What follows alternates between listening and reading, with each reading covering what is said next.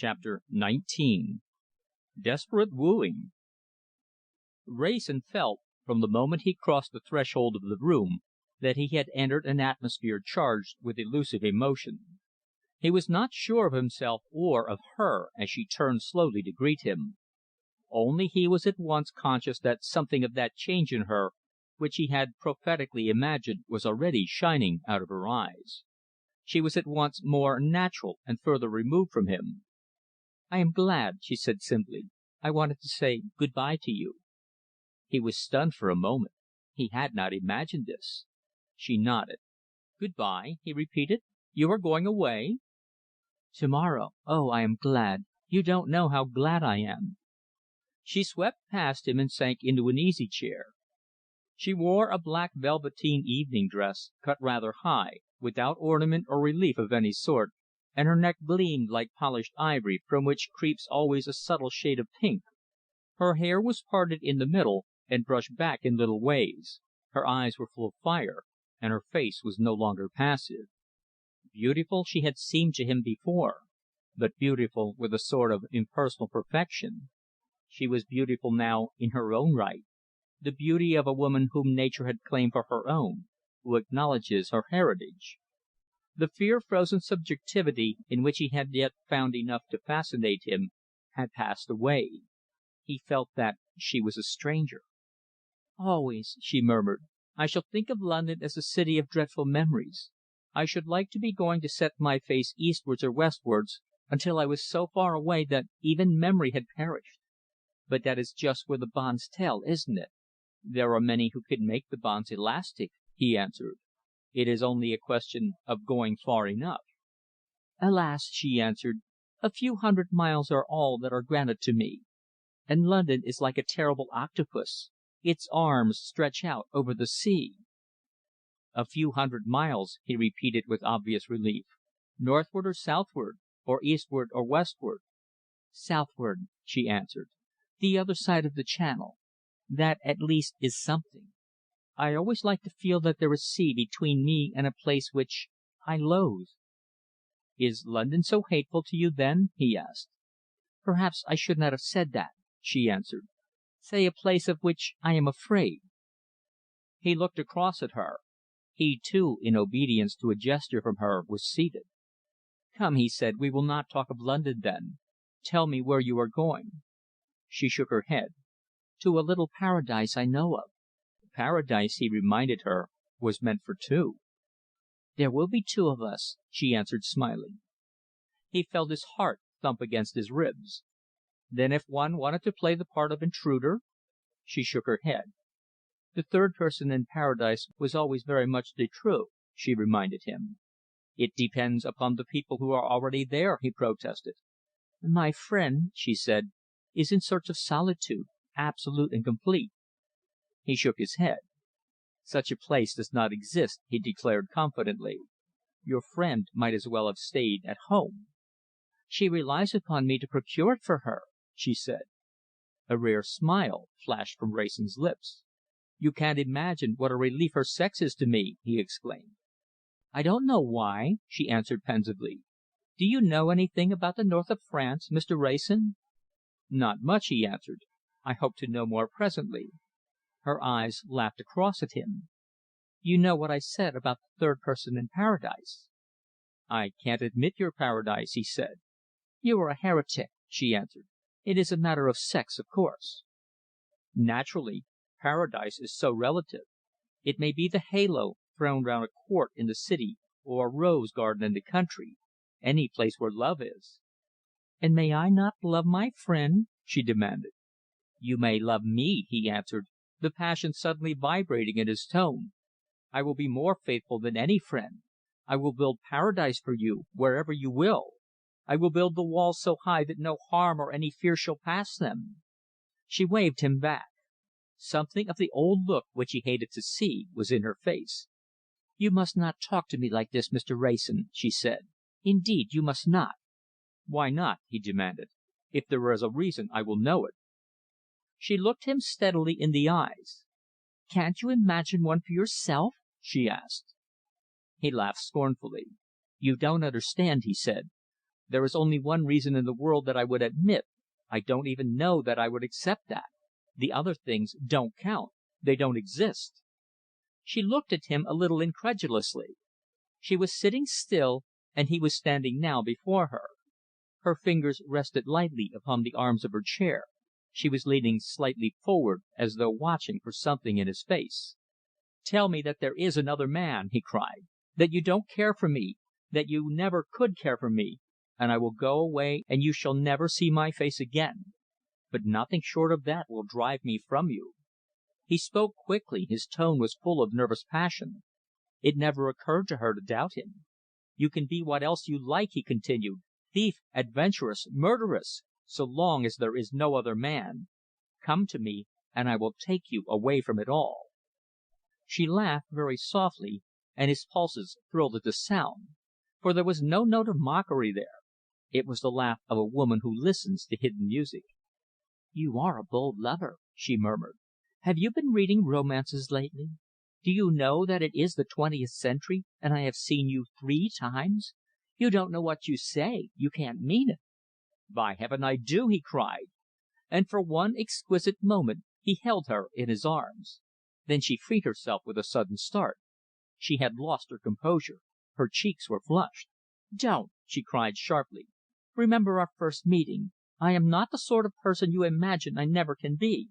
There are reasons." He swept them aside.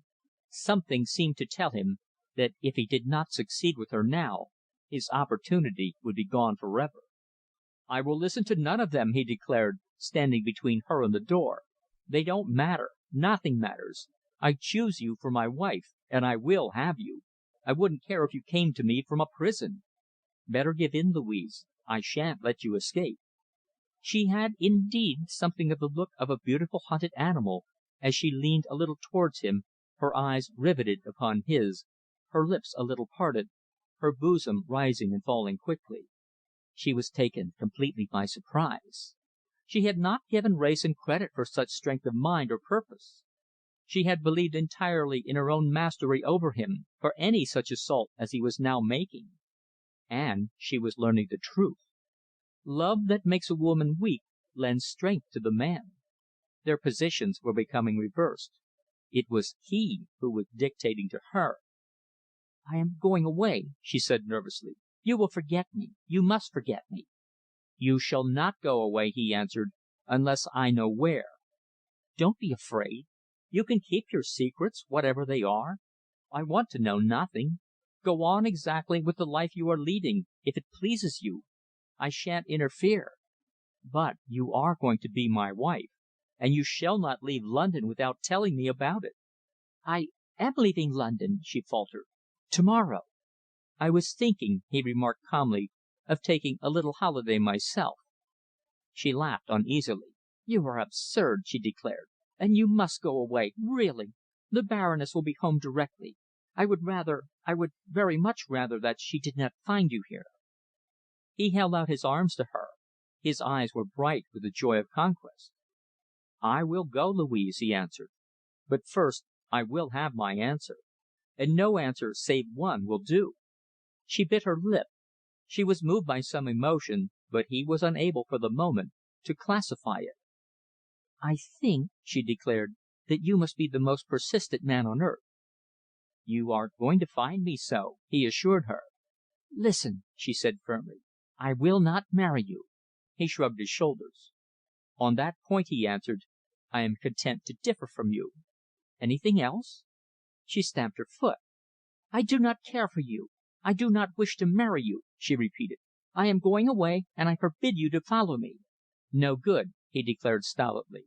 "I am past all that." She held up her finger and glanced backward out of the window. "It is the Baroness," she said. "I must go and open the door." For one moment she lay passive in his arms. Then he could have sworn that her lips returned his kiss. She was there when they heard the turning of a latch key in the door. With a little cry she slipped away and left him alone. The outer door was thrown open, and the Baroness stood upon the threshold. Chapter 20. Stabbed through the heart. The Baroness recognized Wrayson with a little shrug of the shoulders. "Ah, my dear Mr. Wrayson," she exclaimed, "this is very kind of you. You have been keeping Louise company, I hope. And see what droll things happen. It is your friend Mr. Barnes who has brought me home this evening, and who will take a whisky and soda before he goes.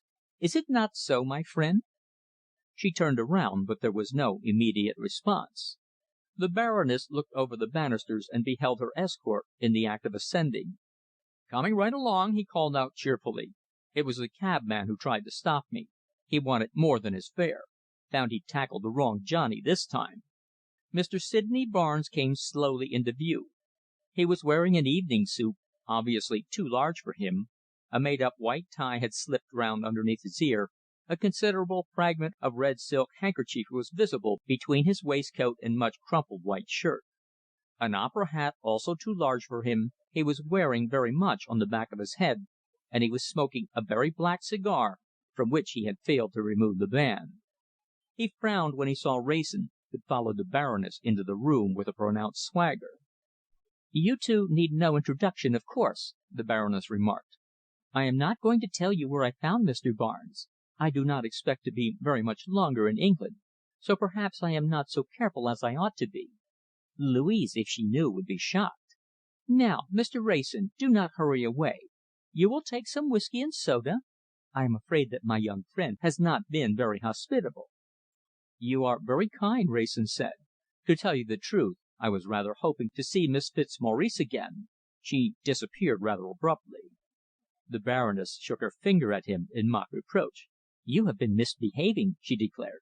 "Never mind, I will go and see what I can do for you." She stood for a moment before a looking glass arranging her hair, and then left the room humming a light tune. Sydney Barnes, with his hands in his pockets, flung himself into an easy chair. "I say," he began, "I don't quite see what you're doing here." Wrayson looked at him for a moment in supercilious surprise. "I scarcely see," he answered, "how my movements concern you." Mr. Barnes was unabashed. "Oh, chuck it!" he declared. "You know very well what I'm thinking of. To tell you the truth, I've come to the conclusion that there's some connection between this household and my brother's affairs. That's why I'm palling on to the Baroness. She's a fine woman, class, you know, and all that sort of thing. What I want is the shino. You tumble?" Wrayson shrugged his shoulders lightly. "I wish you every success," he said. "Personally, I think that you are wasting your time here." "Perhaps so," Barnes answered. "I'm taking my own risks." Wrayson turned away, and at that moment the Baroness re-entered the room. "My friend," she said, addressing Wrayson, "I can do nothing for you. Whether you have offended Louise or made her too happy, I cannot say. But she will not come down. You will not see her again to night." "I am sorry," Wrayson answered. "She is going away to morrow, I understand." The Baroness sighed. "Alas!" she declared, "I must not answer any questions. Louise has forbidden it." Wrayson took up his hat. "In that case," he remarked, "there remains nothing for me but to wish you good night." There was a cab on the rank opposite, and Wrayson, after a moment's hesitation, entered it and was driven to the club.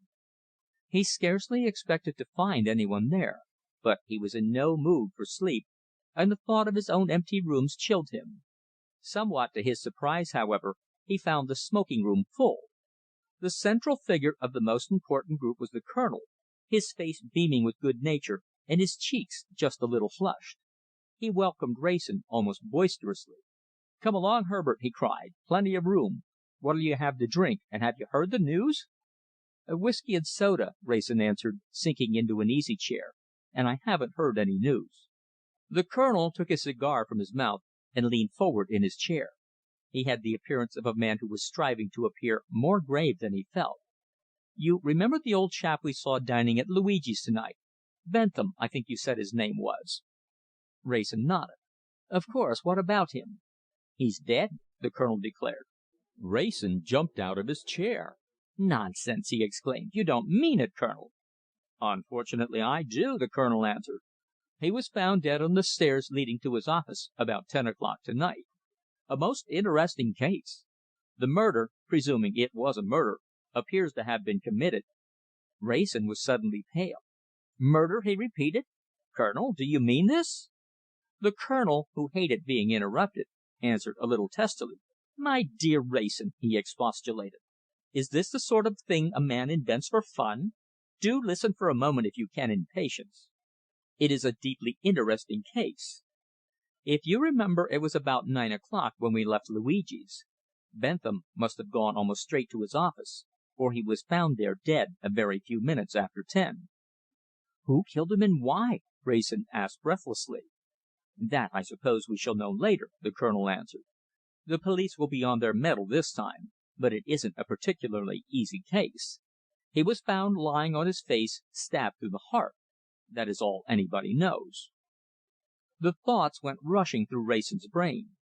He remembered the man as he had seemed only a few hours ago, cold, stonily indifferent to young Barnes' passionate questions, inflexibly silent, a man who might easily kindle hatreds, to all appearance without a soft spot or any human feeling. He remembered the close of their interview, and Sydney Barnes' rash threat. The suggested idea clothed itself almost unconsciously with words. "I have just seen young Barnes," he said. "He has been at the Empire all evening." The Colonel lit another cigar. "It takes a man of nerve and deliberation," he remarked, "to commit a murder. From what I have heard of him, I should not imagine your young friend to be possessed of either. The lady whom he was entertaining, or rather failing to entertain at dinner." "I have seen her since," Wrayson interrupted shortly. "She went straight to the Alhambra." The Colonel nodded. "I would have insured her against even suspicion," he remarked.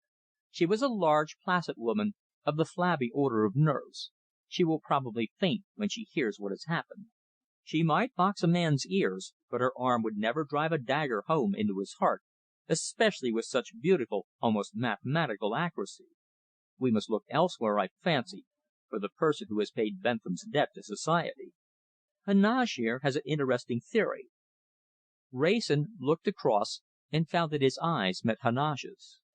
He was sitting a little in the background, with a newspaper in his hand, which he was, however, only affecting to read. He was taking note of every word of the conversation. He was obviously annoyed at the Colonel's reference to him, but he did his best to conceal it. "Scarcely a theory," he remarked, laying down his paper for a moment. "I could hardly call it that. I only remarked that I happened to know a little about Bentham, and that his clients, if he had any, were mostly foreigners, and their business of a shady nature. As a matter of fact, he was struck off the rolls here some years ago. I forget the case now, but I know that it was a pretty bad one." "So you see," the Colonel resumed, "he was probably in touch with a loose lot, though what benefit his death could have been to any one it is, of course, a little hard to imagine. Makes one think, somehow, of this Morris Barnes affair, doesn't it? I wonder if there's any connection between the two." Heneage laid down his paper now, and abandoned his attitude of indifferent listener. He was obviously listening for what Wrayson had to say. "Connection of some sort between the two men there certainly was," Wrayson admitted. "We know that." "Exactly," Heneage remarked. "I speak without knowing very much about the matter, but I am thoroughly convinced of one thing. If you can find the murderer of Morris Barnes, you will solve at the same time the mystery of Bentham's death. It is the same affair, part and parcel of the same tangle." The Colonel was silent for a few moments. He seemed to be reflecting on Heneage's words. "I believe you are right," he said at last. "I should be curious to know, though, how you arrived at this decision." Heneage looked past him at Wrayson. "You should ask Wrayson," he said. But Wrayson had risen and was sauntering towards the door. "I'm off," he remarked, looking backwards and nodding his farewells. "If I stay here any longer, I shall have nightmare. Time you fellows were in bed, too. How's the Malleni fund, Colonel?" The Colonel's face relaxed. A smile of genuine pleasure lit up his features. "Going strong," he declared triumphantly. "We will ship him off for Italy next week with a very tidy little cheque in his pocket. Dear old Dobson gave us £10, and the concert fund is turning out well." Wrayson lit a cigarette and looked back from the open door. "You're more at home with philanthropy than horrors, Colonel," he remarked. "Good night, everybody." Chapter 21. The Flight of Louise. The Baroness was looking her best, and knew it. She had slept well the night before, and her eyes were soft and clear. Her maid had been unusually successful with her hair, and her hat, which had arrived only that morning from Paris, was quite the smartest in the room. She was at her favourite restaurant, and her solitary companion was a good-looking man, added to which the caviare was delightfully fresh and the toast crisp and thin. Consequently the Baroness was in a particularly good temper. "I really do wish, my dear friend," she said, smiling across at him, "that I could do what you ask. But it is not so simple not so simple as you think. You say, 'Give me the address of your friend.' You ask me nicely, and I like you well enough to be glad to do it. But Louise, she say to me, 'Give no one my address. Let no one know where I am gone.'" "I'm sure she didn't mean that to apply to me," Wrayson pleaded. "Ah, but she even mentioned your name," the Baroness declared. "I say to her, 'Not even Mr. Wrayson?' and she answered, 'No, no, no!'" "And you promised?" he asked. "Why, yes, what else could I do?" she replied. "I say to her, 'You are a very foolish girl, Louise. After you have gone you will be sorry. Mr. Wrayson will be angry with you, and I shall make myself very, very agreeable to him, and who knows but he will forget all about you.' But Louise, she only shake her head. She knows her own countrymen too well. They are so terribly insularly constant." "Is that such a very bad quality, Baroness?" "Ah, I find it so," she admitted. "I do not like the man who can think of only one thing, only one woman at a time. He is so dull, he has no imagination. If he has only one sweetheart, how can he know anything about us? For in 100 different women there are no two alike." "That is all very well," Wrayson answered, smiling. "But, you see, if a man cares very much for one particular woman, he hasn't the least curiosity about the rest of her sex." She sighed gently, and her eyes flashed her regrets. Very blue eyes they were to day, almost as blue as the turquoises about her throat. "They say," she murmured, "that some Englishmen are like that. It is so much a pity when they are nice." "I suppose," he suggested, "that yours is the Continental point of view." She was silent until the waiter, who was filling her glass with white wine, had departed. Then she leaned over towards him. Her forehead was a little wrinkled, her eyebrows raised. She had the half plaintive air of a child who is complaining of being unjustly whipped. "Yes, I think it is," she answered. "The lover, as I know him, is one who could not be unkind to a woman. In his heart he is faithful, perhaps to one, but for her sake the whole world of beautiful women are objects of interest to him. He will flirt with them when they will. He is always their admirer. In the background there may always be what you call the preference, but that is his secret." Wrayson smiled across the table. "This is a very dangerous doctrine, Baroness," he declared. "Dangerous?" she murmured. "For us. Remember that we are a susceptible race." She flung out her hands and shook her head. "Susceptible?" She denied it vehemently. "It is on the contrary," she declared. "You do not lose your heads or your hearts very easily, you Englishmen." "You do not know us," he protested. "I know you," she answered. "For myself, I admit it. When I am with a man who is nice, I try that I may make him just a little no more, but just a little in love with me. It makes things more amusing. It is better for him, and we are not bored. But with you, mon ami, I know very well that I waste my time. And so I ask you instead this question. Tell me why you have invited me to take luncheon with you." She flashed her question across at him carelessly enough, but he felt that she expected an answer, and that she was not to be deceived. "I want Miss Fitzmaurice's address," he said. "Naturally. But what else?" He sighed. "I want to know more than you will tell me, I am afraid," he said. "I want to know why you and Miss Fitzmaurice are living together in London and leading such an unusual life, and how in heaven's name you became concerned in the affairs of Morris Barnes." "Ah!" she said. "You want to know that so?" "I do," he admitted. "And yet," she remarked, "even for that it was not worth while to make love to me? You ask so much, my friend, and you give so little." "If you " he began, a little awkwardly. Her light laugh stopped him. "Ah, no, my friend, you must not be foolish," she said. "I will tell you what I can for nothing, and that I am afraid is very little more than nothing. But as for offering me a bribe, you must not think of it. It would not be comme il faut, not at all genteel." "Tell me what you can, then," he begged. She shrugged her shoulders. "It is so little," she declared. "Only this. We are not adventuresses, Louise and I. We are living together because we were schoolfellows, and because we are both anxious to succeed in a certain undertaking to which for different reasons we have pledged ourselves.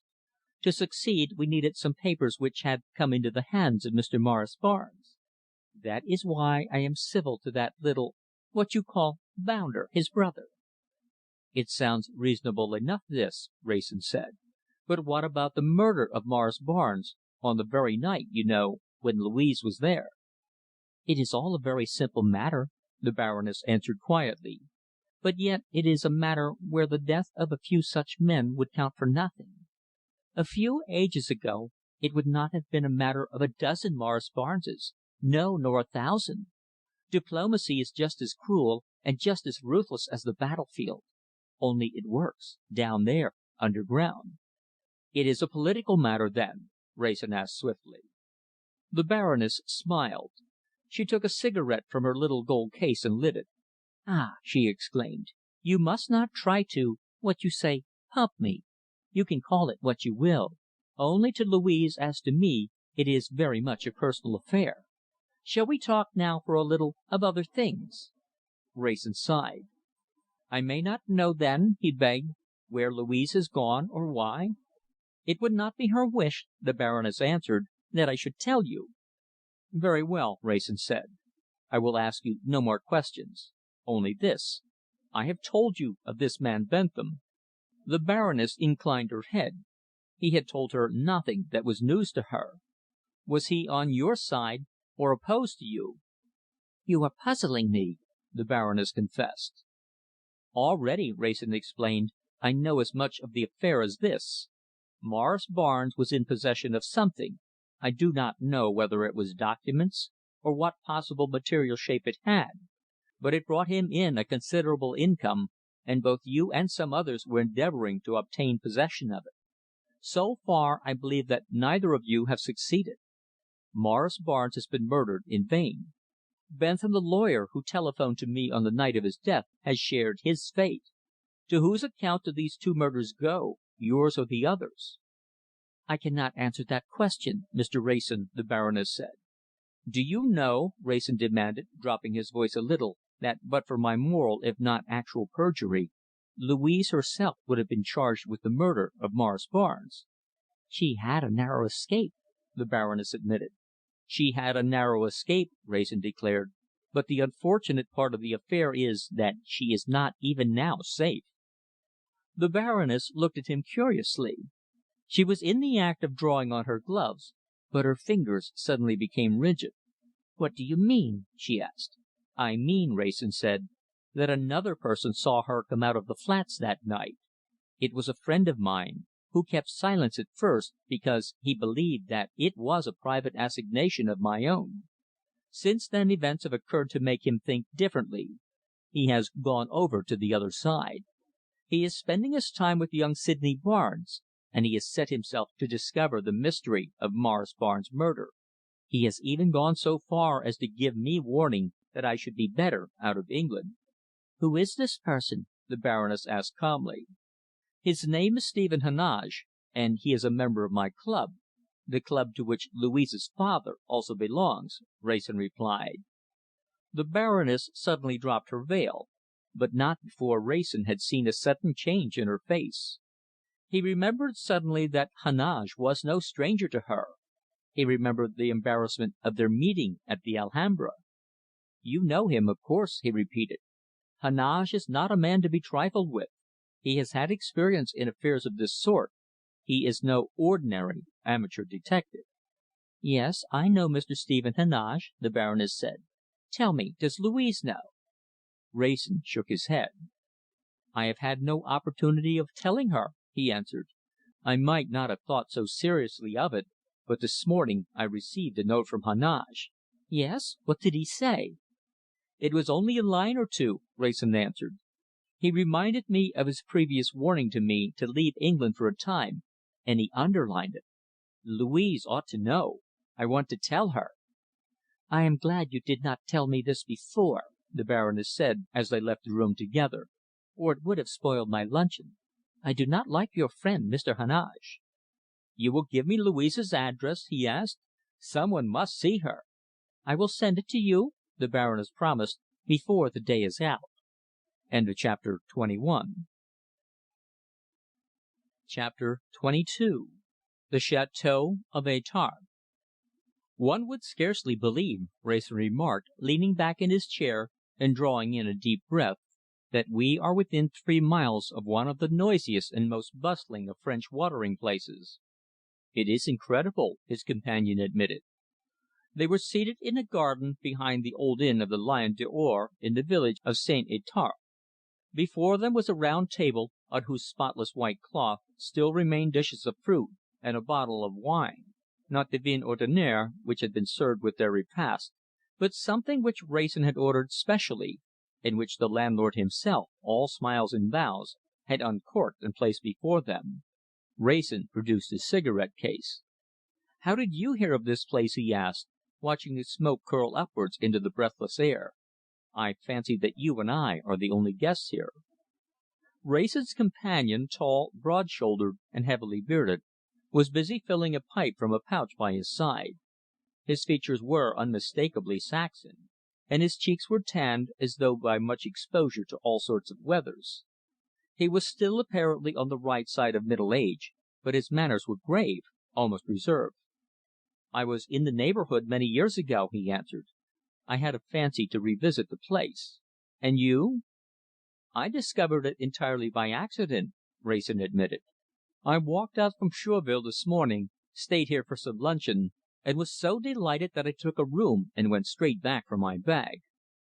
There isn't an emperor in Europe who has so beautiful a dining room as this." Together they looked across the valley, a wonderful panorama of vine-clad slopes and meadows, starred with many coloured wild flowers, through which the river wound its way, now hidden, now visible, a thin line of gleaming quicksilver. Tall poplars fringed its banks, and there were white cottages and farmhouses, mostly built in the shelter of the vine-covered cliffs. To the left, a rolling mass of woods was pierced by one long green avenue, at the summit of which stretched the grey fronted towers of the Château de St. Étarpe. Wrayson looked long at the fertile and beautiful country, which seemed to fade so softly away in the horizon, but he looked longest at the château amongst the woods. "I wonder who lives there," he remarked. "I meant to have asked the waiter." "I can tell you," the stranger said.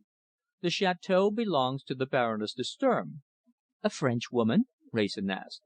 "Half French, half Belgian. She has estates in both countries, I believe," his companion answered. "As a matter of fact, I believe that this château is hers in her own right, as a daughter of the Étarpes. She married a Belgian nobleman." "You seem well acquainted with the neighbourhood," Wrayson remarked. "I have been here before," was the somewhat short answer. Wrayson produced his card case. "As we seem likely to see something of one another during the next few days, noli vola," he remarked. "May I introduce myself? My name is Wrayson, Herbert Wrayson, and I come from London." The stranger took the card a little doubtfully. "I am much obliged," he said. "I do not carry a card case, but my name is Duncan." "An Englishman, of course?" Wrayson remarked, smiling. "I am English," Mr. Duncan answered, "but I have not been in England for many years." There was something about his manner which forbade any further questioning on Wrayson's part. The two men sat together in silence, and Wrayson, although not of a curious turn of mind, began to feel more than an ordinary interest in his companion. One thing he noticed in particular. Although, as the sun sank lower, the beauties of the landscape below increased, Duncan's eyes scarcely for a moment rested upon them. He had turned his chair a little, and he sat directly facing the château. The golden cornfields, the stained glass windows of the great church rising like a cathedral, as it were, in the midst of the daffodil starred meadows, caught now with the flood of the dying sunlight, mingled so harmoniously with their own time-mellowed richness, the increasing perfume of the flowers by which they were surrounded. None of these things seemed for one moment to distract his attention. Steadily and fixedly he gazed up that deep green avenue, empty indeed of any moving object, and yet seemingly not empty to him. For he had the air of one who sees beyond the world of visible objects, of one who sees things dim to those of only natural powers. With what figures, Wrayson wondered idly, was he peopling that empty avenue? What were the fancies which had crept out from his brain and held him spellbound? He had admitted a more or less intimate acquaintance with the place. Was he, perhaps, a former lover of the Baroness, when she had been simply amie de St. Étarpe? Wrayson forgot for a while his own affairs in following out these mild speculations. The soft twilight stole down upon them. Here and there little patches of grey mist came curling up the valley. A bat came flying about their heads, and Wrayson at last rose. "I shall take a stroll," he remarked, "and turn in. Good night, if I don't see you again." The man named Duncan turned his head. "Good night," he said mechanically.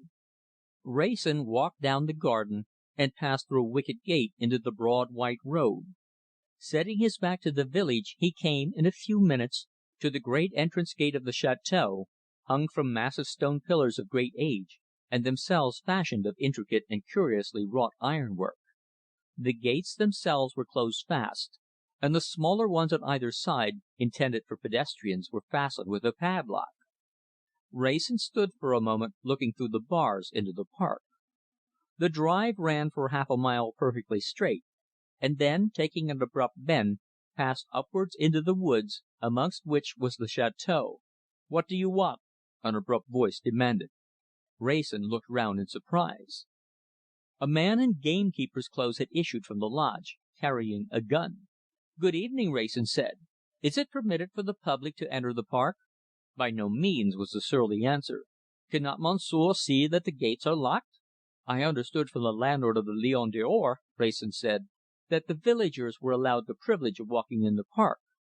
The man looked at him suspiciously. "You are not of the village," he said. "I am staying there," Wrayson answered. "It makes nothing. For the present, villagers and every one are forbidden to enter. There are visitors at the château." Wrayson turned away. "Very well," he said. "Good night." The man did not answer him. Wrayson continued to climb the hill which skirted the park. He did not turn round, but he heard the gates open, and he was convinced that he was being watched if he was not followed. He kept on, however, until he came to some more iron gates, from which stretched the grass avenue which led straight to the gardens of the château. Dimly, through the gathering dusk, he caught a view of it which was little more than an impression. Silver grey and quiet with the peace which the centuries can bring, it seemed to him, with its fantastic towers and imperfectly visible outline, like a palace of dreams rather than a dwelling house, however magnificent, of material stone and brick. An owl flew out from the trees a few yards to the left of him, and drifted slowly over his head, with much flapping of wings and a weird soft call, faintly answered in the distance by his mate. From far away down in the valley came the slow ringing of a single evening bell. Save for these things, a silence almost wonderful reigned. Gradually Wrayson began to feel that sense of soothed nerves, of inexpressible relief which nature alone dispenses, her one unequalled drug. All the agitation and turmoil of the last few months seemed to fall away from him. He felt that he had been living in a world of false proportions, that the maze of doubts and fears through which he had wandered was, after all, no part of life itself, merely a tissue of irrelevant issues, to which his distorted imagination had affixed a purely fictitious importance. What concern of his was it how Morris Barnes had lived or died? And who was Bentham that his fate should ever disturb him? The secrets of other people were theirs to keep. His own secret was more wonderful by far. Alone from amidst the tangle of his other emotions, he felt its survival, more than its survival, its absolute conquest of all other feelings and considerations. It was truth, he knew, that men sought after in the quiet places, and it was the truth which he had found. If he could but see her coming down the avenue, coming to him across the daisy strewn grass, beneath the shadow of the stately poplars. The very thought set his heart beating like a boy's. He felt the blood singing in his veins, the love music swelling in his heart. He shook the gates. They, too, were padlocked. Then he listened. There was no sound of any footfall in the road. He moved a few steps higher up, and, making use of the pillars of the gate, he climbed onto the wall. It was a 6-foot drop, but he came down noiselessly into a bed of moss. Once more he paused to listen. There was no sound save the burring of some night insect over his head. Stealthily, and keeping in the shadow of the trees, he began to climb the grassy avenue towards the chateau. Chapter 23. A Passionate Pilgrim. It seemed to Wrayson, as by and by he began to make bolder and more rapid progress, that it was an actual fairy world into which he was passing with beating heart and this strange new sense of delicious excitement. As he drew nearer, the round Norman towers and immense grey front of the chateau began to take to themselves more definite shape. The gardens began to spread themselves out. Terraced lawns, from whose flower beds now a blurred chaos so far as colour was concerned, waves of perfume came stealing down to him. Statuary appeared white and ghostly in the half light, and here and there startlingly lifelike. There were trim shrubs, and a long wall of roses trailed down from the high stone balcony. But as yet there was no sound or sign of human life. That was to come. Wrayson came to a pause at last. He had passed from the shelter of the woods into a laurel walk, but further than this he could not go without being plainly visible to any one in the chateau. So he waited and watched. There were lights, he could see now, behind many of the ground floor windows of the chateau, and more than once he fancied that he could catch the sound of music. He tried to fancy in which room she was, to project his passionate will through the twilight, so that she should come to him. But the curtains remained undrawn and the windows closed. Still Wrayson waited. Then at last Providence intervened. Above the top of the woods, over on the other side of the chateau, came first a faint lightening in the sky, which gradually deepened into a glow. Slowly the rim of the moon crept up, and very soon the spectral twilight was at an end. The shadowy landscape became real and vivid. It was a new splendour creeping softly into the night. Wrayson moved a little further back into his shelter, and even as he did so, one of the lower windows of the chateau was thrown open, and two women, followed by a man, stepped out. Their appearance was so sudden that Wrayson felt his breath almost taken away. He leaned a little forward and watched them eagerly. The woman who was foremost of the little group was a stranger to him, although her features, and a somewhat peculiar headdress which she wore, seemed in a sense familiar. She was tall and dark, and she carried herself with the easy dignity of a woman of rank. Her face was thoughtful, and her expression sweet. If she was not actually beautiful, she was at least a woman whom it was impossible to ignore. But Wrayson glanced at her only for a minute. It was Louise who stood by her side. The music of her voice came floating down to him. Heavens, had he ever realized how beautiful she was!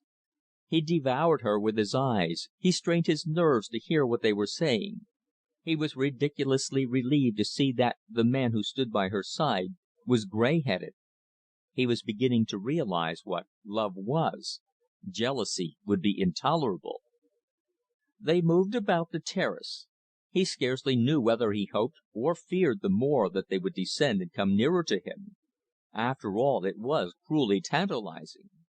He dared not disobey the Baroness, or he would have stepped boldly from his hiding place and gone up to them. But that, by the terms of his promise, was impossible. He was to make his presence known to Louise only if he could do so secretly. He was not to accost her in the presence of any other person. It might be days or weeks before the opportunity came. Or it might be minutes. For almost without warning she was alone. The others had left her, with farewells if any of the briefest. She came forward to the grey stone parapet, and, with her head resting upon her hand, looked out towards the woods. His heart began to beat faster, his brain was confused. Was there any chance that she would descend into the gardens? Dare he make a signal to her? Her head and shoulders were bare, and a slight breeze had sprung up during the last few minutes. Perhaps she would feel the cold and go in. Perhaps. He watched her breathlessly. She had abandoned her thoughtful attitude, and was standing upright, looking around her. She looked once at the window. She was apparently undecided whether to go in or not. Wrayson prayed then, if he had never prayed before. He didn't know to whom. He was simply conscious of an intense desire, which seemed somehow formulated into an appeal. Before he was fully conscious of it, she was coming down the steps. She stood on the edge of the lawn for a moment, as though considering. Then, carefully raising her skirts in both hands, she picked her way amongst the flower beds, coming almost directly towards him. Glancing round, he saw her objective, a rustic seat under a dark cedar tree, and he saw, too, that she must pass within a few feet of where he stood. She walked as one dreaming, or whose thoughts are far distant, her head thrown back, her eyes half closed. The awakening, when it came, was sudden enough. "Louise!" he called to her softly. "Louise!" She dropped her skirts. For a moment he feared that she was going to cry out. "Who is that?" she asked sharply. "It is I, Herbert Wrayson," he answered. "Don't be afraid. Shall I come out to you, or will you come down the laurel path?" "You!" she murmured. "You!" He saw the light in her face, and his voice was hoarse with passion. "Come," he cried, "or I must fetch you. Louise, sweetheart!" She came towards him a little timidly, her eyebrows arched, a divine smile playing about her lips. She stood at the entrance to the laurel grove, and peered a little forward. "Where are you?" she asked. "Is it really you? I think that I am a little afraid. Oh!" He took her into his arms with a little laugh of happiness. Time and life itself stood still. Her feeble remonstrances were swept away in the tide of his passion. His lips hung burning against hers. "My sweetheart," he murmured, "thank God you came." She disengaged herself presently. A clock from the stables was striking. She counted the hours. 11 o'clock!" she exclaimed. "Herbert, how long have I been here?" "Don't ask me that," he answered. "Only tell me how long you are going to stay." "Not another minute, really," she declared. "They will be sending out search parties for me directly. And, Herbert, how did you get here?" she demanded anxiously. "I climbed over the wall," he answered cheerfully. "There didn't seem to be any other way." She seemed almost incredulous. "Didn't you see any watchmen?" she asked. "There was one at the gates," he answered. "I fancy he followed me up the road, but I gave him the slip all right." "Be careful how you go back," she begged. "This place is supposed to be closely watched." "Watched? Why?" he asked. "Are you afraid of robbers?" "How much did the Baroness tell you?" she asked. "Nothing, except that I should find you here," he declared. "She made me promise that I would wait for an opportunity of seeing you alone." "And why," she asked, "have you come?" He took her into his arms again. "I have learnt what love is," he murmured, "and I have forgotten the other things." "That is all very well," she laughed, smoothing out her hair. "But the other things may be very important to me." "A man named Stephen Heneage has taken up this Barnes affair," he answered. "He saw you leave the flats that night, and he is likely, if he thinks that it might lead to anything, to give the whole show away. He warned me to get away from England, and but you want the truth, don't you? All these are excuses. I came because I wanted you, because I couldn't live without you, Louise. Couldn't we steal away somewhere and never go back? Why need we? We could go to Paris to morrow, catch the Orient Express the next day. I know a dozen hiding places where we should be safe enough. We will make our own world and our own life, and forget." "Forget?" She drew a little away from him. Her tone chilled him. "Herbert," she said, "whatever happens, I must go now, this moment. Where are you stopping?"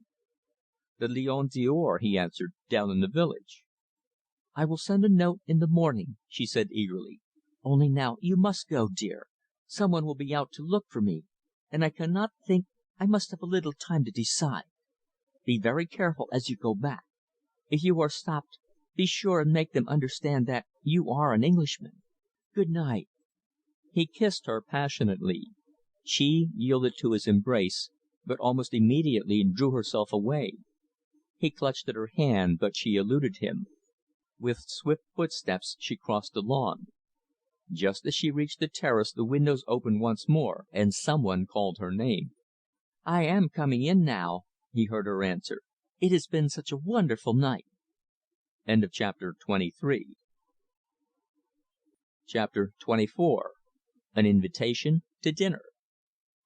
The landlord of the Lion d'Or, who had appeared for a moment to chat with his guests while they took their morning coffee, pointed downwards into the valley, where little clouds of mist hung over the lowlands. "The Messrs will find themselves hot to day," he remarked. "Here only there will be a breeze. 1,100 feet up, and only 3 miles from the sea. It is wonderful, eh?" Wrayson pointed across towards the château, whose towers rose from the bosom of the cool green woods. "There also," he said, "it will be very pleasant. The château is as high as we are, is it not?" The landlord shrugged his shoulders. "There is little difference," he admitted, "and in the woods there is always shade. But who may go there? Never was an estate kept so zealously private. And does Monsieur know? Since yesterday a new order has been issued. The villagers were forbidden even their ancient rights of walking across the park. The head forester has posted a notice in the village." "I have heard something of it," Wrayson admitted. "Has any reason been given? Are the family in residence there?" The landlord shook his head. "Madame la Baronne was never so exacting," he replied. "One hears that she has lent the château to friends. 2 ladies are there, and 1 gentleman. It is all." "Do you know who they are?" Wrayson asked. The landlord assumed an air of mystery. "One," he said, "is a young English lady. The other, well, they call her Madame de Melbain." "What?" The exclamation came like a pistol shot from Wrayson's fellow guest at the inn, who, up to now, had taken no part in the conversation. He had turned suddenly round, and was facing the startled landlord. "Madame de Melbain," he repeated. "Monsieur perhaps knows the lady?" There was a moment's silence. Then the man who had called himself Duncan looked away, frowning. "No," he said, "I do not know her. The name is familiar, but there is no lady of my acquaintance bearing it at present." The landlord looked a little disappointed. "Ah!" he remarked. "I had hoped that Monsieur would have been able to give us a little information. There are many people in the village who would like to know who this Madame de Melbain is, for it is since her coming that all has been different. The park has been closed, the peasants and farmers have received orders forbidding them to accept boarders at present, and I myself am asked, for a consideration, I admit, to receive no further guests. Naturally, we ask ourselves, Monsieur, what does it mean? One does not wish to gossip, but there is much here to wonder at." "What is she like, this Madame de Melbain?" Duncan asked. "No one has seen her, Monsieur," the landlord answered. "She arrived in a closed carriage, since when she has not passed the lodge gates. She has her own servants who wait upon her. Without doubt she is a person of some importance. Perhaps, though, she is eccentric. They say that every entrance to the château is guarded, and that a cordon of men are always watching." Wrayson laughed. "A little exaggeration, my friend, there, eh?" The landlord shrugged his shoulders. "One cannot tell," he declared. "This, at least, is singular," he continued, bending forward confidentially. "Since the arrival of these 2 ladies, several strangers have been observed about the place, some of whom have endeavoured to procure lodgings. They spoke French, but they were not Frenchmen or Englishmen. True, this may be a coincidence, but one can never tell. Monsieur has any further commands?" Monsieur had none, and the landlord withdrew, smiling and bowing. Duncan leaned across the table. "My French," he said deliberately, "is rotten. I couldn't understand half of what that fellow said. Do you mind repeating it to me?" Wrayson did so, and his companion listened moodily. When he had finished, Duncan was gazing steadfastly over towards the chateau and knocking the ashes from his pipe. "Sounds a little feudal, doesn't it?" he remarked, drawing his pouch from his pocket. "However, I don't suppose it is any concern of yours or of mine." Wrayson made no direct answer. He was fully conscious that his companion was watching him closely, and he affected to be deeply interested in the selection of a cigarette. "No," he said at last, "it is no concern of ours, of course. And yet one cannot help feeling a little interested. I noticed myself that the lodge gates of the chateau were rather strictly guarded." "Very likely," the other answered. "Women of fashion who suffer from nerves take strange fancies nowadays. This Madame de Melbain is probably one of those." Wrayson nodded. "Very likely," he admitted. "What are you going to do with yourself all day?" "Loaf. I am going to lie down in the fields there amongst the wild flowers, in the shades of the woods," Duncan answered. "That is, if one may take so great a liberty with the woods of Madame. This sort of country rather fascinates me," he added thoughtfully. "I have lived so long in a land where the vegetation is a jungle and the flowers are exotics. There is a species of exaggeration about it all. I find this restful." "Africa?" Wrayson asked. The other nodded silently.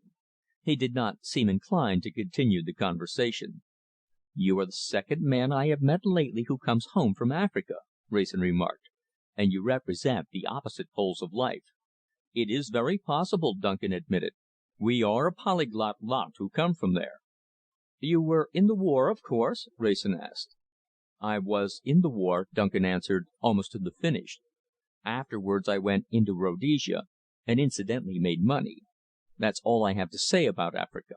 I hate the country, and I don't want to talk about it. See you later, I suppose." He rose from his chair and stretched himself. Across the lawn the landlord came hurrying, his face perturbed and uneasy. His bow to Wrayson was subtly different. Here was perhaps an aristocrat under an assumed name, a person to be without doubt conciliated. "Monsieur," he announced, with a little flourish of the white serviette which, from habit, he was carrying, "there is outside a young lady from the chateau who is inquiring for you." "Which way?" Wrayson demanded anxiously. "Monsieur will be pleased to follow me," the landlord answered. Louise was alone in a victoria, drawn up before the front door of the inn. Wrayson saw at once that something had happened to disturb her. Even under her white veil he knew that she was pale, and that there were rings under her eyes. She leaned towards him and held out her hand in conventional manner for the benefit of the landlord, who lingered upon the steps. "Come round to the other side of the carriage, Herbert," she said. "I have something to say to you. The coachman does not understand English. I have tried him." Wrayson crossed behind the carriage and stood by her side. "Herbert," she asked anxiously, "will you do something for me? Something I want you to do very much?" "If I can," he answered simply. "You can do this," she declared. "It is very easy. I want you to leave this place this morning. Go away anywhere. You can go back to London, or you can travel. Only start this morning." "Willingly," he answered, "on one condition." "What is it?" she asked quickly. "That you go with me," he declared. She shook her head impatiently. "You know that is not what I mean," she said reproachfully. "I was mad last night. You took me by surprise, and I forgot everything. I was awake all night. This morning I can see things clearly. Nothing of that sort is possible between you and me. So I want you to go away." He shook his head gently but firmly. "It isn't possible, Louise," he said. "You mustn't ask me to do anything of that sort after last night. It's too late, you see, dear. You belong to me now. Nothing can alter that." "It is not too late," she answered passionately.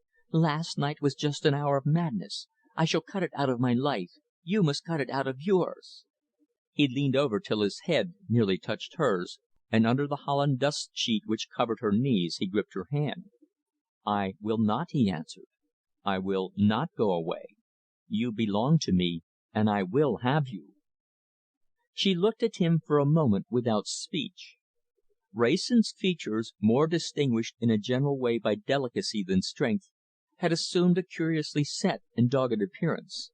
His eyes met hers kindly but mercilessly. He looked like a man who has spoken his last word. "Herbert," she murmured, There are things which you do not know, and which I cannot tell you, but they stand between us. They must stand between us for ever." "Of that," he said, "I mean to be the judge. And until you tell me what they are, I shall treat them as though they did not exist." "I came here," she said, "to ask you, to beg you to go away." "Then I am afraid you must write your mission down a failure," he answered doggedly, "for I refuse to go." Her eyes flashed at him from underneath her veil. He felt the pressure of her fingers upon his hand. He heard a little sigh. Could it have been of relief? "If I failed " she began. "And you have failed," he said decidedly. "I was to bring you," she continued, "an invitation to dine to night at the château. It is only a verbal one, but perhaps you will forgive that." The colour streamed into his cheeks. He could scarcely believe his ears. "Louise!" he exclaimed. "You mean it?" "Yes," she answered softly. "It would be better, perhaps, for me, if you would do as I ask. If you would go away and forget.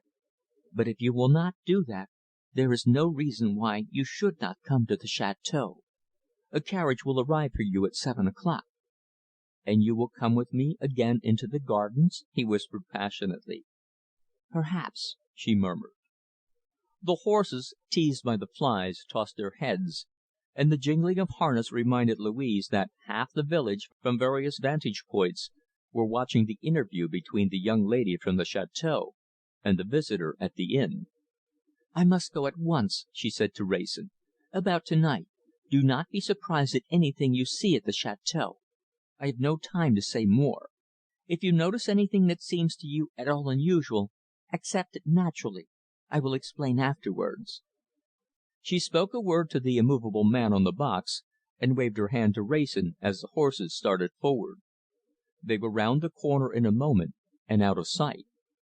Wrayson turned back to the inn, but before he had taken half a dozen paces he stopped short. He had happened to glance towards the upper windows of the small hotel, and he caught a sudden vision of a man's face, a familiar face, transformed, rigid, yet with staring eyes following the departing carriage. Wrayson himself was conscious of a quick shock of surprise, followed by a sense of apprehension. What could there possibly have been in the appearance of Louise to have brought a look like that into the face of his fellow guest? Chapter 25.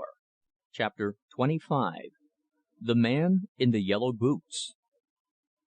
The two men did not meet again until luncheon time anglicised into a 1 o'clock meal for their benefit. Already seated at the table they found a short, fair man in the costume of a pedestrian tourist. He wore a tweed knickerbocker suit, and a knapsack lay upon the grass by his side. As Wrayson and his fellow guest arrived almost at the same time, the newcomer rose and bowed. "Good morning, gentlemen," he said. "I trust you will permit me a seat at your table. It appears to be the only one." Duncan contented himself with a nod. Wrayson felt compelled to be a little more civil. The man certainly seemed harmless enough. "A very delightful spot, gentlemen," he continued, "and a very fine church that in the valley. I am spending my holiday taking photographs of churches of a certain period in this vicinity. I am looking forward to explore this one." "I am afraid," Wrayson remarked, "that I do not know much of ecclesiastical architecture, but the aesthetic effect of this one, at least, is very fine." The newcomer nodded. "You are an artist, perhaps, sir?" he asked innocently. "I hope so, in some degree," Wrayson answered. "Every one is fundamentally an artist, I suppose, who is capable of appreciating a work of beauty." Duncan smiled slightly to himself. So far he had not spoken.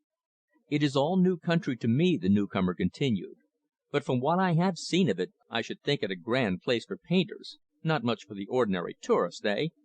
"That depends," Wrayson answered, "upon the ordinary tourist." "Exactly. Quite so," the little man agreed. "Of course, if one wanted a quiet time, what could be better than this? There must be others who think so besides yourselves." "Who?" Wrayson asked. "Your fellow guests here." "We have no fellow guests," Wrayson answered, a little incautiously. The newcomer leaned back in his chair with a disconcerted look. "Then I wonder why," he exclaimed, "the landlord told me that he had not a single room. Wrayson bit his lip. "I fancy," he said, "that he is not in the habit of having people stay here." "I am afraid," the little man said, "that it is not an hospitable village. I tried to get a room elsewhere, but alas! with no success. They do not seem to want tourists at St. Étarpe." Wrayson looked at the knapsack, at the camera, and at the little man himself. He spoke English easily, and without any trace of an accent. His clothes, too, had the look of having come from an English ready made shop. Yet there was something about the man himself not altogether British. "I fancy the people are busy getting ready for the harvest," Wrayson remarked at last. "You will find lots of places as pretty as this along the coast." "Perhaps so," the visitor admitted, "and yet when one has taken a fancy to a place, it seems a pity to have to leave it so soon. You couldn't speak a word to the landlord for me, sir, I suppose, you or your friend? I don't fancy he understood my French very well." Wrayson shook his head. "I'm afraid it wouldn't be of any use," he said. "As a matter of fact, I know that he does not intend to take any more visitors. He has not the staff to deal with them." "It is a pity," the little man said dejectedly. "I think that I must try again in the village. By the by, sir, perhaps you can tell me to whom the château there belongs." "Madame la Baronne de Sturm," Wrayson answered. "At least so our host told me yesterday." "It is a very beautiful place, very beautiful," the tourist said reverently. "I dare say there is a chapel there, too. Can one gain admission there, do you know, sir?" Wrayson laid down his knife and fork. "Look here," he said good humouredly, "I'm not a guide book, you know, and I only arrived here yesterday myself. You've reached the limit of my information. You had better try the landlord. He will tell you all that you want to know." Duncan pushed his chair back. He had eaten very little luncheon, but he was filling his pipe preparatory to leaving the table. As soon as it began to draw, he rose and turned to Wrayson. The little tourist he absolutely ignored, as he had done all the time during the meal. "I should like a word with you before you go out," he said. Wrayson nodded, and followed him in a few minutes to the summer house at the end of the lawn. Duncan did not beat about the bush. "That little brute over there," he said, inclining his head towards the table, "is neither an Englishman nor a tourist. I have seen him before, and I never forget a face." "What is he, then?" Wrayson asked. "Heaven knows what he is now," Duncan answered. "I saw him last at Colenso, where he narrowly escaped being shot for a spy. He is either a Dutchman or a German, and whatever he may be up to here, I'll swear ecclesiastical architecture is not his game." There was a moment's silence. Wrayson had turned involuntarily towards the château, and Duncan had followed suit. They both looked up the broad green avenue to where the windows of the great building flashed back the sunlight. At the same moment their mutual action was realised by both of them. Wrayson first turned away and glanced round at the table which they had just quitted. The little man, who was still seated there, had lit a cigar and was talking to the waiter. He looked back again and moved his head thoughtfully in the direction of the château. "He asked questions about the château," Wrayson remarked. "Do you suppose that there can be anything going on there to interest him?" "You should know better than I," Duncan answered. "You received a visit this morning from one of the two ladies who are staying there." Wrayson turned a little pale. He looked at Duncan steadily for a moment. A giant in height, his features, too, were of a large and resolute type. His eyes were clear and truthful, his expression, notwithstanding a certain gloom which scarcely accorded with his years and apparent health, was unmistakably honest. Wrayson felt instinctively that he was to be trusted. "Look here," he said, "I should like to tell you the truth, as much of it as is necessary. I happen to know that the young lady with whom you saw me talking this morning, and who is a friend of the Baroness de Sturm's, is suspected in certain quarters of being implicated in a criminal affair which took place recently in London. I myself, in a lesser degree, am also under suspicion. I came over here to warn her." Duncan was looking very grave indeed. "In a criminal affair," he repeated. "That is a little vague." "I am sorry," Wrayson answered, "but I cannot very well be more explicit. The matter is one in which a good many other people are concerned, and I might add that it is a hopeless mystery to me." All I know is that a crime was committed, that this young lady was present under suspicious circumstances, that I, in certain evidence I had to give, concealed the fact of her presence, and that now a third person turns up, who also knew of the young lady's presence, but who was not called upon to give evidence, who is working on his own account to clear up the whole affair. He happens to be a friend of mine, and he warned me frankly to clear out." "I am beginning to follow you," Duncan said thoughtfully. "Now what about Madame de Melbain?" "I know absolutely nothing of her," Wrayson answered. "I found out where the young lady was from the Baroness de Sturm, with whom she was living in London, and I came over to warn her." "The young lady was living with the Baroness de Sturm," Duncan repeated. "Is she, then, an orphan?" "No," Wrayson answered. "She is, for some reason, I do not know why, estranged from her father. Now the question arises, has this fellow here come over to track her down? Is he an English detective?" Duncan turned deliberately round and stared at the person whom they were discussing. "I should doubt it very much," he answered. "For my part, I don't believe for a moment that he is English at all." "I am very glad to hear you say so," Wrayson declared. "But the question is, if he is not on this business, what the devil is he doing here?" "Have you the entree to the château?" Duncan asked abruptly. "I am invited to dine there this evening," Wrayson answered. "Then if I were you," Duncan said, "I should make a point of ascertaining, if you can, the personality of this Madame de Melbain." Wrayson nodded. "I shall see her, of course," he said, "and I will do so."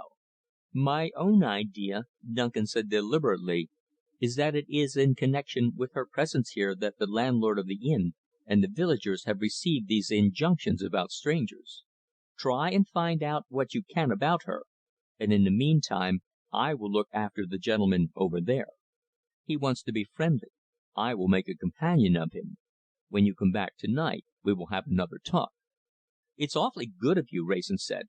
"And now I've one more thing to say." Duncan nodded. "Go on," he said. "I have taken you into my confidence so far as was possible," Wrayson said slowly. "I am going to ask you a question now."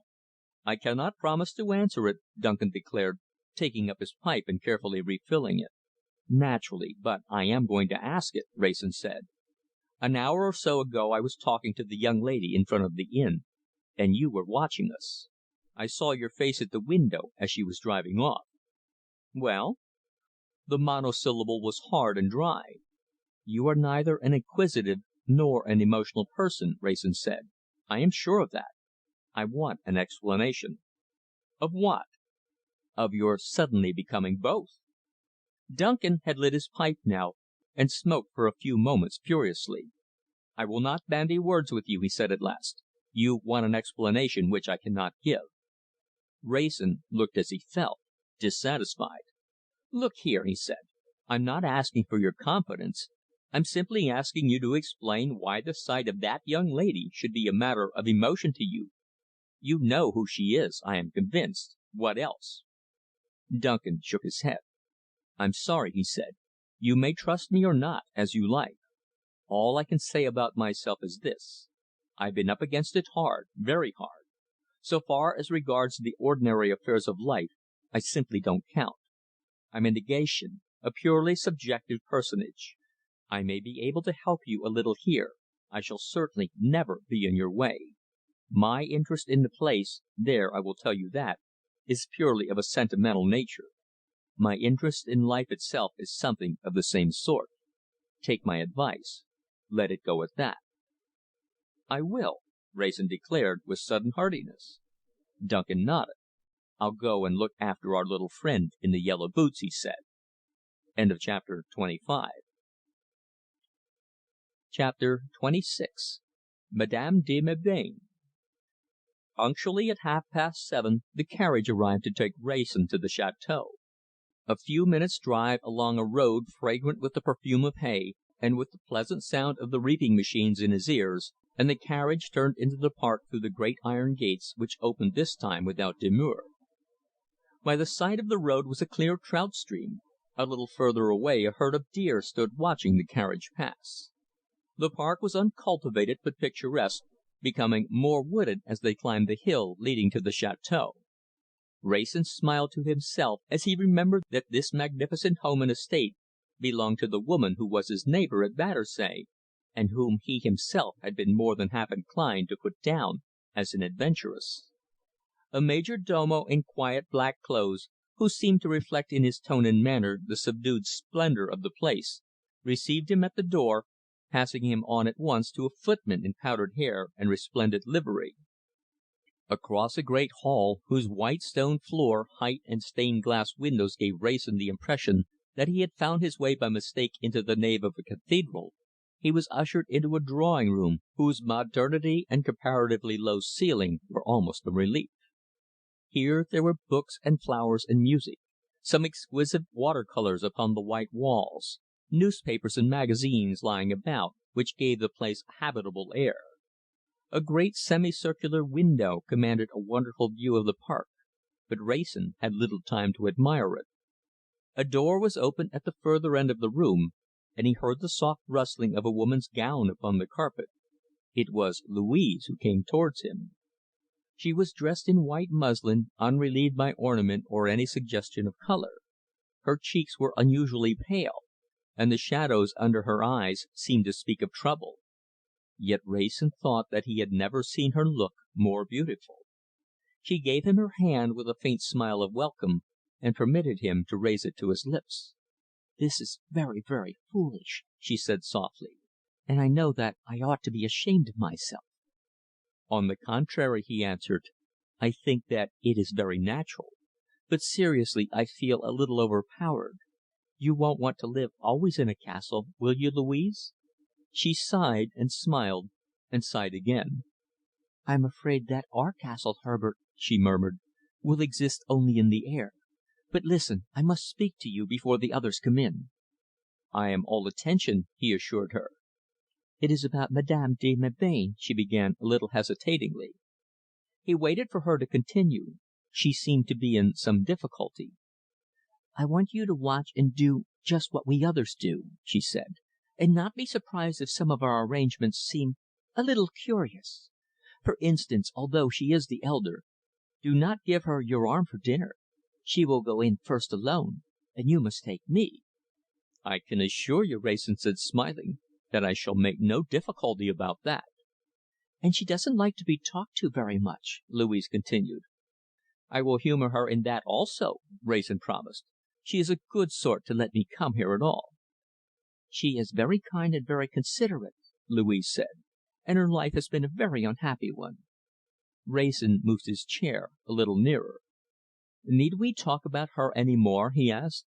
"There is so much I want to say to you about ourselves." She looked at him for a moment a little sadly, a little wistfully. "Ah, don't!" she murmured. "Don't talk about definite things at all. For to night only, let us drift." He smiled at her reassuringly. "Don't be afraid," he said. "I am not going to ask you any questions. I am not going to ask for any explanations. I think that we have passed all that. It is of the future I wanted to speak." "Don't," she begged softly. "Of the past I dare not think, nor of the future.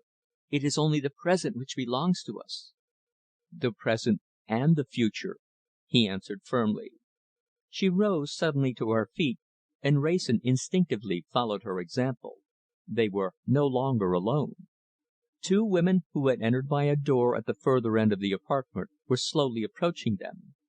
The foremost was tall and dark, a little slim perhaps, but with an elegant figure and a carriage of singular dignity.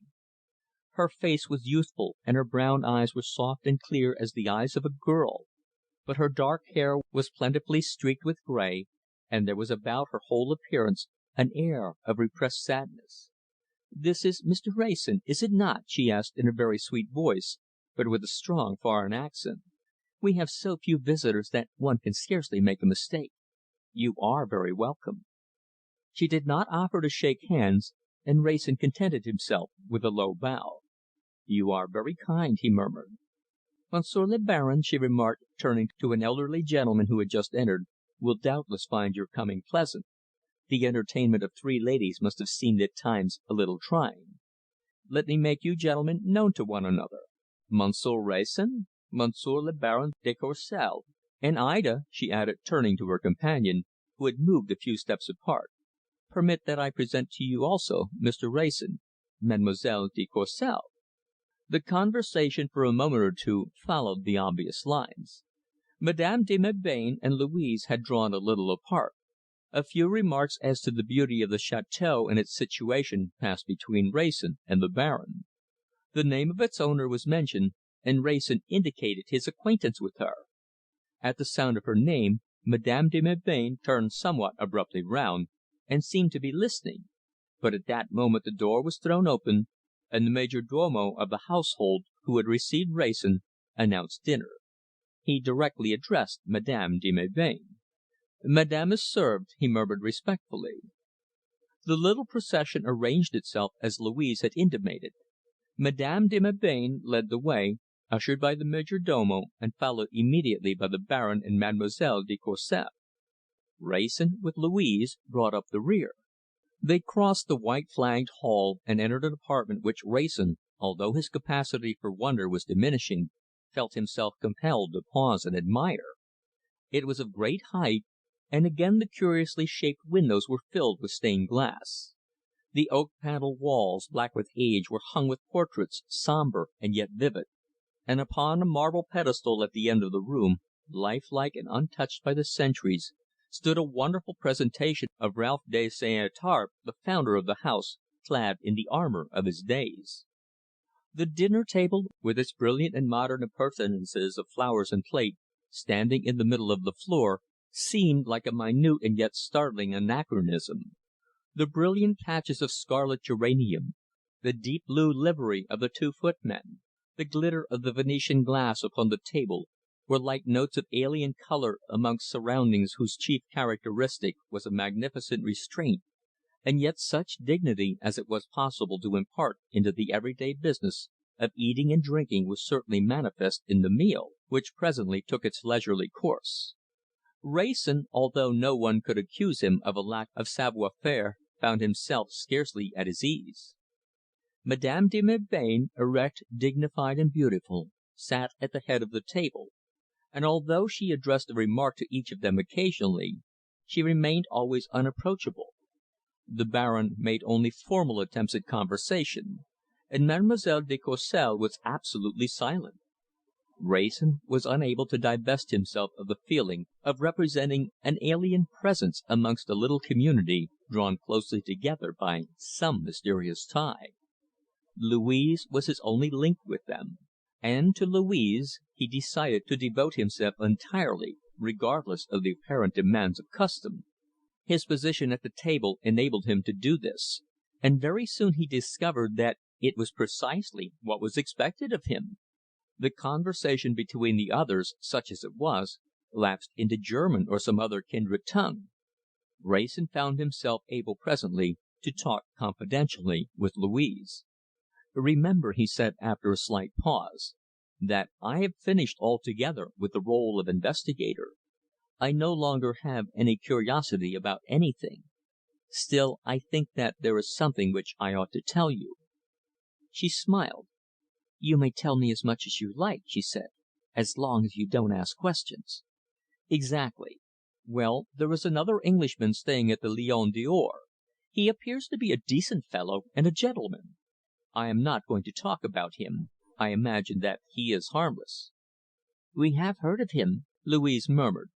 "It certainly appears as though he were only an ordinary tourist. Has any one else arrived?" "Yes," Wrayson answered. "Some one else has arrived, and I want to tell you about him." Louise was obviously disturbed. She refused the course a little impatiently, and turned towards Wrayson anxiously. "But the landlord," she said in a low tone, "has orders to receive no more guests." "This man arrived to luncheon to day," Wrayson answered. "The landlord could not refuse him that. He wished for a room and was told that he could not be taken in." "Well, who is he? What is he like?"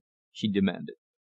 "He is a miserable sort of bounder, an imitation Cockney tourist, with ready made English clothes, a knapsack and a camera. I should have felt suspicion about him myself, but the other fellow whom I told you about, who was staying at the inn, recognized him. He had seen him abroad, and what he told me seems decisive. I am afraid that he is a spy." Wrayson cursed himself for a moment that he had been so outspoken, for the girl by his side seemed almost on the point of collapse. Her eyes were full of terror, and she clutched at the tablecloth as though overcome with a spasm of terror. "Don't be alarmed," Wrayson whispered in her ear. "I am quite sure that he is not here for what you may fear. I don't believe he is an Englishman at all."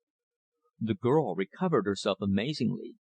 "I was not thinking of myself," she said quietly, and Wrayson noticed that her eyes were fixed upon the pale, distinguished face of the woman who sat with a certain air of isolation at the head of the table. Chapter 27. The Spy. Wrayson found himself a few minutes later alone with the Baron, who, with some solemnity, rose and took the chair opposite to him. Conversation between them, however, languished, for the Baron spoke only in monosyllables, and his attitude gave Wrayson the idea that he viewed his presence at the chateâu with disfavour. With stiff punctiliousness he begged Wrayson to try some wonderful Burgundy, and passed a box of cigarettes. He did not, however, open any topic of conversation, and Wrayson, embarrassed in his choice of subjects by the fact that any remark he could make might sound like an attempt at gratifying his curiosity, remained also silent. In a very few minutes the Baron rose. "You will take another glass of wine, sir?" he asked. Wrayson rose too with alacrity, and bowed his refusal. They recrossed the great hall and entered the drawing room.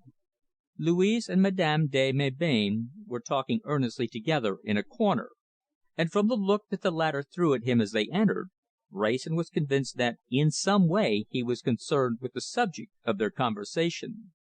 It was a look deliberate and scrutinizing, in a sense doubtful, and yet not unkindly. Behind it all, Wrayson felt that there was something which he could not understand.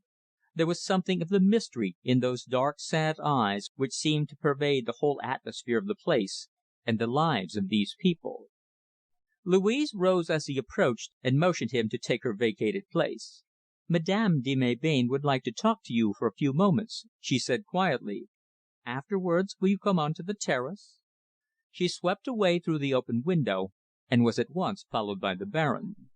Mademoiselle de Courcelles was playing very softly on a grand piano in an unseen corner of the apartment. Wrayson and his hostess were alone. She turned towards him with a faint smile. She spoke with great deliberation, but very clearly, and there was in her voice some hidden quality, indefinable in words, yet both musical and singularly attractive.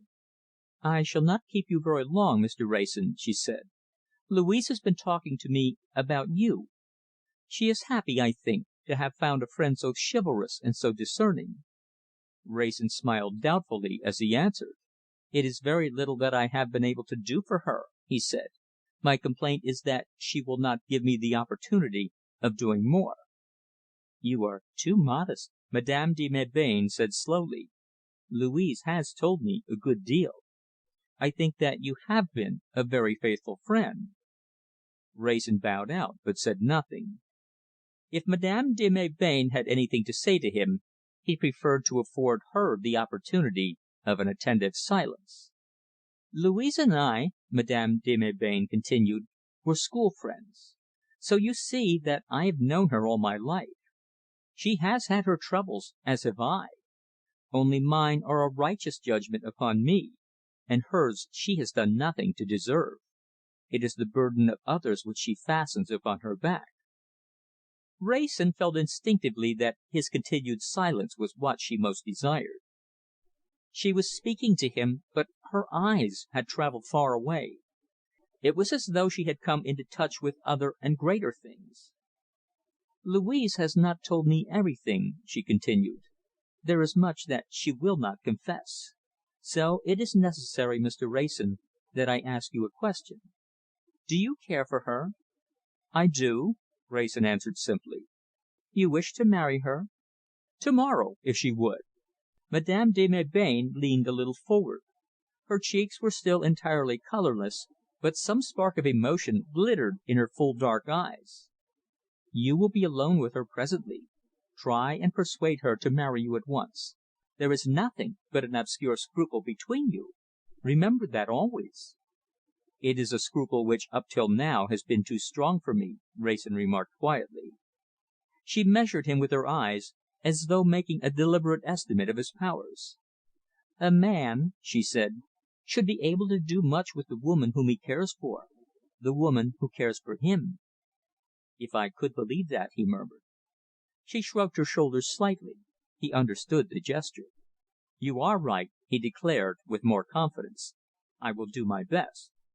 She moved her head slowly, a sign of assent, also of dismissal. He rose to his feet. "Louise is on the terrace," she said. "Will you give me your arm? The Baron is there also. We will join them." They stepped through the high French windows on to the carpeted terrace. It seemed to Wrayson that they had passed into a veritable land of enchantment. The service of dinner had been a somewhat leisurely affair, and the hour was already late. The moon was slowly rising behind the trees, but the landscape was at present wrapped in the soft doubtful obscurity of a late twilight. The flowers, with whose perfume the air was faintly fragrant, remained unseen, or visible only in blurred outline. The tall trees, whose tops were unstirred by even the slightest breeze, stood out like silent sentinels against the violet sky. Madame de Melbain stopped short upon the threshold of the terrace, with head slightly thrown back and half closed eyes. "Suzanne was right," she murmured. "There is peace here. Peace, if only it would last." The Baron came hastily forward. He seemed to be eyeing Wrayson a little doubtfully. Madame de Melbain pointed down the avenue. "I think," she said, "that it would be pleasant to walk for a little way. Give me your arm, Baron. We will go first. Mr. Wrayson will follow with Louise." They descended the steps, crossed the lawn, and through a gate into a broad, grass grown avenue, cut through the woods to the road. Wrayson at first was silent, and Louise seemed a little nervous.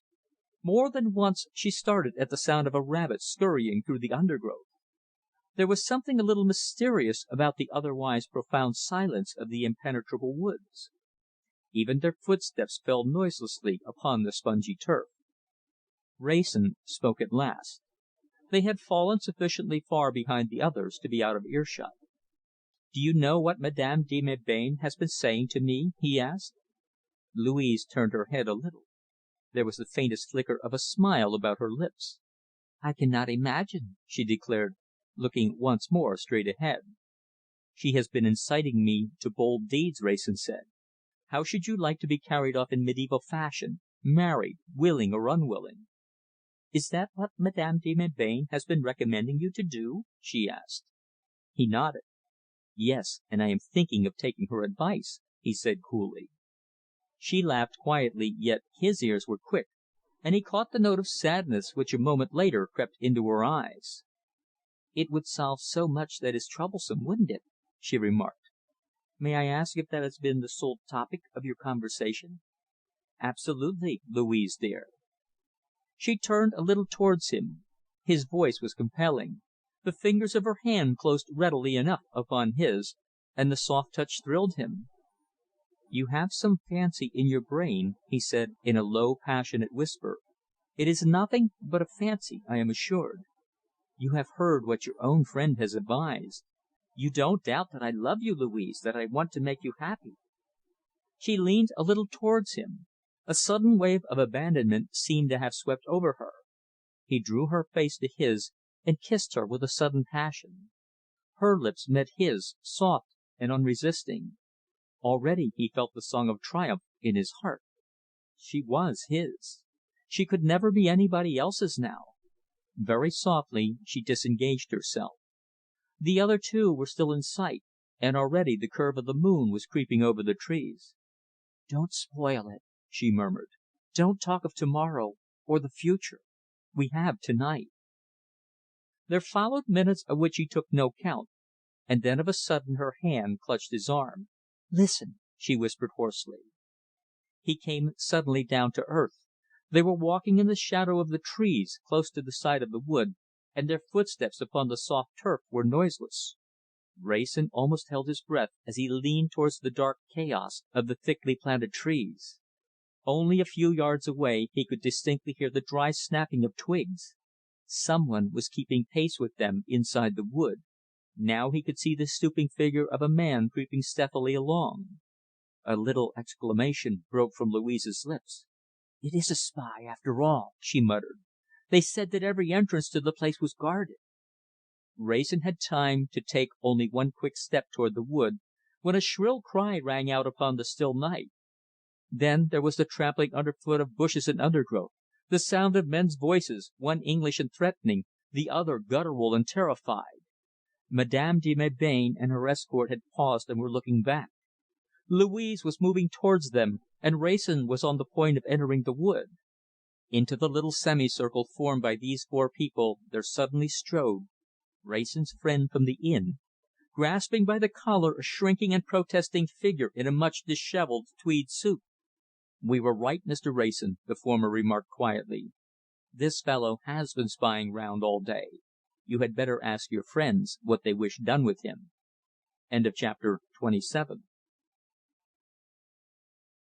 Chapter 28. The scene in the avenue. There followed a few minutes of somewhat curious silence. At the first sound of the voice of the man who had made so startling an appearance in their midst, a cry, only half suppressed, had broken from Madame de Melbain's lips. She had moved impulsively a little forward. The moon, visible now from over the tree tops, was shining faintly upon her absolutely colourless face and dilated eyes. For some reason she seemed terror-stricken, both she and Louise, who was clinging now to her arm. Neither of them seemed even to have glanced at the cowering figure of the man, who had relapsed now into a venomous silence. Both of them were gazing at his captor, and upon their faces was the strangest expression which Wrayson had ever seen on any human features. It was as though they stood upon the edge of the world and peered downwards into the forbidden depths, as though they suddenly found themselves in the presence of a thing so wonderful that thought and speech alike were chained. Wrayson involuntarily followed the direction of their rapt gaze. The stranger certainly presented a somewhat formidable appearance. He was standing upon slightly higher ground, and the massive proportions of his tall, powerful figure stood out with almost startling distinctness against the empty background. His face was half in the shadow, yet it seemed to Wrayson that some touch of the mystery which was quivering in the drawn face of the two women was also reflected in his dimly seen features. Something indefinable was in the air, something so mysterious and wonderful that voices seemed stricken dumb, and life itself suspended. An owl flew slowly out from the wood with ponderous flapping of wings, and sailed over their heads. Every one started. Madame de Melbain gave a half stifled shriek. The strain was over. Louise and she were half sobbing now in one another's arms. "I will leave this fellow to be dealt with as the owners of this chateâu may direct," the stranger said stiffly, turning to Wrayson. "You can tell them all that we know about him." He turned on his heel, but the Baron laid his hand upon his shoulder and peered into his face inquisitively. "We should like to know," he said, "whom we have to thank for the capture of this intruder." "I am a stranger here, and to all of you," was the quiet answer. "You owe me no thanks. I have seen something of this fellow before," he added, pointing to his captive, who was now standing sullenly in the centre of the group. "I felt sure that he was up to no good, and I watched him." For the first time the fair-haired little tourist, who had been dragged so submissively into their midst, suffered a gleam of intelligence to appear in his face. He changed his position so that he could see his captor better. "Ah!" he muttered. "You have seen me before, eh? And I you, perhaps. Let me think. Was it—" Wrayson's friend leaned a little forwards, and with the careless ease of one flicking away a fly, he struck the speaker with the back of his hand across the face. The blow was not a particularly severe one, but its victim collapsed upon the turf. "Look here," his assailant said, standing for a moment over him, "you can go on and finish your sentence if you like. I only want to warn you that if you do, I will break every bone in your body, one by one, the next time we meet. Go on, if you think it worth while." The man on the ground was dumb because he was afraid, but the same thought presented itself to all of them. The Baron, who was least of all affected, expressed it. "Perhaps, sir," he said, "you will not object to telling me, the Baron de Courcelles, whom we have to thank for the discovery of this intruder." Wrayson's friend edged a little away. There was no response in his manner to the courtesy with which the Baron had sought to introduce himself. "You have nothing to thank me for," he said shortly. "My name would be quite unknown to you, and I am leaving this part of the world at once. Permit me to wish you good evening." He had already turned on his heel when Madame de Melbain's voice arrested him. Clear and peremptory, the first words which had passed her lips since the surprise had come to them, seemed somehow to introduce a new note into an atmosphere from which an element of tragedy had never been lacking. "Please stop." He turned and faced her with obvious unwillingness. She stretched out her hand as though forbidding him to go, but addressed at the same time the two men, apparently gamekeepers, who had suddenly emerged from the wood. "Monsieur Robert," she said, "we have caught this man trespassing in the woods here, notwithstanding the precautions which I understood you had taken. Take him away at once, if you please. I trust that you will be able to hand him over to the gendarmes." Monsieur Robert, the steward of the estates, an elderly man whose face was twitching with anxiety, stepped forward with a low bow. "Madame," he said, "we had word of this intrusion. We were even now upon the track of this ruffian. There was another also who climbed the wall. Ah, I see him, the Englishman there." "He is our friend," Madame de Melbain said. "You must not interfere with him." "As Madame wills. Come, you rascal," he added, gripping his prisoner by the shoulder. "We will show you what it means to climb over walls and trespass on the estate of Madame la Baronne. Come, then." The intruder accepted the situation with the most philosophical calm. Only one remark he ventured to make as he was led off. "It is not hospitable, this. I only wish to see the château by moonlight." Wrayson's fellow guest at the Lion d'Or turned to follow them. "The fellow might try to escape," he muttered, but again Madame de Melbain called to him. "You must not go away," she said, "yet." Then she moved forward with smooth, deliberate footsteps, yet with something almost supernatural in her white face and set, dilated eyes. It was as though she were looking once more through the windows of the world, as though she could see the figures of dead men playing once more their part in the game of life. And she looked always at the Englishman. "Listen," she said. "There is something about you, sir, which I do not understand. Who are you, and where do you come from?" He made no answer. Only he held out his hand as though to keep her away, and drew a little further back. "You shall not escape," she continued, the words leaving her lips with a sort of staccato incisiveness, crisp and emotional. "No, you are here, and you shall answer. Who are you who come here to mock us all? Because it is a dead man who speaks with your voice and looks with your eyes. You will not dare to say that you are Duncan Fitzmaurice?" The figure in the shadows seemed to loom larger and larger. He was no longer shrinking away. "I know nothing of the man of whom you speak," he declared. "I am a wanderer. I have no name and no home." Madame de Melbain reeled and would have fallen. Then for a moment events seemed to leap forward. White and fainting, she lay in the arms of the man who had sprung to her succour, yet through her half opened eyes there flashed a strange and wonderful light, a light of passionate and amazing content. He held her almost roughly for several moments, yet his lips were pressed to hers with a tenderness almost indescribable. No one of the little group moved. Wrayson felt simply that events, impossible for him to understand, had marched too quickly for him. He stood like a man in a dream, whose limbs are rigid, whose brain alone is working. And the others, too, seemed to have become part of a silent and wonderful tableau. For years after, Wrayson carried with him the memory of those few minutes, the perfume from the woods, faint but penetrating, the shadowy light, the passionate faces of the man and the woman yielding to a beautiful dream, and the man to a moment of divine madness. Movement, when it came from the principal actors in that wonderful scene. Madame de Melbain was alone, supported in Louise's arms. The Englishman's heavy footsteps were already audible, crashing through the undergrowth. Louise pointed to the wood, and called out to Wrayson. "Follow him! Don't let him out of your sight! Quick!" Wrayson turned and sped down the avenue. When he reached the wall he stood there and waited. Presently Duncan came crashing through the wood, and vaulted the wall. Wrayson met him in the middle of the hard white road. "We will walk back to the Lion d'Or together," he said calmly. "I have a few things to say to you." Chapter 29. A substantial ghost. Monsieur Jules of the Lion d'Or was in a state of excitement bordering upon frenzy. Events were happening indeed with him, this placid August weather. First, the occupancy of the chateâu by the mysterious lady, and the subsequent edict of the steward against all strangers. Then the coming of this tourist yesterday, who had gone for an evening stroll without paying his bill, and was now a prisoner of the law, Heaven only knew on what charge. Added to this, a matter of excitement enough surely, the giant Englishman who had been his guest for nearly 3 weeks, a model guest too, had departed at a minute's notice, though not, the saints be praised, without paying his bill.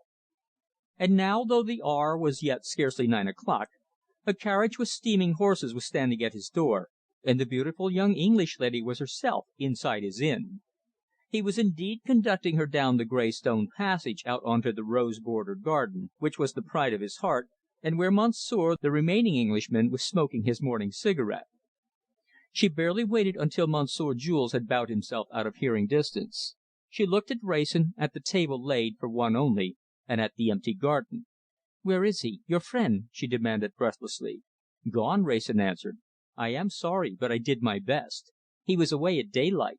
I saw him off, but I could not keep him." "Where to?" she asked. "You know that, at least."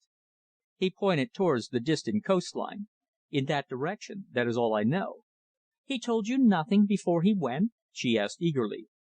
"Nothing at all," he answered. "He refused to discuss what had happened. Sit down, Louise," he added firmly. "I want to talk to you." He placed a chair for her under the trees. She sank into it a little wearily. "A certain measure of ignorance," he said, "I am willing to put up with. But when you exhibit such extraordinary interest in another man, I really feel that my limit has been reached. Who is he, Louise? You must tell me, please." "I wish I could tell you," she answered. "I wish I could say that I knew. Half the night the three of us have talked and wondered. I have heard plenty of theories as to a second life on some imaginary planet, but I never heard of the dead who lived again here, in this world." He looked puzzled. "Do you mean," he asked, "that he was like some one whom you believed to be dead?" She was silent for a moment. The sun was hot even where they sat, but he fancied that he saw her shiver. She looked into his face, and something of the terror of the night before was in her eyes. "To us," she said slowly, "to Madame de Melbain and to me he was a ghost, an actual apparition. He spoke to us with the voice of one whom we know to be dead. He came to us in his form." Wrayson looked across at her with a quiet smile. "There was nothing of the ghost about Duncan," he remarked. "I should consider him a remarkably substantial person. Don't you think that we were all a little overwrought last night? A strong likeness and a little imagination will often work wonders." "If it was a likeness only," she said, "why did he leave us so abruptly? Why has he left this place at a moment's notice to avoid us?" Wrayson was silent for a few seconds. "Look here," he said, "this is a matter of common sense, after all. If you were not deceived by a likeness, it was the man himself. That goes without saying. What reasons had you for supposing that he was dead?" "The newspapers, the War Office, even the return of his effects." "From where?" Wrayson asked. "From South Africa. He was shot through the lungs in Natal." "Men have turned up before, after having been reported dead," he remarked sententiously. "But he was in the army," she replied. "Don't you see that if he was alive now, he would be a deserter? He has never rejoined. He was certified as having died in the hospital at Ladysmith." Wrayson looked steadily into her agitated face. "Supposing," he said, "that he turned out to be the man whom you have in your mind, what is he to you?" "My brother," she answered simply. Wrayson's first impulse was of surprise. Then he drew a long breath of relief. He looked back upon his long hours of anxiety, and cursed himself for a fool. "What an idiot I have been!" he declared. "Of course, I know that you lost a brother in South Africa. But what about Madame de Melbain?" "Madame de Melbain and my brother were friends," she said quietly. "There were obstacles, or they would have been more than friends." Wrayson nodded. "Now supposing," he said, "that by some miracle your brother still lived. that this was he, is there any reason why he should avoid you both?" She thought for a moment. "Yes," she said slowly, "there is." "I suppose," he continued tentatively, "you couldn't tell me about it." "I couldn't," she answered. "It isn't my secret." Wrayson looked for a moment away from her, across the valley with its flower spangled meadows, parted by that sinuous poplar fringed line of silver, the lazy, slow flowing river stealing through the quiet land to the sea. The full summer heat was scarcely yet in the air, but already a faint blue haze was rising from the lowlands. Up on the plateau, where they were sitting, a slight breeze stirred amongst the trees. Monsieur Jules had indeed some ground for his pride in this tiny sylvan paradise. "I think," he said, "that for one day we will forget all this tangle of secrets and unaccountable doings. What do you say, Louise?" he whispered, taking her unresisting hand into his. "May I tell Monsieur Jules to serve breakfast for two in the arbor there?"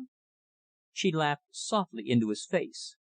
There was a look in her eyes which he loved to see, half wistful, half content, almost happy.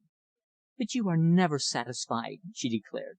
"If I give you a day, a whole precious day out of my valuable life " "They belong to me, all of them," he declared, bending over her till his lips touched her cheek. "Some day I am very sure that I shall take them all into my charge." She disengaged herself from his embrace with a sudden start. Wrayson turned his head. Within a yard or two of them, Madame de Melbain had paused in the centre of the little plot of grass. She was looking at them from underneath her lace parasol, with faintly uplifted eyebrows, and the dawn of a smile upon her beautiful lips. Louise sprang to her feet, and Wrayson followed her example. Madame de Melbain lowered her parasol as though to shut out the sight of the two. "May I come on?" she asked. "I want to speak to Louise, although I am afraid I am shockingly découplé." Wrayson had an idea, and acted upon it promptly. "Madame de Melbain," he said, "I believe that you have some influence with Louise. I am sure that you are one of those who sympathize with the unfortunate. Can't I bespeak your good offices?" She lowered her parasol to the ground, and leaned a little forward upon it. Her eyes were fixed steadily upon Wrayson. "Go on," she said briefly. "I love Louise," Wrayson said, "and I believe she cares for me. Nevertheless, she refuses to marry me, and will give no intelligible reason. My first meeting with her was of an extraordinary nature.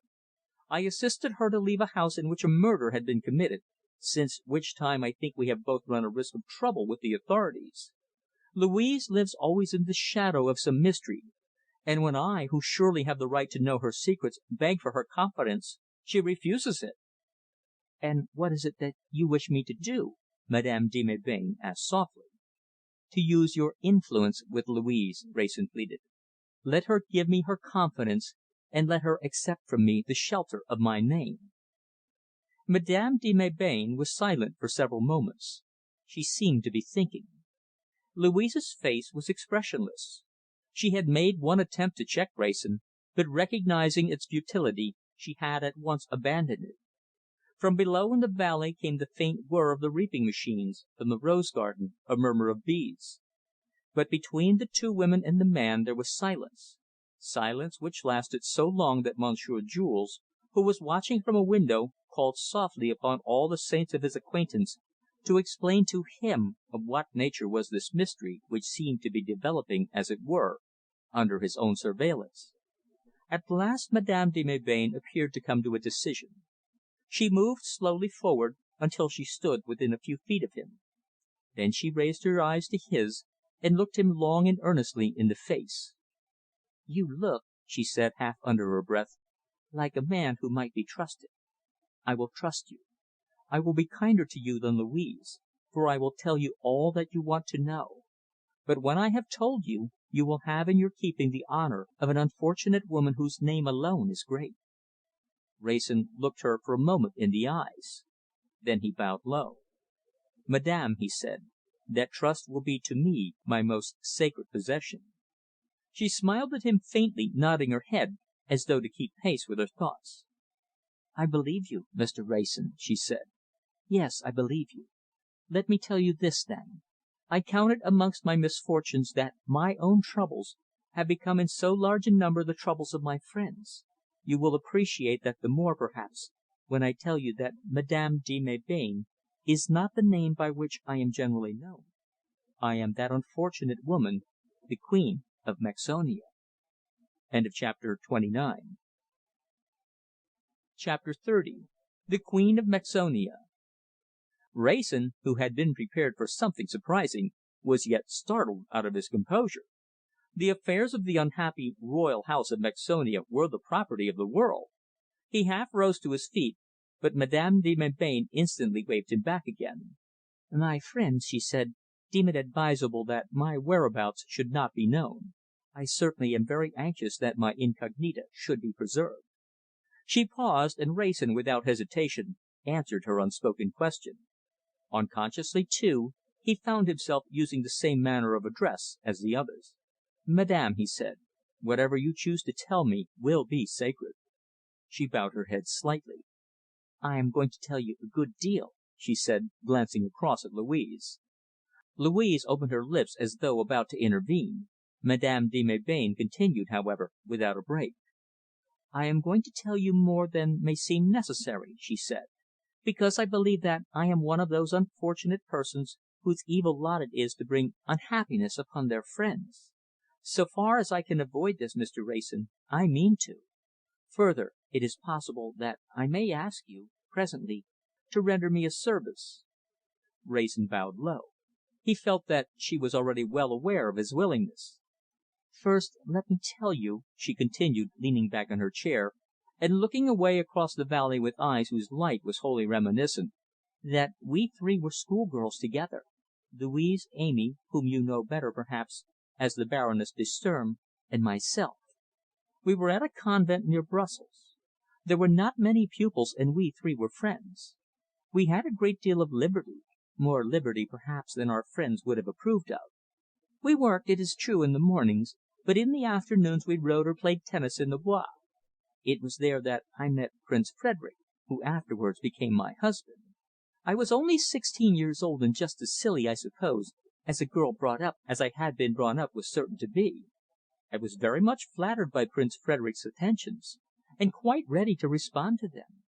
My own family was noble, and the match was not considered a particularly unequal one, for though Frederick was of the royal house, he was a long way from the succession. Still, there was a good deal of trouble when a messenger from Frederick went to my father. He declared that I was altogether too young. My mother, on the other hand, was just as anxious to conclude the match. Eventually it was arranged that the betrothal should take place in 6 months, and Frederick went back to Mexonia." Madame de Melbain paused for a moment. Wrayson felt, from her slightly altered attitude, and a significant lowering of her voice, that she was reaching the part of her narrative which she found the most difficult. "We girls," she continued, "went back to school, and just at that time Louise's brother came over to Brussels. I think that I have already told you that the supervision over us was far from strict. There was nothing to prevent Captain Fitzmaurice being a good deal with us. We had picnics, tennis parties, rides. Long before the 6 months were up, I understood how foolish I had been. I wrote to Prince Frederick and begged him to release me from our uncompleted engagement. His answer was to appear in person. He made a scene. My mother and father were now wholly on his side.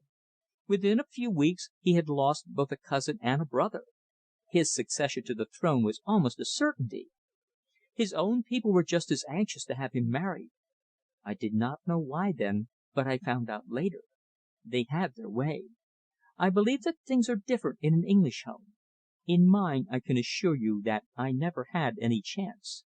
I entered upon my married life without the least possibility of happiness. Needless to say, I never realized any. For the last 4 years my husband has been trying for a divorce. Very soon it is possible that he will succeed."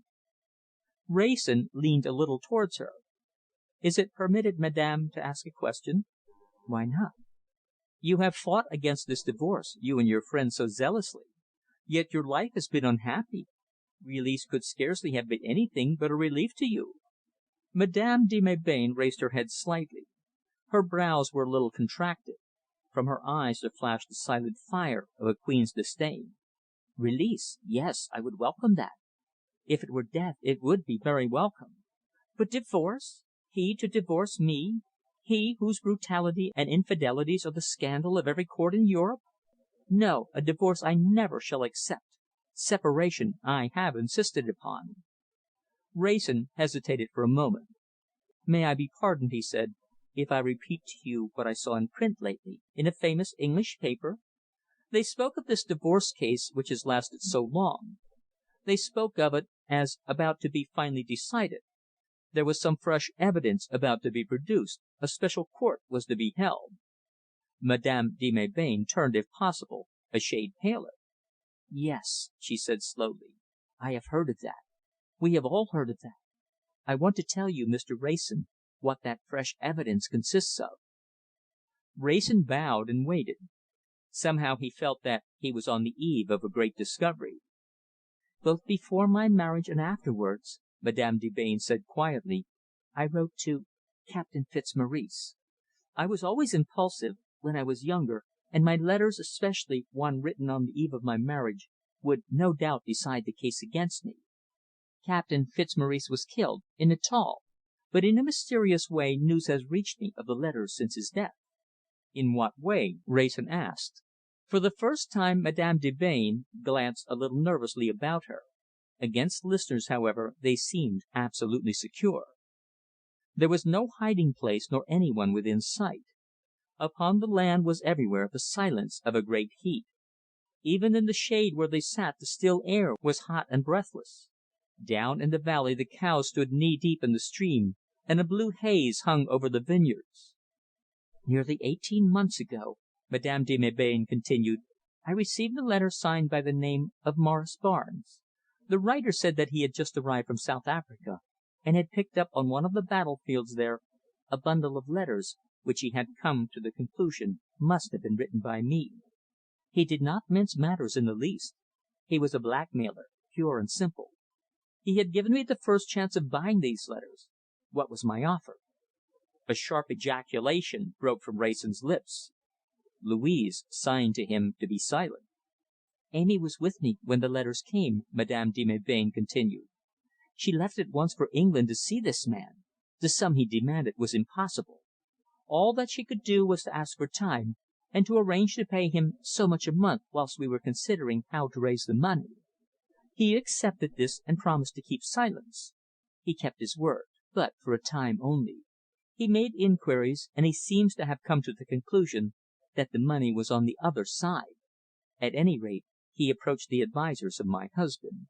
He was in treaty with them for the letters when he met with his death." Wrayson had a feeling that the heat was becoming intolerable. He dared not look at Louise. His eyes were fixed upon the still expressionless face of the woman whose story was slowly unfolding its tragic course.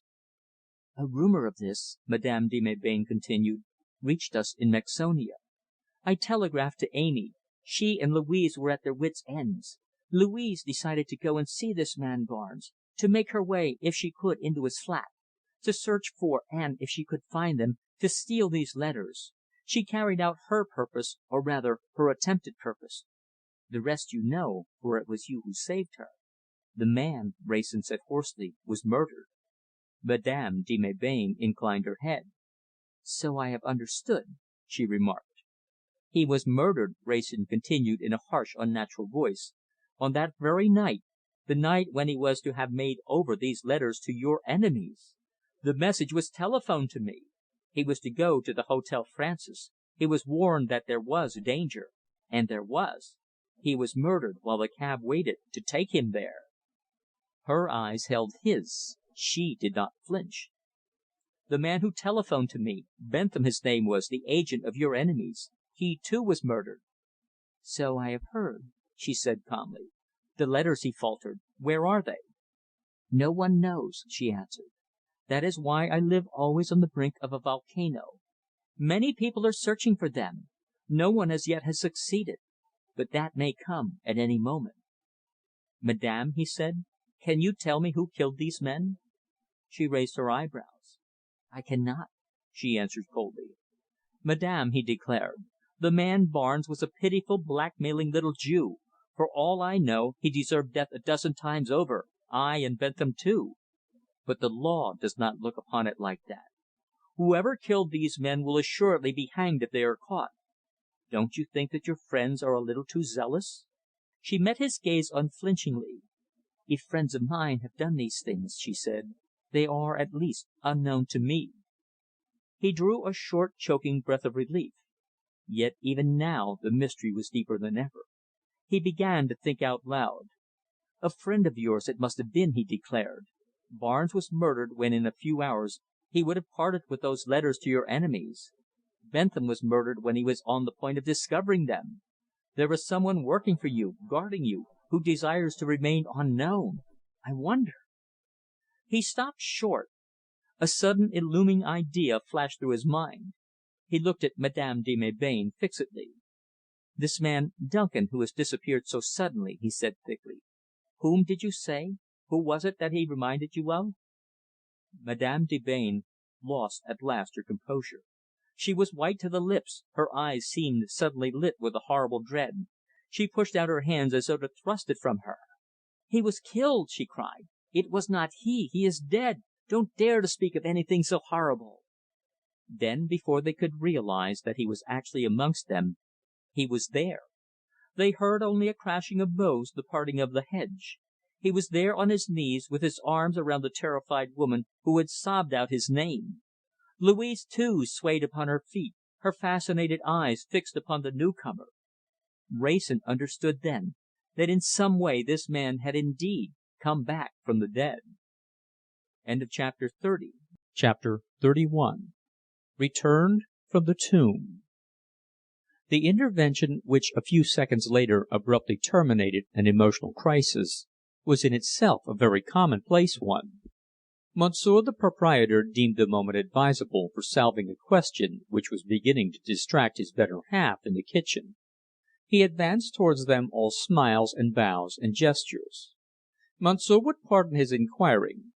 Would Monsieur and the ladies be taking déjeuner? A fowl of excellence, unusual, was then being roasted. The salad, Monsieur could see it growing. And Madame had thought of an omelette. There was no cooler place in all France on a day of heat so extraordinary as the table under the trees yonder. And as for strawberries, well, Monsieur could see them grow for himself. Or was it Froid de Boeuf that Madame preferred? The children had brought in baskets full only that morning, fresh and juicy, and of a wonderful size.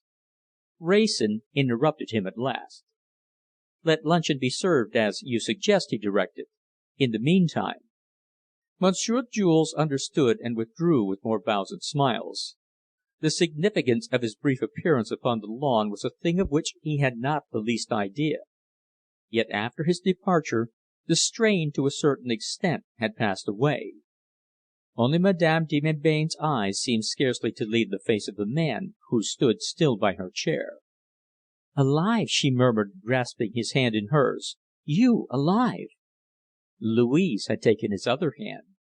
He was in prison between the two. "Yes," he said, "I made what they called a wonderful recovery. I suppose it was almost a miracle." "But your death," Louise declared, "was never contradicted." "A good deal of news went astray about that time," he remarked grimly. "I was left and forgotten. When I found what had been done, I let it go. It seemed to me to be better. I went up to Rhodesia, and of course I had the devil's luck. I've come back to Europe simply because I couldn't stand it any longer. I was not coming to England, and I had no idea of seeing you, Emilie. I travelled here on a little pilgrimage." "It was fate," she murmured. "But since I am here," he continued, "and since we have met again, I must ask you this. Your husband is trying to divorce you?" "Yes," she murmured. "And why?" "Because he is a brute," she answered quietly. "We have been separated for more than a year. I think that he wants to marry again." "And you permit this?" he asked. "No," she answered. "I contest it. Up to now the courts have been in my favour." "Up to now? They must always be in your favour," he declared vehemently. "What can they say against a saint like you?" She smiled up at him tenderly, a little wistfully. "They would say a good deal," she whispered, "if they could see you here now." He drew abruptly away. "I am a thoughtless brute," he declared. "It was for that I decided to remain dead. I will go away at once." Her fingers closed over his. She drew him a little nearer with glad recklessness. "You shall not," she murmured. "It is worth a little risk, this." Wrayson touched Louise on the arm, and they turned away. He found her a seat in a quiet corner of the fruit garden, where a tall row of hollyhocks shielded them from observation. She was very white, and in a semi-hysterical state. "I can't believe," she said, "that is really Duncan. Duncan himself. It is too wonderful." "There is no doubt about it being your brother," he answered.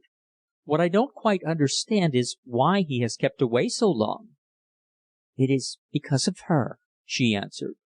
"If they had been on the same continent, I believe that nothing could have kept them apart." "And now?" he asked. "I cannot tell," she answered. "I nor any one else. God made them for one another, I am very sure." He took her hand and held it tightly in his. "And you for me, dearest," he whispered. "Shall I tell you why I am sure of it?" She leaned back with half closed eyes. Endurance has its limits, and the mesmeric influence of the drowsy summer day was in her veins. "If you like," she murmured simply. And only a few yards away, the man from the dead and the woman who had loved him seemed to have drifted into a summer day dream. The strangeness of this thing held them both. Ordinary intercourse seemed impossible. What they spoke about they scarcely knew. There were days, golden days to be whispered about and lived again, treasured minutes to be recalled, looks and words remembered. Of the future, of the actual present, save of their two selves, they scarcely spoke. It was an hour snatched from paradise for her. She would not let it go lightly. She would not suffer even a cloud to pass across it. In time, Monsieur Jules found himself constrained to announce that déjeuner was served. He found it useless to try to attract the attention of either Madame de Melbain or Duncan, so he went in search of Wrayson. "Monsieur is served," he announced, looking blandly upwards at a passing cloud. "There remains the wine only." "Chablis of the best, and ice, and mineral water," Wrayson ordered. "Come, Louise." She sighed a little as she rose and followed him along the narrow path, where the rose bushes brushed against her skirt, and the air was fragrant with lavender. It had been an interlude only, after all, though the man whose hand she still held would never have admitted it. But he did not know. She prayed to heaven that he never might. Luncheon, after all, with a waiter within hearing, and Monsieur Jules hovering round, banished in a great measure the curious sense of unreality from which none of them were wholly free. And when coffee came, Madame leaned a little towards Duncan, and with her hand upon his arm, whispered a question. "My letters, Duncan. What became of them?" He sighed. "I was a little rash, perhaps," he said, "but they were all I had left. They were with me at Colenso, in an envelope, sealed and addressed, to be burnt unopened. When I was hit, I got a Red Cross man to cut them out of my coat and destroy them." Madame de Melbain looked at him for a moment, and her eyes were soft with unshed tears. Then she turned away, though her hand still rested upon his. "Duncan," she said quietly, "don't think that I mind. You did all that you could, and indeed I would rather that you cared so much. But the letters were not destroyed." For a moment he failed to realize the import of her words. "Not destroyed?" he repeated, a little vaguely. "No," she answered. "They came into the hands of some one in London.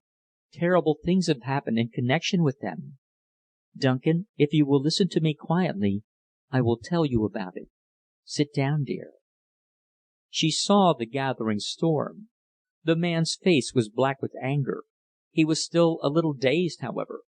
"You mean that the man to whom I trusted them—" "He kept them for his own purpose," she said softly. "Don't look like that, Duncan. He has paid his debt. He is dead." "And the letters?" "We do not know. My husband's advisers are trying to get possession of them. That is why the courts have not yet pronounced their judgment." He had risen to his feet, but she drew him gently down again. "Remember, Duncan, that the man is dead. Be calm, and I will tell you all about it." He looked at her wonderingly. "You are not angry with me?" "Angry? Why should I be?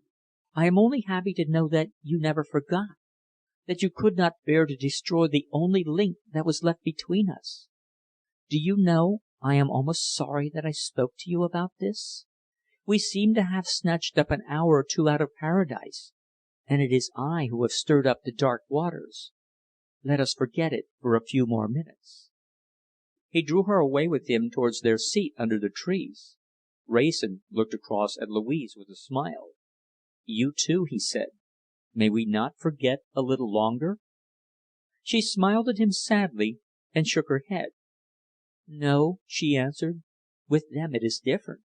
I can scarcely yet realize that I have a brother. Think what it must be to Emily to have the man whom she loved come back from the grave. Listen!" Outside they heard the sound of galloping horses. A moment later the Baron de Courcelles issued from the inn and crossed the lawn towards Madame de Melbain. "Madame," he said, "the man who was caught in the park last night is, without doubt, a spy from Mexonia. He can be charged with nothing more serious than trespass, and in a few minutes he will be free. Should he return, this," he glanced towards Duncan, "would be the end. I have a carriage waiting for you." Madame de Melbain rose at once. With a little gesture of excuse she drew Duncan on one side. "Wait here," she begged, "until you hear from me. Baron de Courcelles is my one faithful friend at court. I am going to consult with him." "I shall see you again?" he asked. She hesitated. "Is it wise?" she murmured. "If my enemies knew that you were alive, that I had seen you here, what chance should I have, do you think, before the courts?" He bent over her hands. "I have brought enough trouble upon you," he said simply. "I will wait.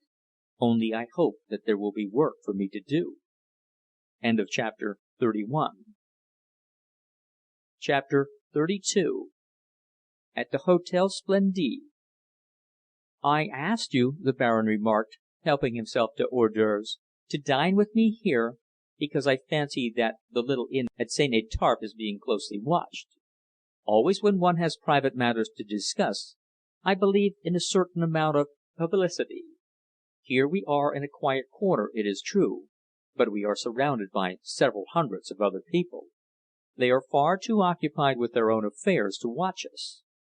It is the last place, for instance, where our friend from Mexonia would dream of looking for us." The three men were seated at a small round table in the great dining room of the Hotel Splendide of Dinant-on-Sea. The season was at its height, and the room was full. On every side they were surrounded by chattering groups of English tourists and French holiday makers. Outside on the promenade a band was playing, and a leisurely crowd was passing back and forth. "The lady whom we will continue, if you please, to call Madame de Melbain," the Baron continued, "has desired me to take you two gentlemen into our entire confidence. You are both aware that for 18 months the suit for divorce brought by that lady's husband has been before a special court." "One understands," Wrayson remarked, "that the sympathies of all Europe are with the lady." The Baron bowed. "Entirely. Her cause, too, is the popular one in Mexonia. It is the Ministry and the aristocracy who are on the other side. These are anxious for an alliance which will safeguard Mexonia from certain dangers to which she is at present exposed. Madame de Melbain, as you are both aware, comes from one of the oldest families of Europe, but it is a family without any political significance. The betrothal was completed before Frederick stood so near to the throne. If his accession had seemed even a likely thing at the time, it would not have been sanctioned. I speak as a staunch friend of the lady whose cause is so dear to us, but I wish you to grasp the facts." There was a brief pause whilst the fresh course was served by an apologetic and breathless waiter. The three men spoke together for a while on some chance subject. Then, when they were alone, the Baron continued. The court, although powerful influences were at work, found itself unable to pronounce the decree which those in authority so much desired. All that those who were behind the scenes could do was to keep the case open, hoping that while living apart from her husband, some trifling indiscretion on the part of Madame would afford them a perfect pretext for giving the desired verdict. I need not say that, up to the present, no such indiscretion has occurred. But all the time we have been on the brink of a volcano." "The letters," Duncan muttered. The Baron nodded. "About a year ago," he said, "Madame de Melbain received a terrifying letter from the miscreant into whose hands they had fallen. Madame very wisely made a confidant of me, and with the Baroness de Sturm I left at once for London, and saw this man. I very soon persuaded myself that he had the letters, and that he knew their value. He asked a sum for them which it was utterly unable for us to pay." "Did he explain," Duncan asked, "how they came into his hands?" "He said that they were picked up on the battlefield of Colenso at first," the Baron declared. "Afterwards he was brutally frank. You see, your death was gazetted, a fact of which he was no doubt aware.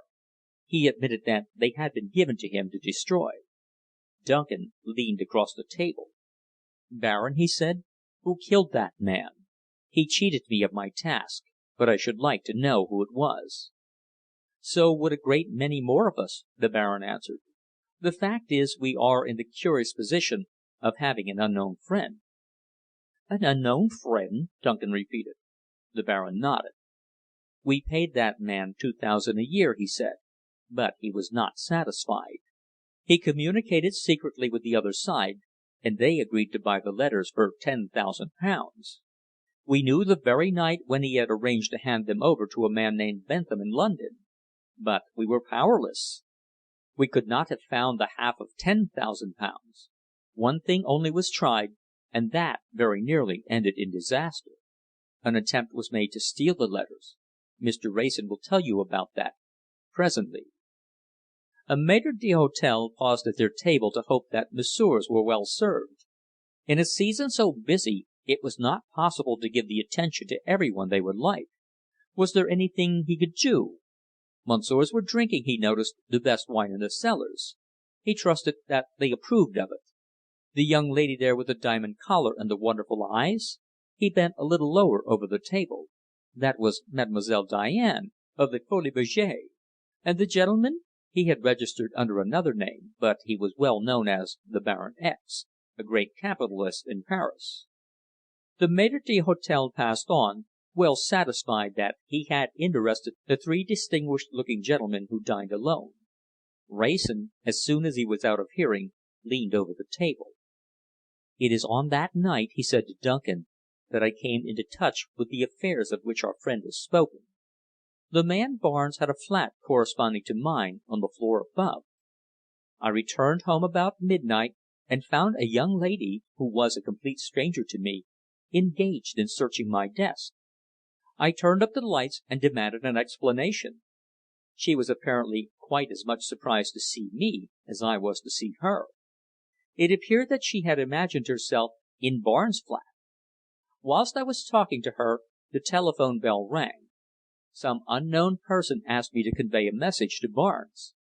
When I had finished, she was gone. I sat down and tried to make head or tail of the affair. I couldn't. Barnes was a disreputable little bounder. This girl was a lady. What connection could there be between the two? I fancied what might happen if she were surprised by Barnes, and I determined not to go to bed until I heard her come down. I fell asleep over my fire, and I woke with a start to find her once more upon the threshold of my room. She was fainting, almost on the point of collapse. I gave her some brandy and helped her downstairs. At the door of the flat was a cab, and in it was the man Barnes, dead, murdered."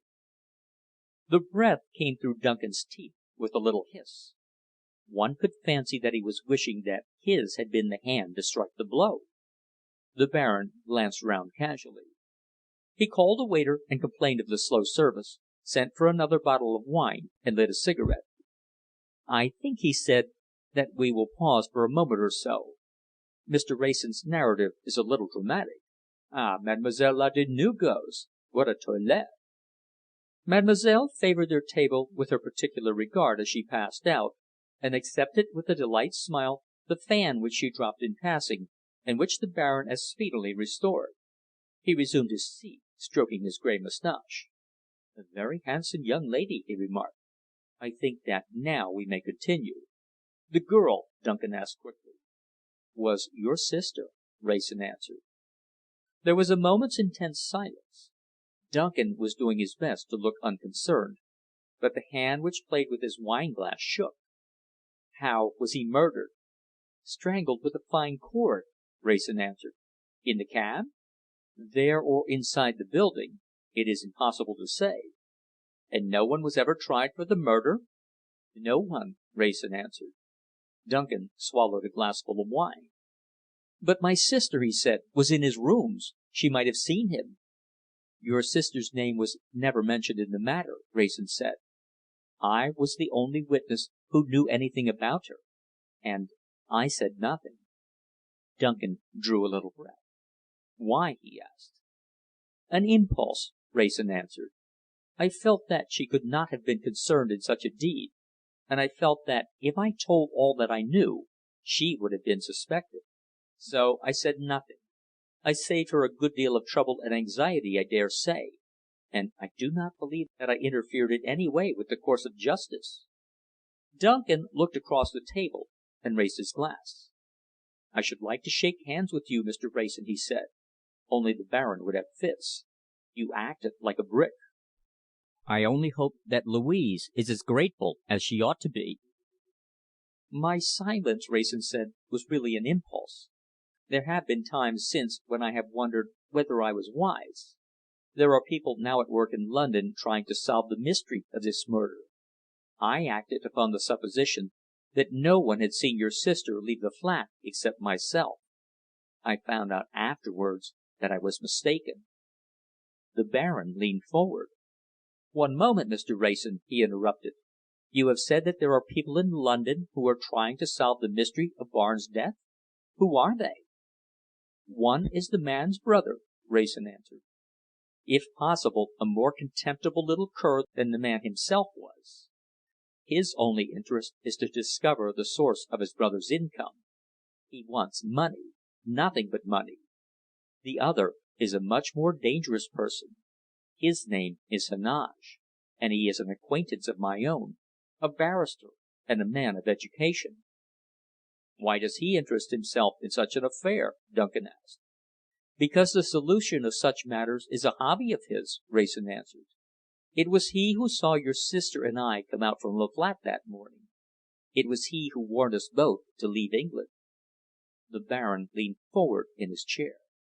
"Forgive me, Mr. Wrayson," he said, "but there is a lady at your right who seems anxious to attract your attention. We are none of us anxious to advertise our presence here. Is she by any chance a friend of yours?"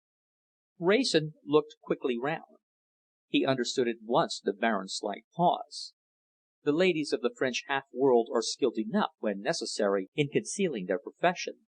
Their English sister, if she attempts it at all, attempts a hopeless task. Overpowdered, over-rouged, with hair at least 2 shades nearer copper-coloured than last time he had seen her, badly but showily dressed, it was his friend from the Alhambra whose welcoming smile Wrayson received with a thrill of interest.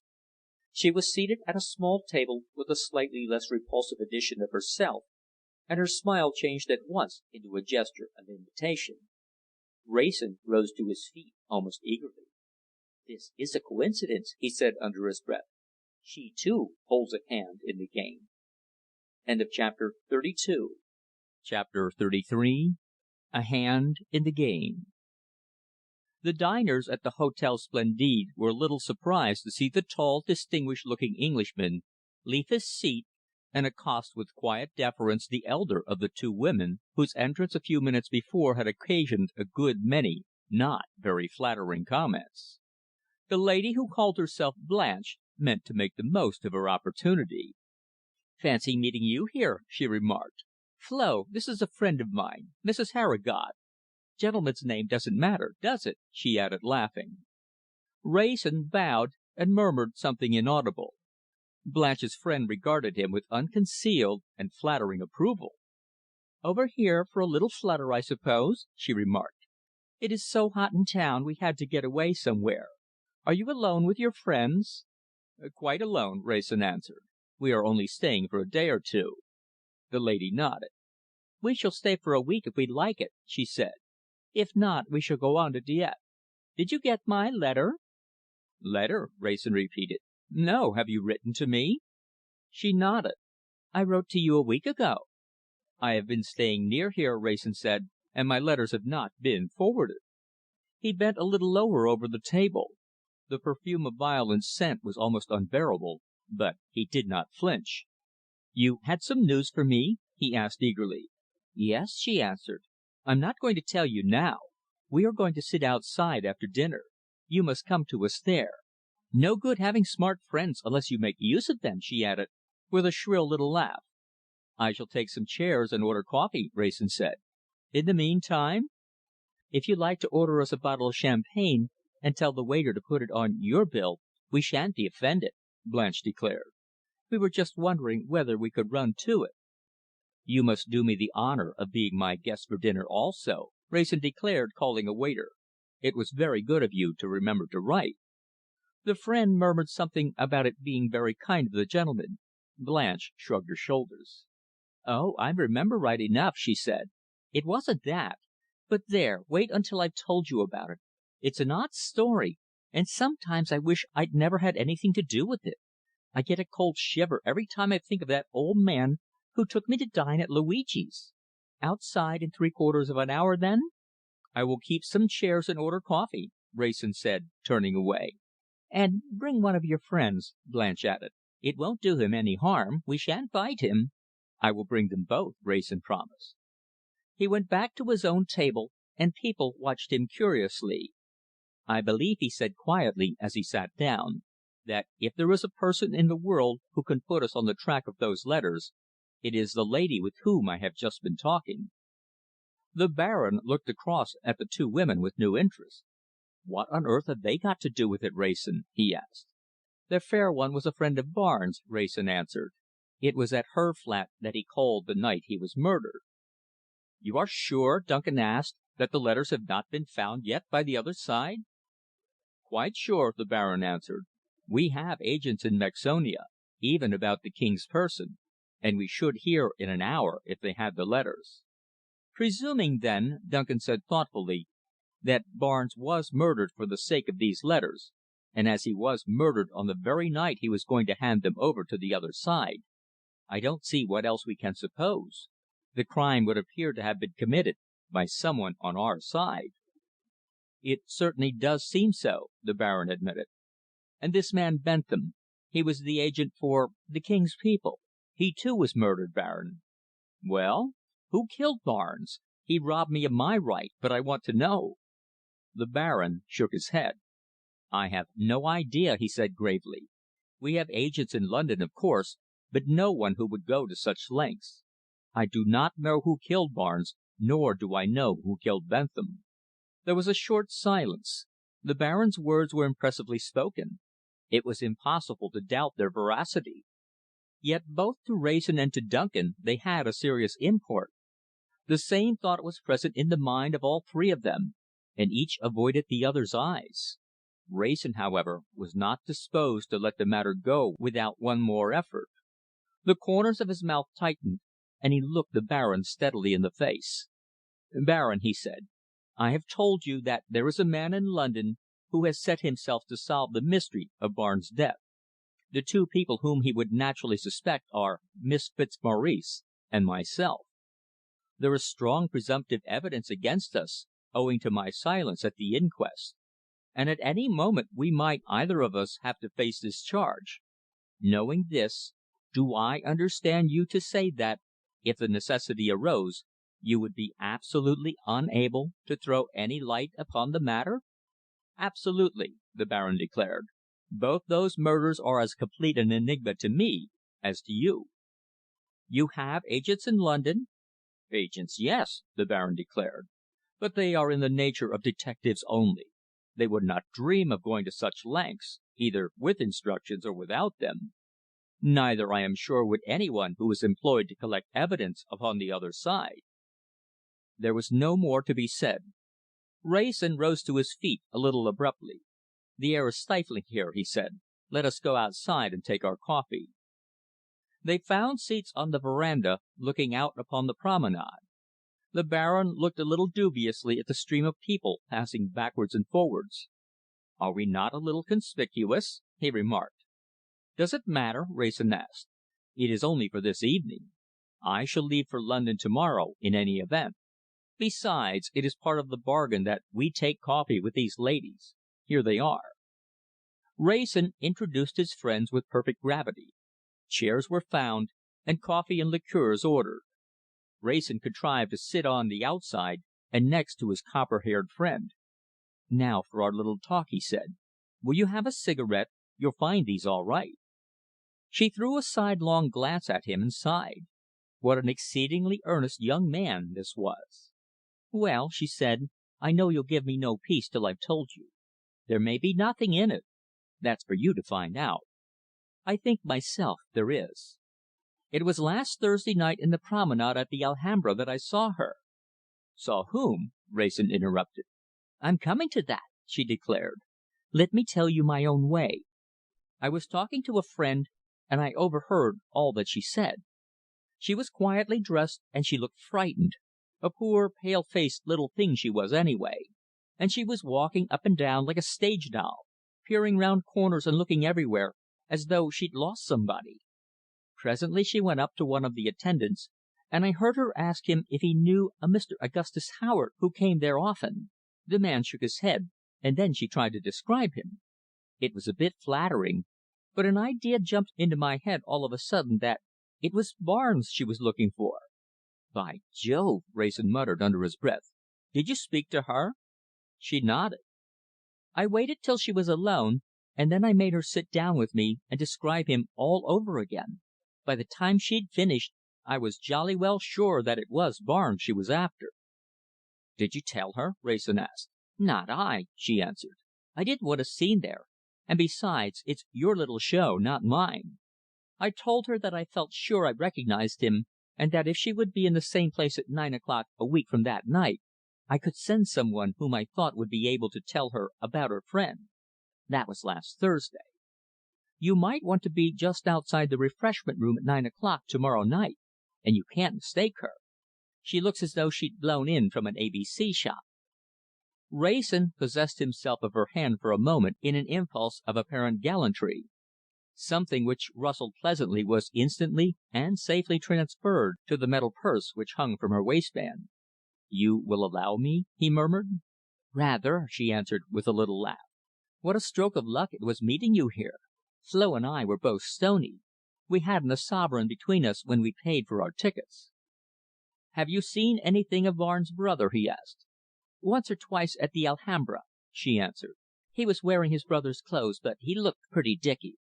"You didn't mention this young woman to him, I suppose?" he asked. She shook her head. "Not I.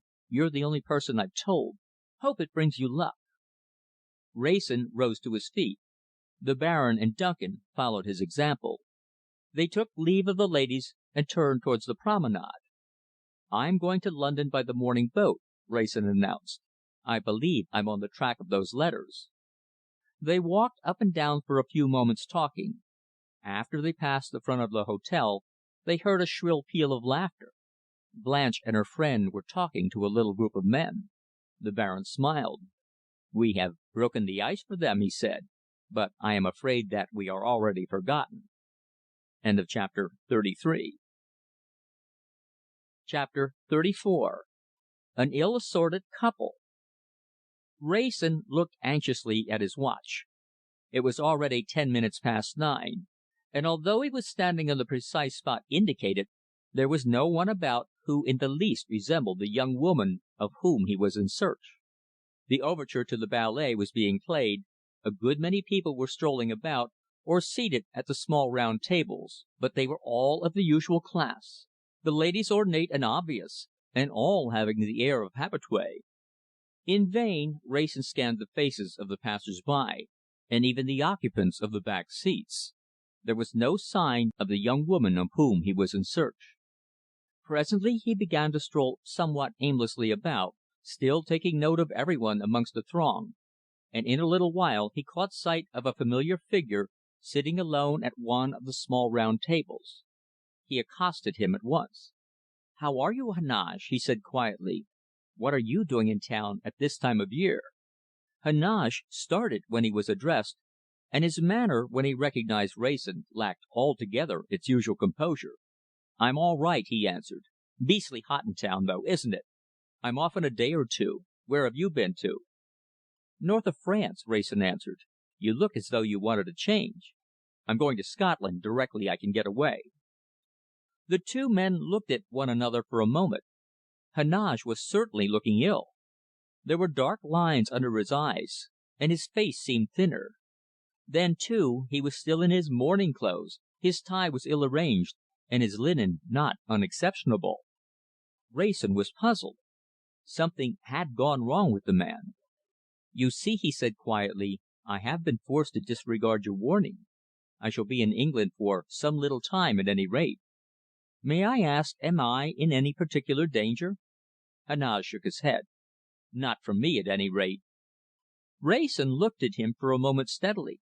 "Do you mean that, Heneage?" he asked. "Yes." "You are satisfied, then, that neither I nor the young lady had anything to do with the death of Morris Barnes?" Heneage moved in his chair uneasily. "Yes," he answered. "Don't talk to me about that damned business," he added, with a little burst of half suppressed passion. "I'm done with it. Come and have a drink."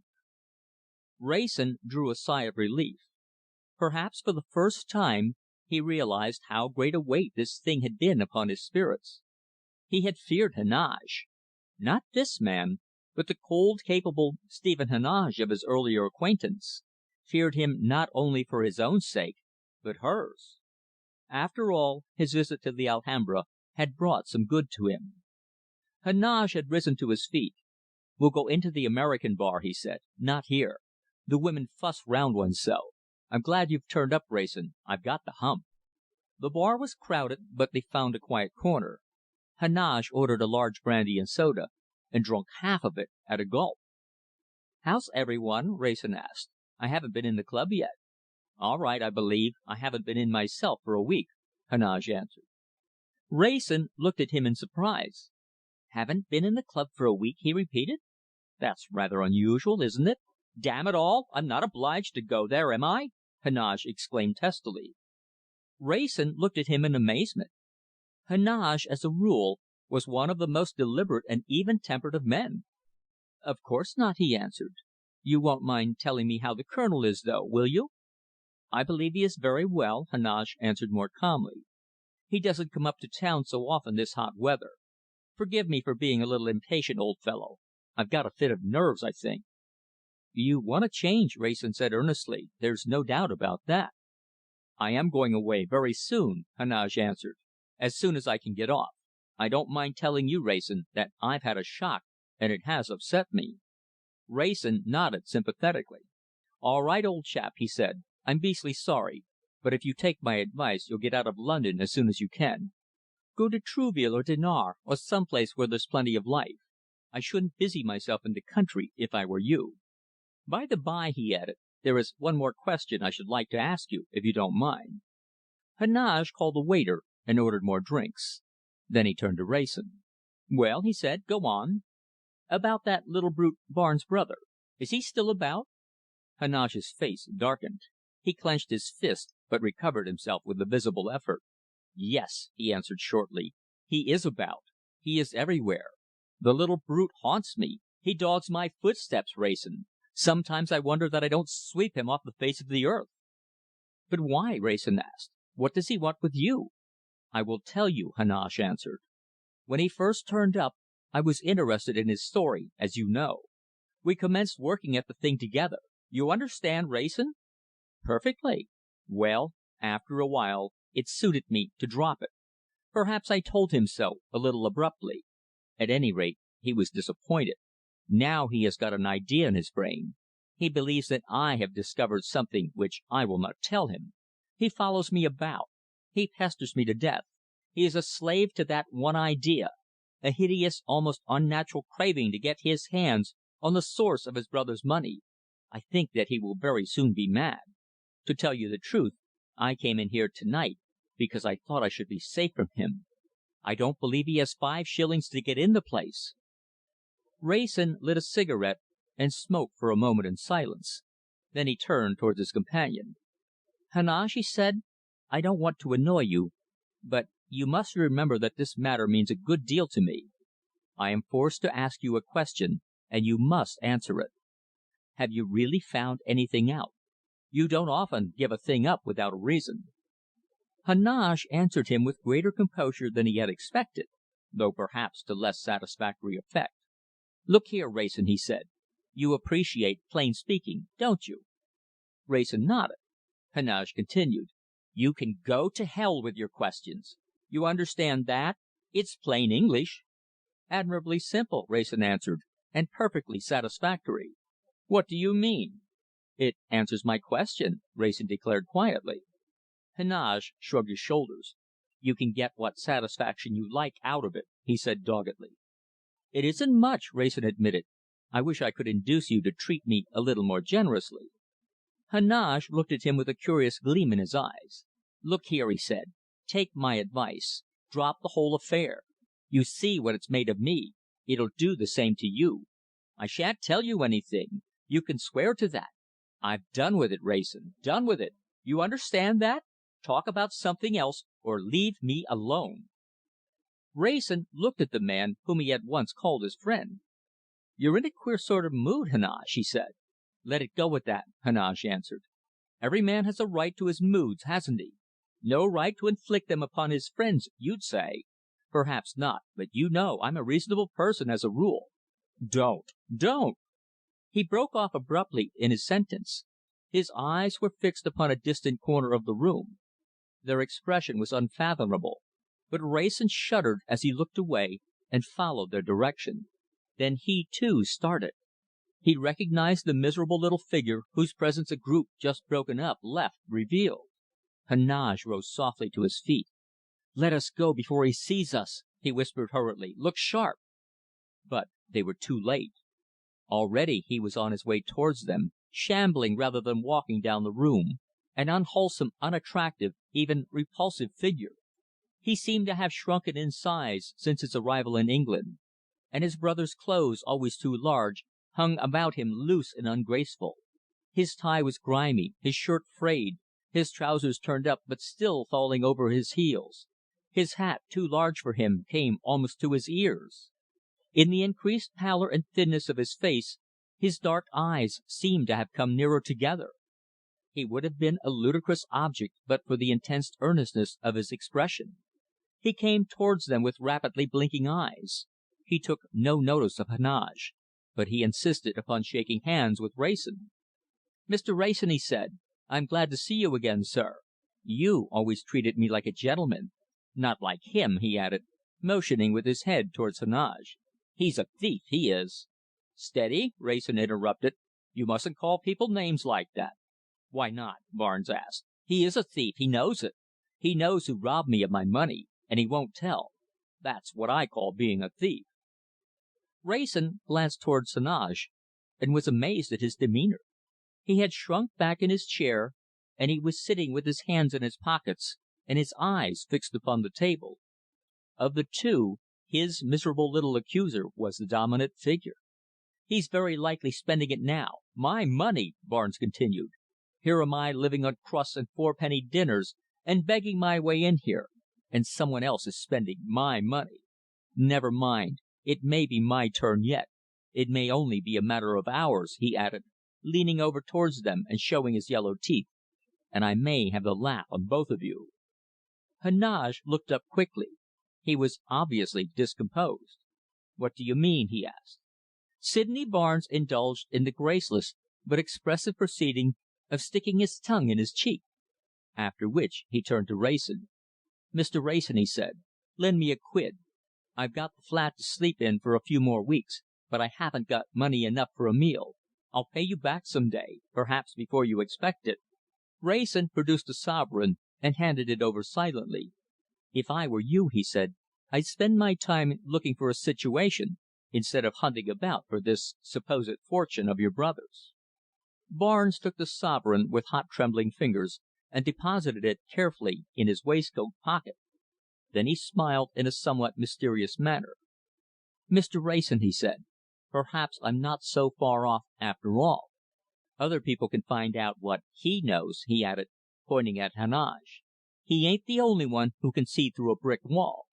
Say, Mr. Wrayson, you've always treated me fair and square," he added, leaning towards him and dropping his voice. "Can you tell me this? Did Morry ever go swaggering about, calling himself by any other name? Bit more Tony, eh?" Wrayson started. For a moment he did not reply. Thoughts were rushing through his brain. Was he forestalled in his search for this girl? Meanwhile Barnes watched him with a cunning gleam in his deep set eyes. "Such as Augustus Howard, eh?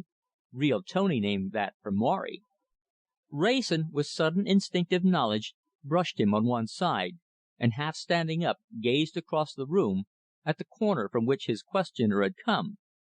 With her back against the wall, her cheap prettiness marred by her red eyes, her ill arranged hair, and ugly hat, sat, beyond a doubt, the girl for whom he had waited in the promenade. Chapter 35. His wife. Wrayson drew a little breath, and looked back at Sydney Barnes. "You asked me a question," he said. "I believe I have heard of your brother calling himself by some such name." Barnes grasped him by the arm. "Look here," he said, "come and repeat that to the young lady over there. She's with me. It won't do you any harm." Wrayson rose to his feet, but before he could move he felt Heneage's hand fall upon his arm. "Where are you going, Wrayson?" he asked.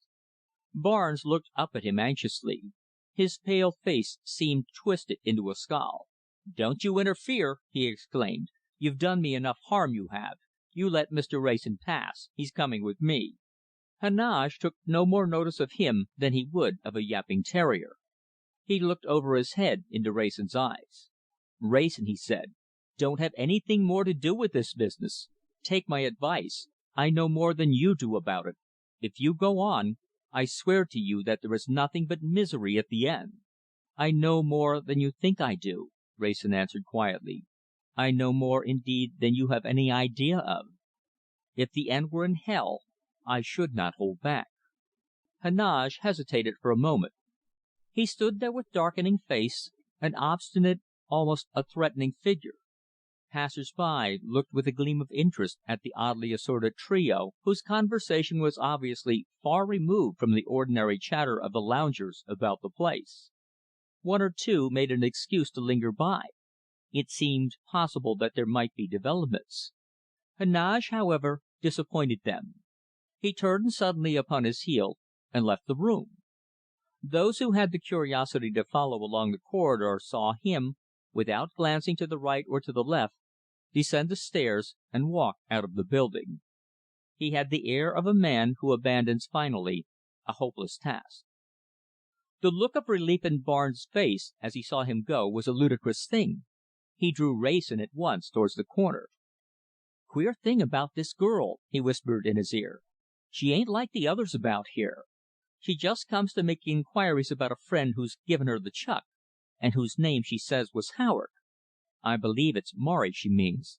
Just like him to take a toss name." "Wait a moment before we speak to her," Wrayson said. "How did you find her out?" "She spoke to me," Barnes answered.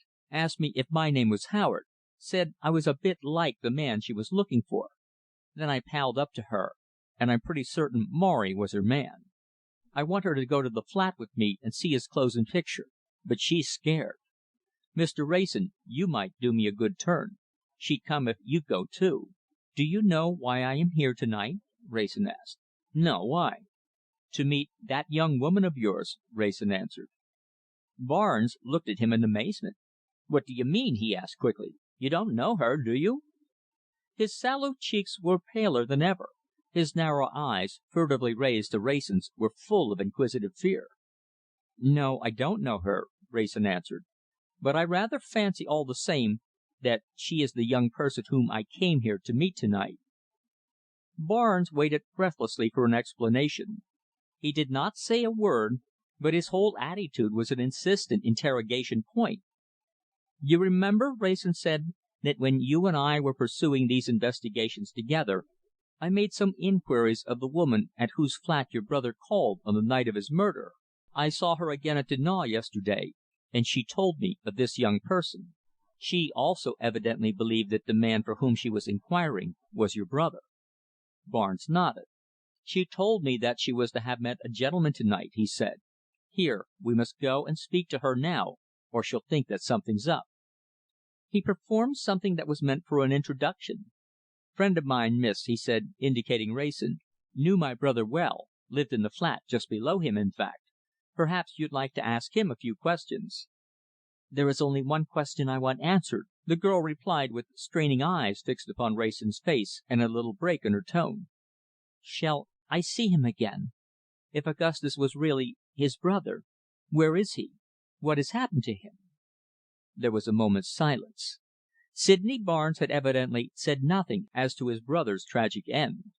Wrayson could see, too, that the girl was on the brink of hysterics, and needed careful handling. "We will tell you everything," he said presently. "But first of all we have to decide whether you're Augustus Howard and Morris Barnes were the same person. I think that the best way for you to decide this would be to come home to my flat. Mr. Barnes is just above, and I dare say you can recognize some of his brother's belongings if he really was your friend." She rose at once. She was perfectly willing to go. They left the place together and entered a four-wheeler. During the drive she scarcely opened her lips. She sat in a corner looking absently out of the window, and nervously clasping and unclasping her hands. She answered a remark of Sydney Barnes without turning her head. "I always watch the people," she said. "Wherever I am, I always look out of the window. I have always hoped that I might see Augustus again that way." Wrayson, from his seat in the opposite corner of the cab, watched her with growing sympathy. In her very conformity to type, she represented so naturally a real and living unit of humanity. Her poor commonplace prettiness was already on the wane, stamped out by the fear and trouble of the last few months. Yet, inane though her features, lacking altogether strength or distinction, there was stamped into them something of that dumb, dog-like fidelity to some object which redeemed them from utter insignificance.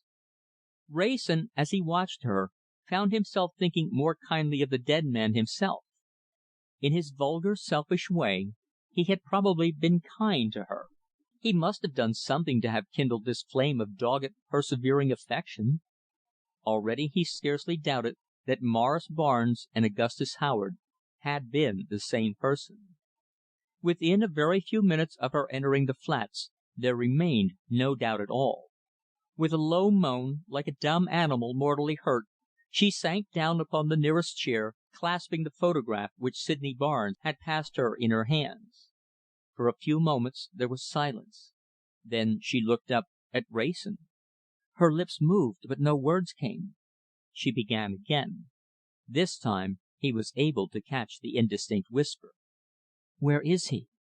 Wrayson took a seat by her side upon the sofa. "You do not read the newspapers?" he asked. She shook her head. "Not much. My eyes are not very good, and it tires me to read." "I am afraid," he said gently, "that it will be bad news." A little sob caught in her throat. "Go on," she faltered. "He is dead," Wrayson said simply.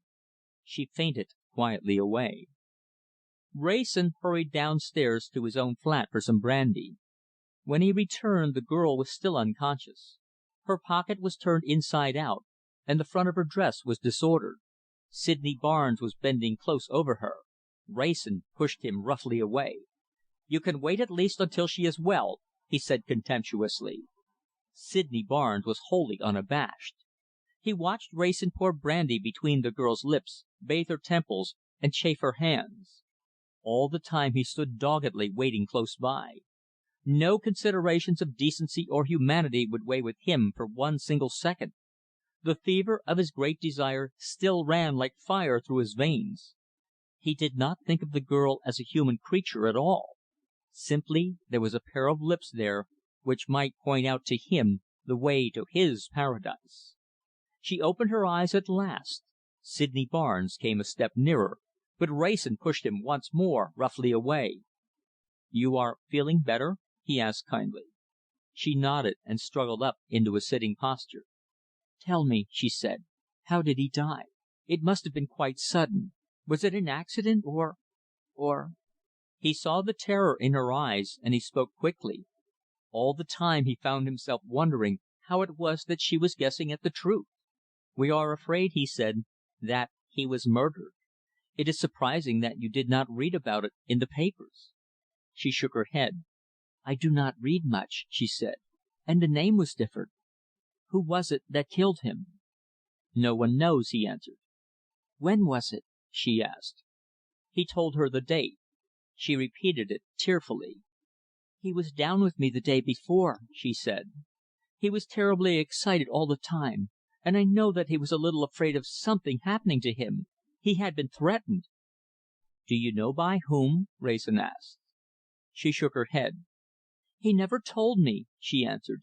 "He didn't tell me much. But he was very, very good to me. I was at the refreshment room at London Bridge when I first met him. He used to come in and see me every day. Then he began to take me out, and at last he found me a little house down at Putney, and I was so happy. I had been so tired all my life," she added, with a little sigh, "and down there I did nothing but rest and rest and wait for him to come. It was too good to last, of course, but I didn't think it would end like this." Quietly, but very persistently, Sydney Barnes insisted on being heard. "It's my turn now," he said, standing by Wrayson's side. "Look here, miss, I'm his brother.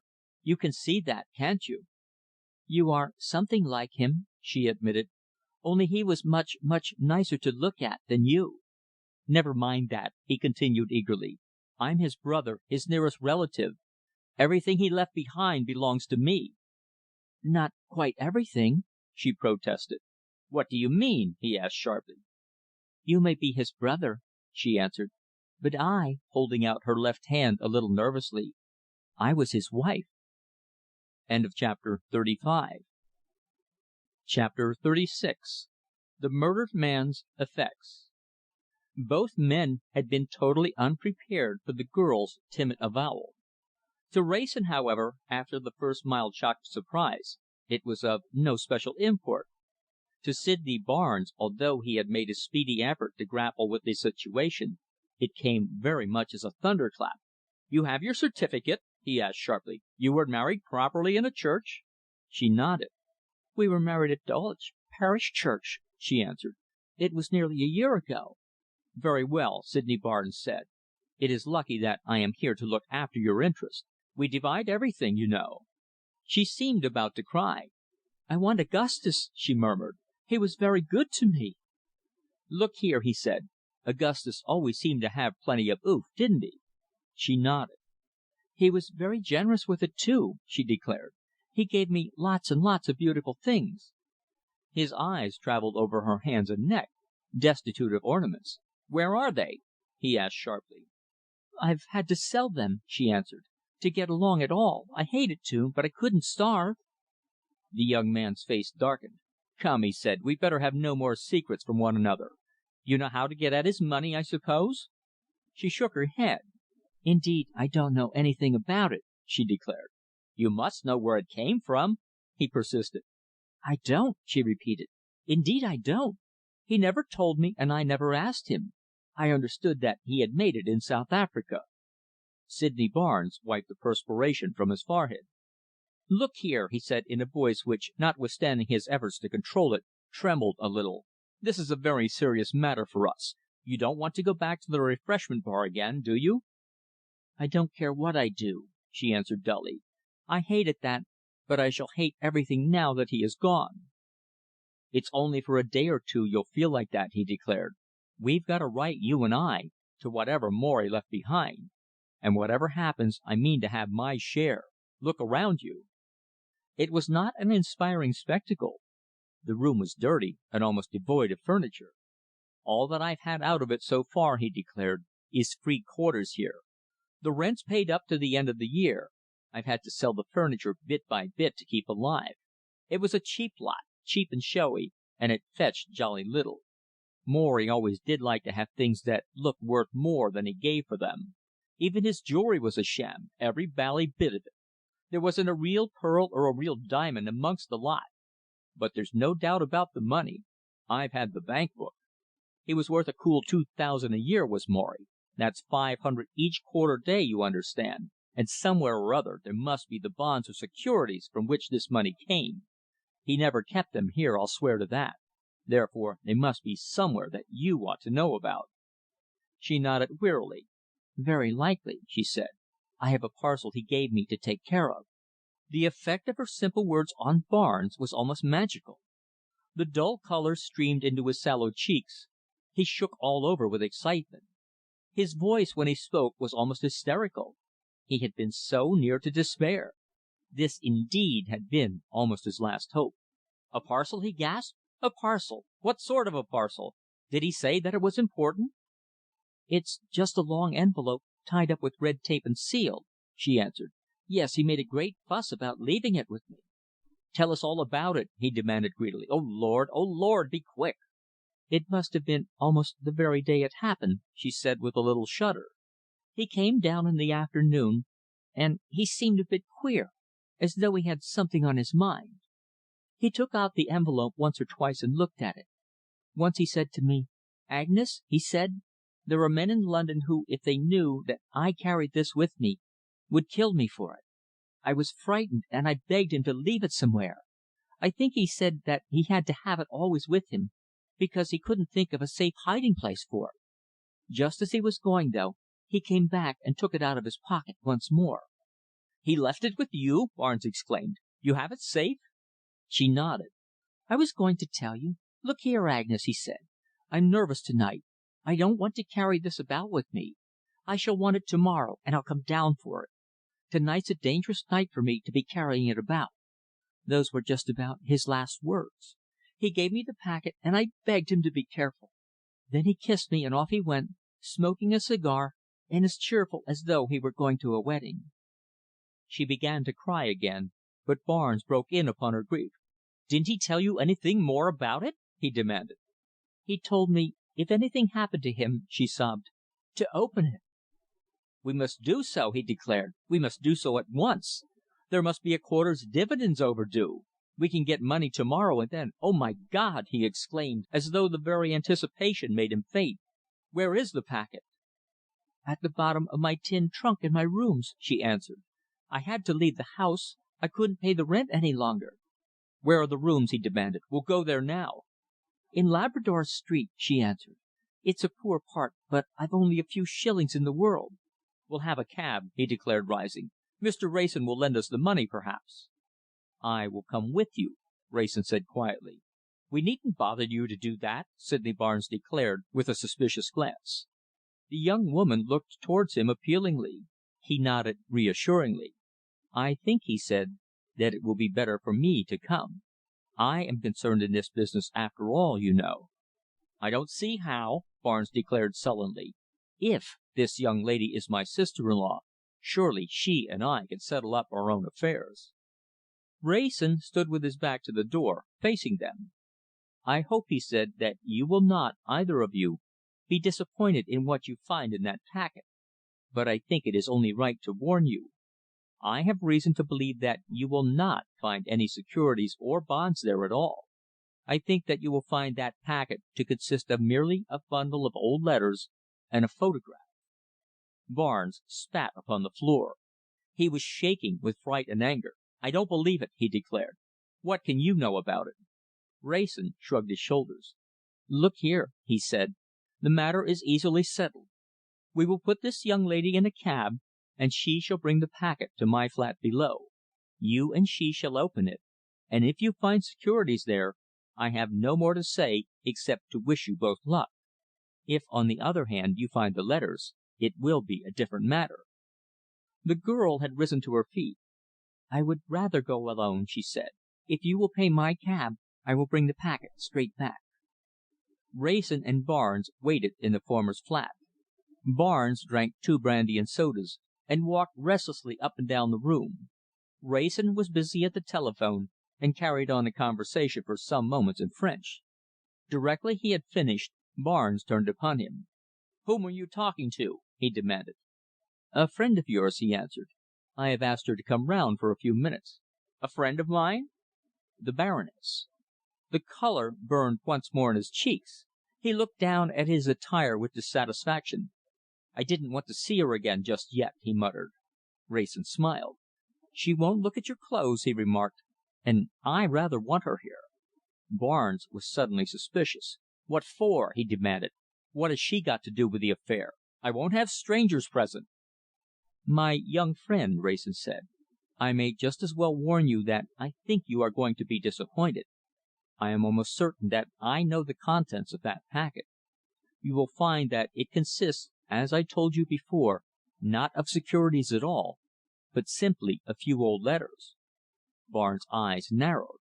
"Whatever they are," he said, "they meant a couple of thousand a year to Morry, and they were worth his life to somebody. How do you account for that, eh?" "You want the truth?" Wrayson asked. "Yes." "Your brother was a blackmailer." The breath came through Barnes' teeth with a little hiss.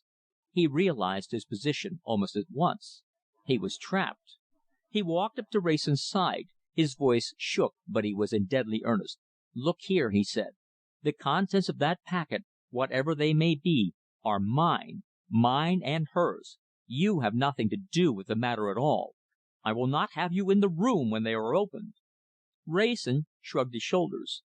"The packet will be opened here," he said, "and I shall certainly be present." Barnes ground his teeth. "If you touch one of those papers or letters, or whatever they may be, you shall be prosecuted for theft," he declared. "I swear it." Wrayson smiled. "I will run the risk," he declared. "Ah, Baroness, this is kind of you," he added, throwing open the door and ushering her in. "There is a young friend of yours here who is dying to renew his acquaintance with you." She smiled delightfully at Sydney Barnes, and threw back her cloak. She had just come in from the opera, and diamonds were flashing from her neck and bosom. Her gown was exquisite, the touch of her fingers an enchantment. It was impossible for him to resist the spell of her presence. "You have been very unkind," she declared. "You have not been to see me for a very long time. I do not think that I shall forgive you. What do you say, Mr. Wrayson? Do you think that he deserves it?" Wrayson smiled as he threw open the door once more. He felt that the next few minutes might prove interesting. Chapter 37. The Widow's Ultimatum. Sydney Barnes stepped quickly forward. If Wrayson had permitted it, he would have snatched the packet from the girl's fingers. Wrayson, however, saw his intent and intervened. He stepped forward and led her to his writing table. "I want you to sit down here quietly and open the envelope," he said, switching on the electric lamp. "That is what he told you to do, isn't it? There may be a message for you inside." She looked round a little fearfully. The presence of the Baroness evidently discomposed her. "I thought," she said, "that we were going to be alone, that there would have been no one here but him and you." "The lady is a friend of mine," Wrayson said, "and it is very likely that she may be interested in the contents of this envelope." She untied the string with trembling fingers. Wrayson handed her a paper knife, and she cut open the top of the envelope. Then she looked up at him appealingly. I don't want to look inside," she half sobbed. Wrayson took up the envelope and shook out its contents before her. There was a letter addressed simply to Agnes, and a small packet wrapped in brown oilcloth and secured with dark green ribbon.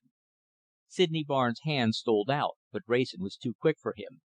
He changed his position so as to interpose his person between the packet and any one in the room. "Read the letter," he told the girl. "It is addressed to you."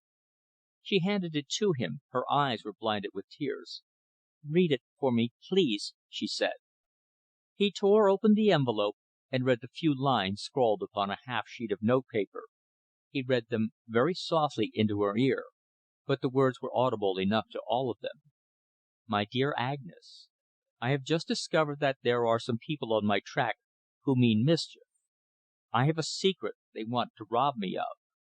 I seem to be followed about everywhere I go.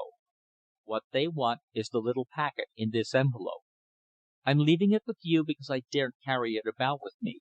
I've had 2 narrow escapes already.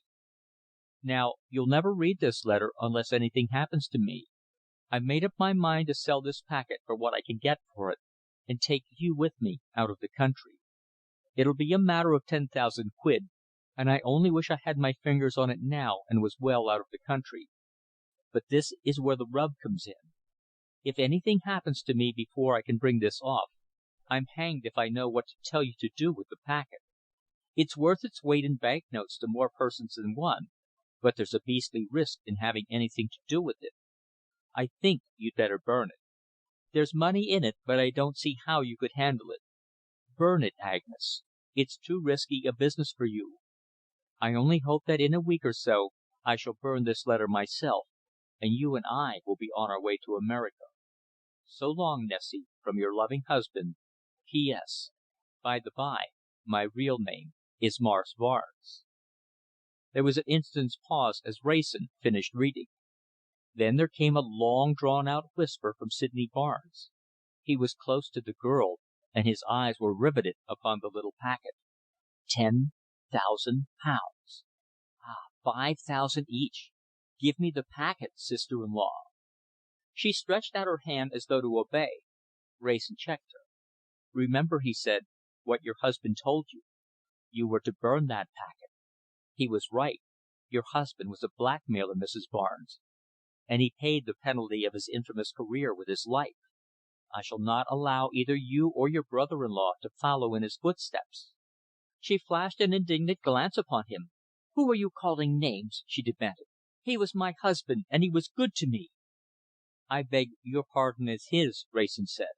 I was wrong to use such a word. But I want you to understand that to attempt to make money by the contents of that packet is a crime. Your husband paid the penalty. He knew what he was doing when he commanded you to burn it. She looked towards Sydney Barnes. What do you say? She asked. The words leaped from his mouth. He was half beside himself. I say, let us open the packet and look through it ourselves before we decide. What the devil business is it of anybody else's? He was my brother and your husband. These people weren't even his friends. They've no right to poke their noses into our affairs. You tell them so, sister-in-law. Give me the packet. Come away with me somewhere where we can look through it quietly. I'm fair and straight.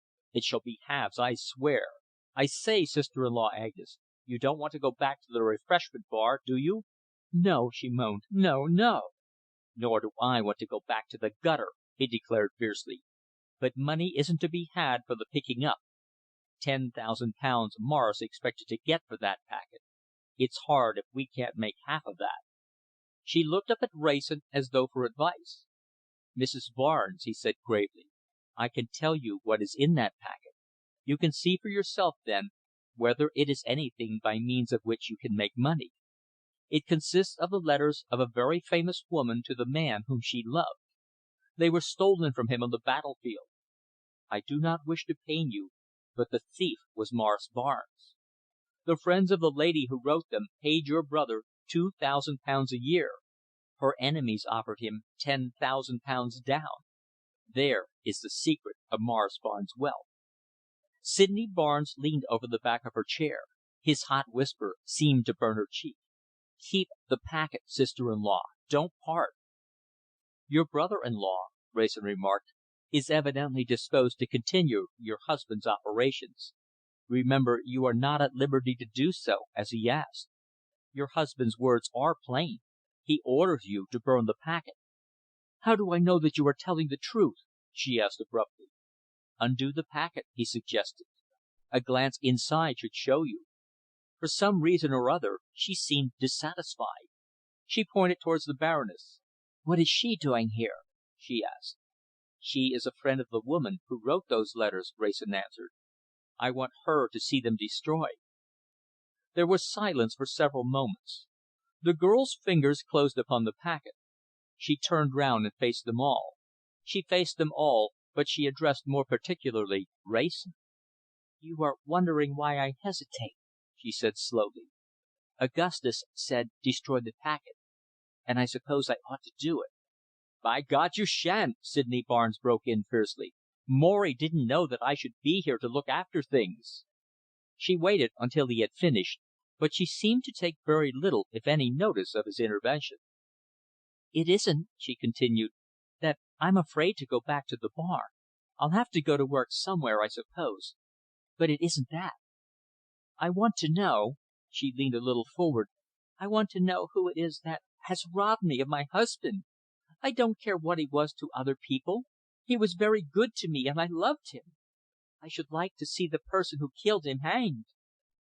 Wrayson, for a moment, was discomposed. "But that," he said, "has nothing to do with obeying your husband's directions about that packet." She looked at him with tired eyes and changeless expression. "Hasn't it?" she asked.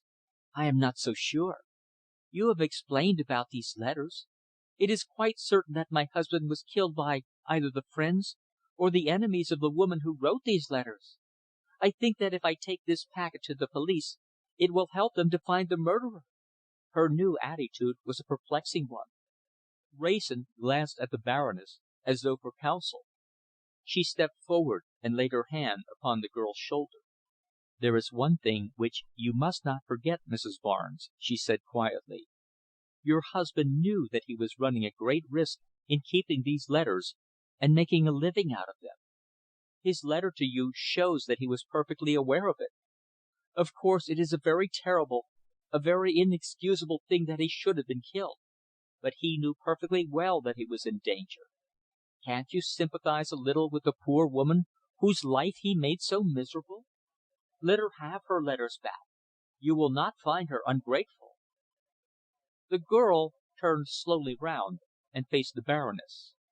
They might indeed have represented the opposite poles in femininity. From the tips of her perfectly manicured fingers to the crown of her admirably coiffured hair, the Baroness stood for all that was elegant and refined in the innermost circles of her sex. Agnes would have looked more in place behind the refreshment bar from which Morris Barnes had brought her. Her dress of cheap, shiny silk was ill fitting and hopeless, her hat with its faded flowers and crushed shape an atrocity, boots and gloves and brooch of artificial gems, all were shocking. Little was left of her pale faced prettiness. The tragedy which had stolen into her life had changed all that. Yet she faced the Baroness without flinching. She seemed sustained by the suppressed emotion of the moment. "He was my husband," she said fiercely, "and no one had any right to take him away from me. He was my husband, and he was brutally murdered. You tell me that I must give up the letters for the sake of the woman who wrote them. What do I care about her? Is she as unhappy as I am, I wonder? I will not give up the letters," she added, clasping them in her hand, "except on one condition." "If it is a reasonable one," the Baroness said, smiling, "there will be no difficulty." Agnes faced her a little defiantly. "It depends upon what you call reasonable," she said. "Find out for me who it was that killed my husband, you or any one of you, and you shall have the letters." Sydney Barnes smiled, and left off nervously tugging at his moustache. If this was not exactly according to his own ideas, it was, at any rate, a step in the right direction. Wrayson was evidently perplexed. The Baroness adopted a persuasive attitude. "My dear girl," she said, "we don't any one of us know who killed your husband. After all, what does it matter? It is terribly sad, of course, but he can't be brought back to life again. You have yourself to think of, and how you are to live in the future. Give me that packet, I will destroy it before your eyes, and I promise you that you shall have no more anxiety about your future." The girl rose to her feet. The packet was already transferred to the bosom of her dress. "I have told you my terms," she said. "Some of you know all about it, I dare say. Tell me the truth, and you shall have the packet, any one of you." Wrayson leaned forward. "The truth is simple," he said earnestly. "We do not know. I can answer for myself. I think that I can answer for the others." "Then the packet shall help me to find out," she declared. The Baroness shook her head. "It will not do, my dear girl," she said quietly. "The packet is not yours." The girl faced her defiantly. "Who says that it is not mine?" she demanded. "I do," the Baroness replied. "And I," Wrayson echoed. "And I say that it is hers hers and mine," Sydney Barnes declared. "We shall do what she likes with it. She shall not be made to give it up." "Mrs. Barnes," the Baroness declared briskly, "you must try to be reasonable. We will buy the packet from you." Sydney Barnes nodded his head approvingly. "That," he said, "is what I call talking common sense." "We will give you £1,000 for it," the Baroness continued. "It's not enough not near enough," Barnes called out hastily. "Don't you listen to them, Agnes." "I shall not," she answered. £10,000 would not buy it. I have said my last word. I am going now. In 3 days' time I shall return. I will give up the letters then, in exchange for the name of my husband's murderer. If I do not get that, I shall go to the police." She rose and walked out of the room. They all followed her. The Baroness whispered in Wrayson's ear, but he shook his head. "It is impossible," he said firmly. "We cannot take them from her by force." The Baroness shrugged her shoulders. She caught the girl up upon the stairs, and they descended together. Wrayson and Sydney Barnes followed, the latter biting his nails nervously and maintaining a gloomy silence. At the entrance, Wrayson whistled for a cab and handed Agnes in. Sydney Barnes attempted to follow her. "I will see my sister-in-law home," he declared. But Wrayson's hand fell upon his arms. "No," he said. "Mrs. Barnes can take care of herself. She is not to be interfered with." She nodded back at him from the cab. "I don't want him," she said. "I don't want any one. In 3 days' time I will return." "And until then you will not part with the letters?" Wrayson said. "Until then," she answered. "I promise." The cab drove off. Sydney Barnes turned upon Wrayson, white and venomous. "Where do I come in here?" he demanded fiercely. "I sincerely trust," Wrayson answered suavely, "that you are not coming in at all. But you, too, can return in 3 days." Chapter 38. Ineffectual Wooing. At last Wrayson said to himself, almost under his breath, "Shall we have a hansom, Louise, or do you care for a walk?" "A walk, by all means," she answered hurriedly. "It is not far, is it?" "A mile a little more, perhaps," he answered. "You are sure that you are not tired?" "Tired only of sitting still," she answered. "We had a delightful crossing. This way, isn't it?" They left the Grosvenor Hotel, where Louise with Madame de Melbain had arrived about an hour ago, and turned towards Battersea. Louise began to talk nervously, and with a very obvious desire to keep the conversation to indifferent subjects. Wrayson humoured her for some time. They spoke of the journey, suddenly determined upon by Madame de Melbain on receipt of his telegram, of the beauty of St. Étarpe, of the wonderful reappearance of her brother. "I can scarcely realize even now," she said, "that he is really alive. He is so altered. He seems a different person altogether." "He has gone through a good deal," Wrayson remarked. She sighed. "Poor Duncan," she murmured. "He is very much to be pitied," Wrayson said seriously. "I, at any rate, can feel for him."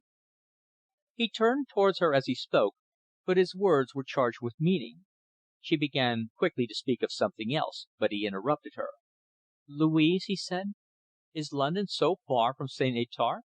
"What do you mean?" she asked. "I think that you know very well," he answered. "I am sure that you do. At St. Étarpe you were content to accept what, believe me, is quite inevitable. Here, well, you have been doing all you can to avoid me, haven't you?" "Perhaps," she admitted. "St. Étarpe was an interlude. I told you so. You ought to have understood that." They entered the park, and Wrayson was silent for a few minutes. He led the way towards an empty seat. "Let us sit down," he said, "and talk this out." She hesitated. "I think " she began, but he interrupted her ruthlessly. "If you prefer it, I will come to the Baroness with you," he declared. She shrugged her shoulders and sat down. "Very well," she said, "but I warn you that I am in a bad temper. I am hot and tired and dusty. We shall probably quarrel." He looked at her critically. She was a little pale, perhaps, but there was nothing else to indicate that she had just arrived from a journey. Her dress of dull black glazed silk was cool and spotless, her hat and veil were immaculate. Always she had the air of having just come from the hands of an experienced maid. From the tips of her patent shoes to the fall of her veil, she was orderly and correct. "It takes two," he said, "to quarrel. I shall not quarrel with you. All that I ask from you is a realization of the fact that we are engaged to be married." She withdrew the hand which he had calmly possessed himself of. "We are nothing of the sort," she declared. He looked puzzled. "Perhaps," he remarked, "I forgot to mention the matter last time I saw you, but I quite thought that you would take it for granted. In case I was forgetful, please let me impress the fact upon you now. We are going to be married, and very shortly. In fact, the sooner the better." Of her own free will she laid her hand upon his. He fancied that behind her veil the tears had gathered in her eyes. "Dear friend," she said softly, "I cannot marry you. I shall never marry any one. Will you please believe that? It will make it so much easier for me." He was a little taken aback. She had changed her methods suddenly, and he had had no time to adapt himself to them. "Don't hate me, please," she murmured. "Indeed, it would make me very happy if we could be friends." He laughed a little unnaturally, and turned in his seat until he was facing her. "Would you mind lifting your veil for a moment, Louise?" he asked her. She obeyed him with fingers which trembled a little. He saw then that the tears had indeed been in her eyes. Her lips quivered. She looked at him sadly, but very wistfully. "Thank you," he said. "Now, would you mind asking yourself whether friendship between us is possible? Remember St. Étarpe, and ask yourself that. Remember our seat amongst the roses. Remember what you will of that long golden day." She covered her face with her hands. "Ah, no," he went on. "You know yourself that only one thing is possible. I cannot force you into my arms, Louise. If you care to take up my life and break it in two, you can do that. But think what it means. I am not rich, but I am rich enough to take you where you will, to live with you in any country you desire. I don't know what your scruples are. I shall never ask you again. But, dear, you must not send me away." She was silent. She had dropped her veil, and her head had sunk a little. "If I believed that there was anybody else," he continued, "I would go away and leave you alone. If I doubted for a single moment that I could make you happy, I would not trouble you any more. But you belong to me, Louise. You have taken up your place in my life, in my heart. I cannot live without you. I do not think that you can live without me. You mustn't try, dear. You mustn't." He held up her unresisting hand, but her face was hidden from him. "What it is that you fancy comes between us, I cannot tell," he continued more gravely. "Only let me tell you this. We are no longer in any danger from Stephen Heneage. He has abandoned his quest altogether. He has told me so with his own lips." "You are sure of that?" she asked softly. "Absolutely," he answered. She hesitated for a moment. He remained purposely silent. He was anxious to try and comprehend the drift of her thoughts. "Do you know why?" she asked. "Did he find the task too difficult? Or did he relinquish it from any other motive?" "I am not sure," Wrayson answered. "I met him the night before last. He was very much altered. He had the appearance of a man altogether unnerved. Perhaps it was my fancy, but I got the idea." "Well?" she demanded eagerly. "That he had come across something in the course of his investigations which had given him a shock," he said. "He seemed all broken up. Of course it may have been something else altogether. At any rate, I have his word for it. He has ceased his investigations altogether, and broken with Sydney Barnes." The afternoon was warm, but she shivered as she rose a little abruptly to her feet. She laid his hand upon her arm. "Not without my answer," he begged. She shook her head sadly. "My very dear friend," she said sadly, "you must always be. That is all." He took his place by her side. "Your very dear friend," he repeated.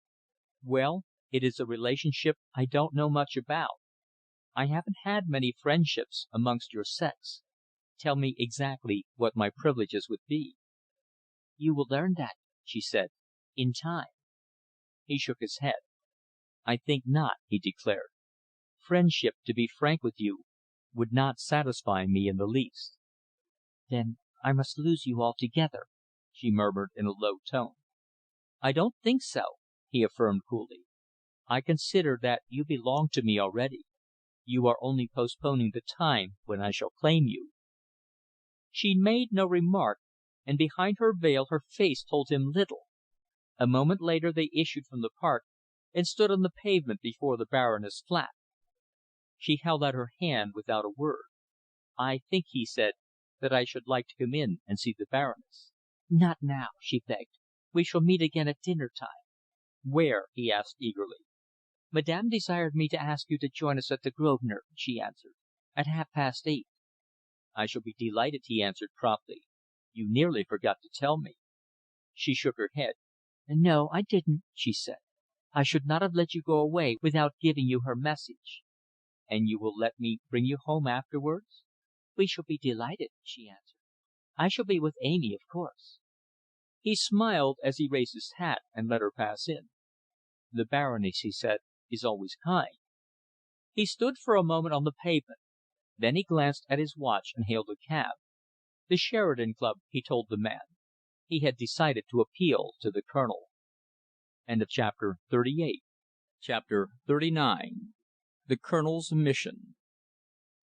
Wrayson was greeted enthusiastically as he entered the club billiard room by a little circle of friends, unbroken except for the absence of Stephen Heneage. The Colonel came across and laid his hand affectionately on his arm. "How goes it, Herbert?" he asked. "The sea breezes haven't tanned you much." "I'm all right," Wrayson declared. "Had a capital time." "You'll dine here to night, Herbert?" Wrayson shook his head. "I meant to," he declared, "but another engagement's turned up. No, I don't want to play pool, Mason. Can't stop. Colonel, do me a favour." The Colonel, who was always ready to do any one a favour, signified his willingness promptly enough, but even then Wrayson hesitated. "I want to talk to you for a few minutes," he said, "without all these fellows round. Should you mind coming down into the smoking room?" The Colonel rose promptly from his seat.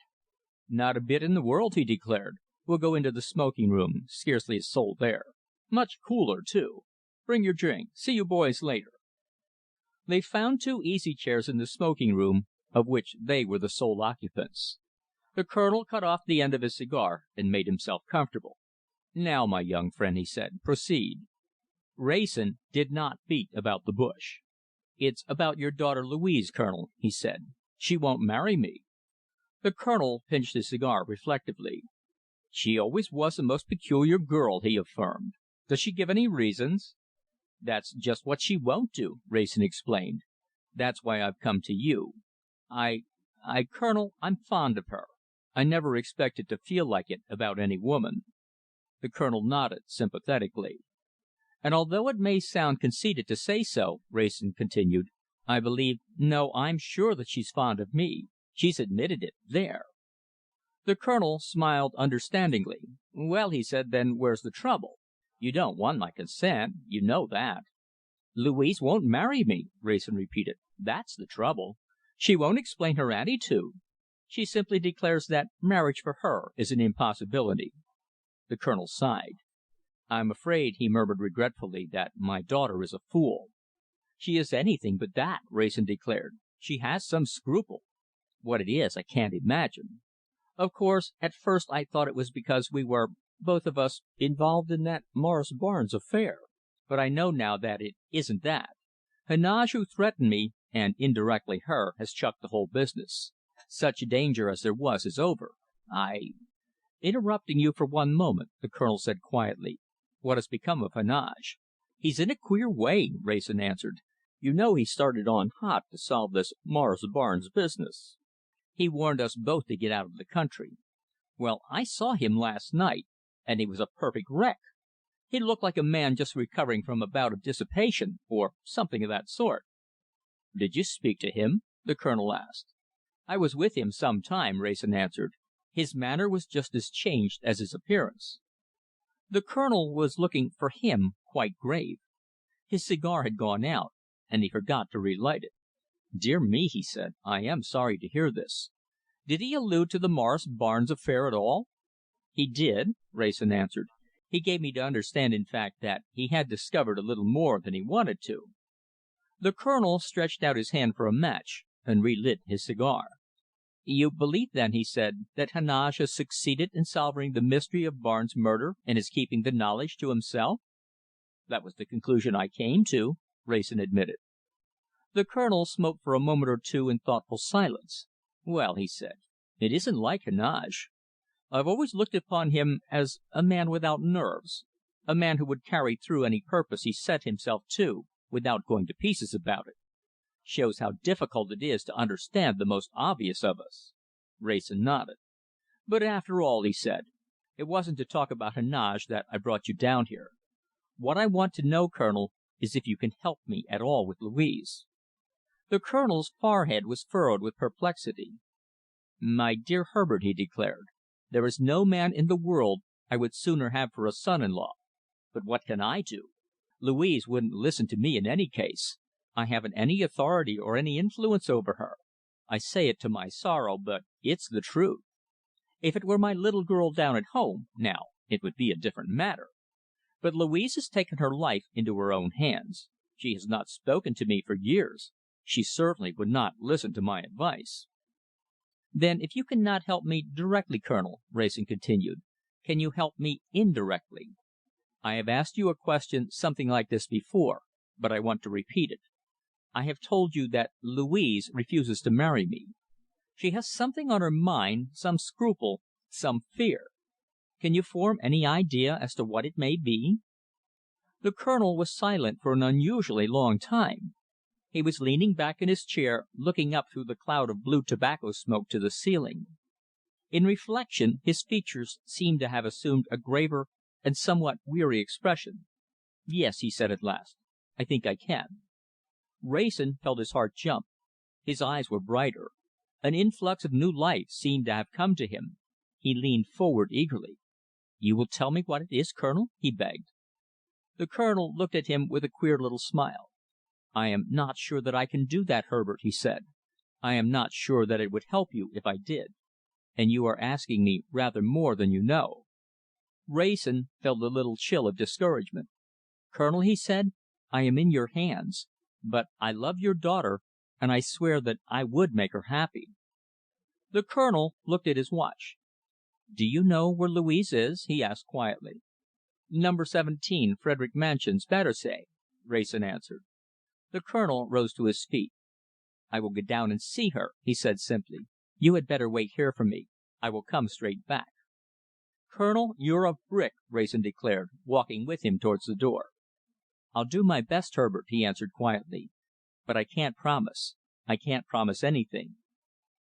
Wrayson watched him leave the club and step into a hansom. He walked a little more slowly than usual, his head was a little bent, and he passed a club acquaintance in the hall without his customary greeting. Wrayson retraced his steps and ascended towards the billiard room, with his first enthusiasm a little damped. Was his errand, he wondered, so grievously distasteful to his old friend, or was the Colonel losing at last the magnificent elasticity and vigour which had kept him so long independent of the years? There were others besides Wrayson who noticed a certain alteration in the Colonel when he re entered the billiard room an hour or so later. His usual greeting was unspoken. He sank a little heavily into a chair, and he called for a drink without waiting for some one to share it with him. They gathered round him sympathetically. "Feeling the heat a bit, Colonel? Anything wrong downstairs?" The Colonel recovered himself promptly. He beamed upon them all affectionately, and set down an empty tumbler with a little sigh of satisfaction. "I'm all right, boys," he declared. "I couldn't find a cab, had to walk further than I meant, and I wanted a drink badly. Wrayson, come over here. I want to talk to you." Wrayson sat down by his side. "I've done the best I could," the Colonel said. "Things may not come out all right for you quite at once, but within a week I fancy it'll be all squared up. I've found out why she refused to marry you, and you can take my word for it that within a week the cause will be removed." "You're a brick, Colonel," Wrayson declared heartily. "There's only one thing more I'd love to have you to tell me." "I'm afraid," the Colonel began. "That you and Louise were reconciled," Wrayson declared. "Colonel, there can't be anything between you two, of all the people in the world, there can't be anything sufficient to keep you and her, father and daughter, completely apart." "You are quite right, Wrayson," the Colonel assented a little more cheerfully. "Well, you may find that all will come out right very soon now. By the by, I've been talking to the Baroness. I want you to let me be at your rooms to morrow night." Wrayson hesitated for a moment. "You know how we stand?" he asked. "Exactly," the Colonel answered. "I only wish that I had known before. You will have no objection to my coming, I suppose?" "None at all," Wrayson declared. "But, Colonel, there is one more question that I must ask you. Did Louise speak to you about her brother?" The Colonel nodded. "She blamed me, of course," he said slowly, "because I had never told her. It was his own desire, and I think that he was right. I have telegraphed for him to come over. He will be here to night or to morrow." Wrayson left the club, feeling almost light hearted.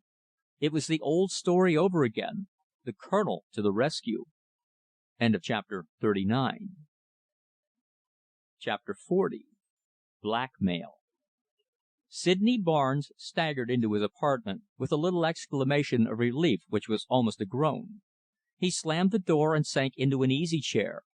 With both hands he was grasping it so that his fingers were hot and wet with perspiration.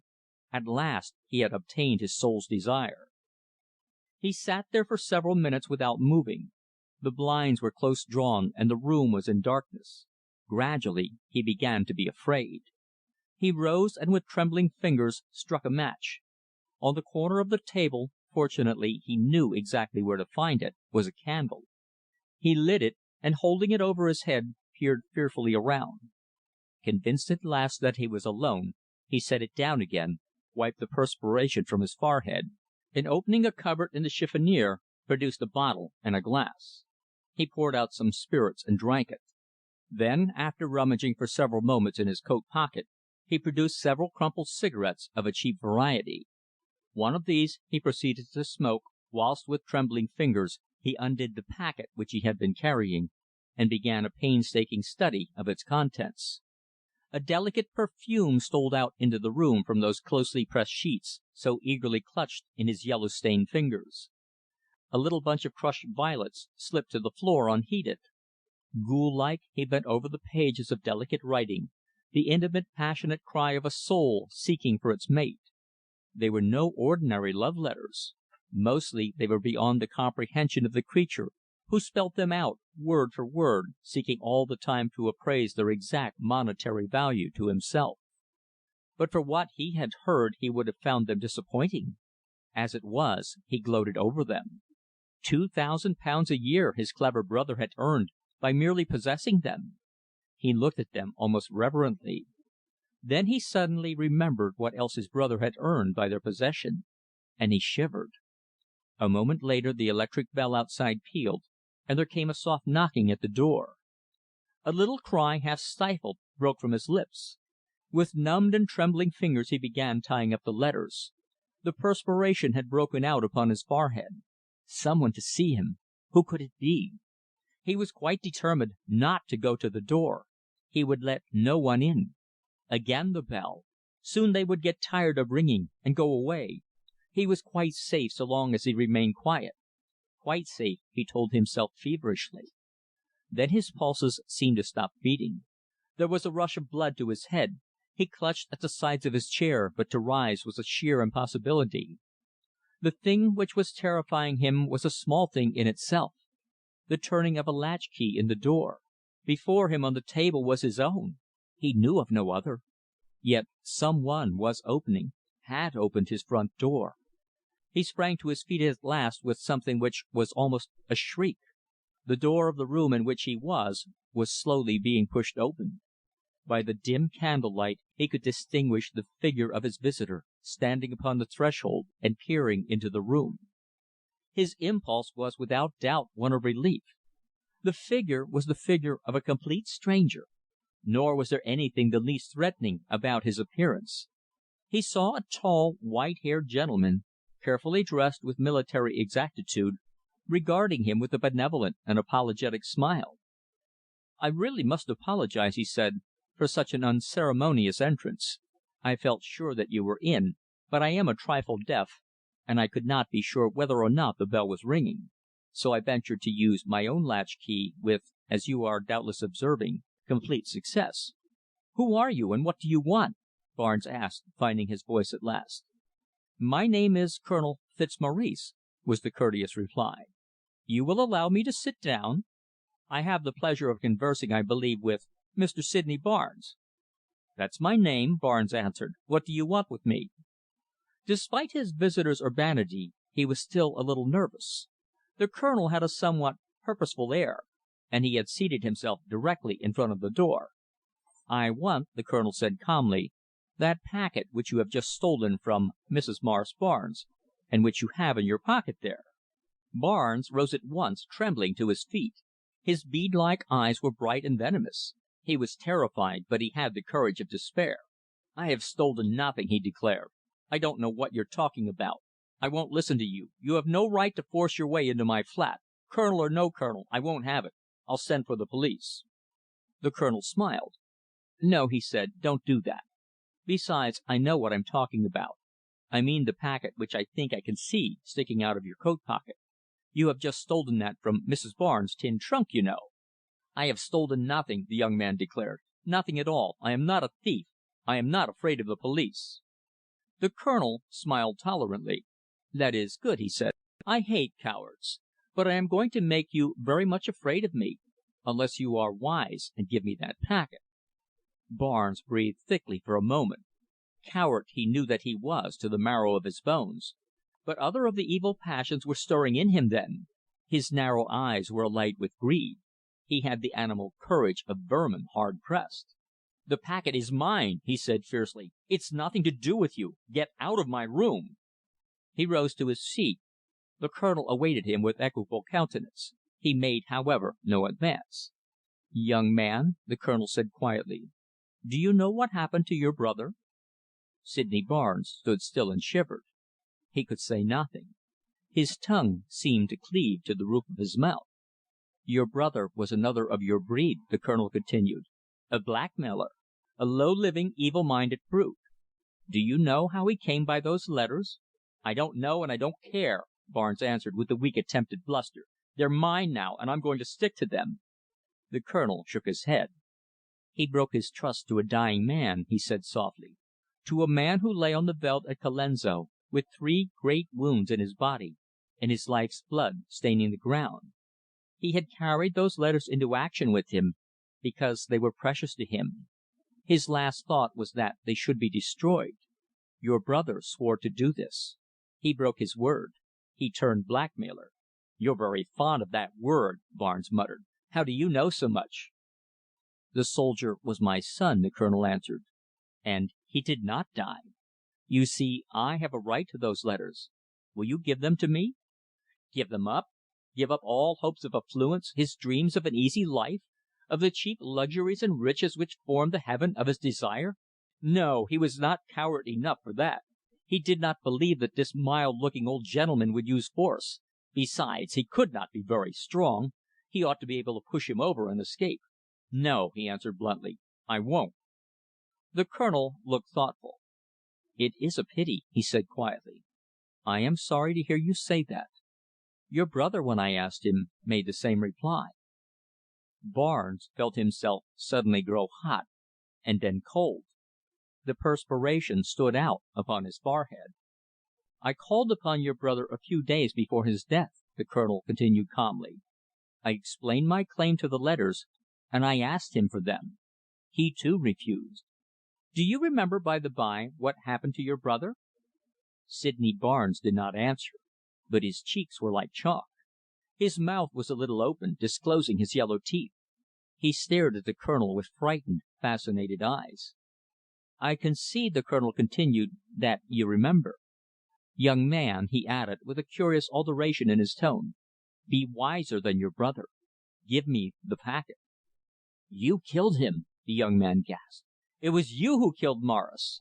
The Colonel nodded gravely. "He had his chance," he said, "even as you have it." There was a dead silence. The Colonel was waiting. Sydney Barnes was breathing hard. He was alone, then, with a murderer. He tried to speak, but found a difficulty in using his voice. It was a situation which might have abashed a bolder ruffian. The Colonel rose to his feet. "I am sorry to hurry you," he said, "but we are already late for our appointment with Wrayson and his friends." Sydney Barnes snatched up the packet and retreated behind the table. The Colonel leaned forward and blew out the candle. "I can see better in the dark," he remarked calmly. "You are a very foolish young man." Chapter 41. The Colonel Speaks. Wrayson glanced at the clock for the 20th time. "I am afraid," he said gravely, "that Mr. Sydney Barnes has been one too many for us." "Do you think," Louise asked, "that he has persuaded the girl to give him the packet?" "It looks like it," Wrayson confessed. Louise frowned. "Of course," she said, "I think that you were mad to let her go before. She had the letters here in the room. You would have been perfectly justified in taking them from her." "I suppose so," Wrayson assented doubtfully. "Somehow she seemed to get the upper hand of us towards the end. I think she suspected that some of us knew more than we cared to tell her about her husband's death." Louise shivered a little and remained silent. Wrayson walked to the window and back. "To tell you the truth," he said, "I expected some one else here to night who has failed to turn up." "Who is that?" the Baroness asked. Wrayson hesitated for a moment and glanced towards Louise. "Colonel Fitzmaurice," he said.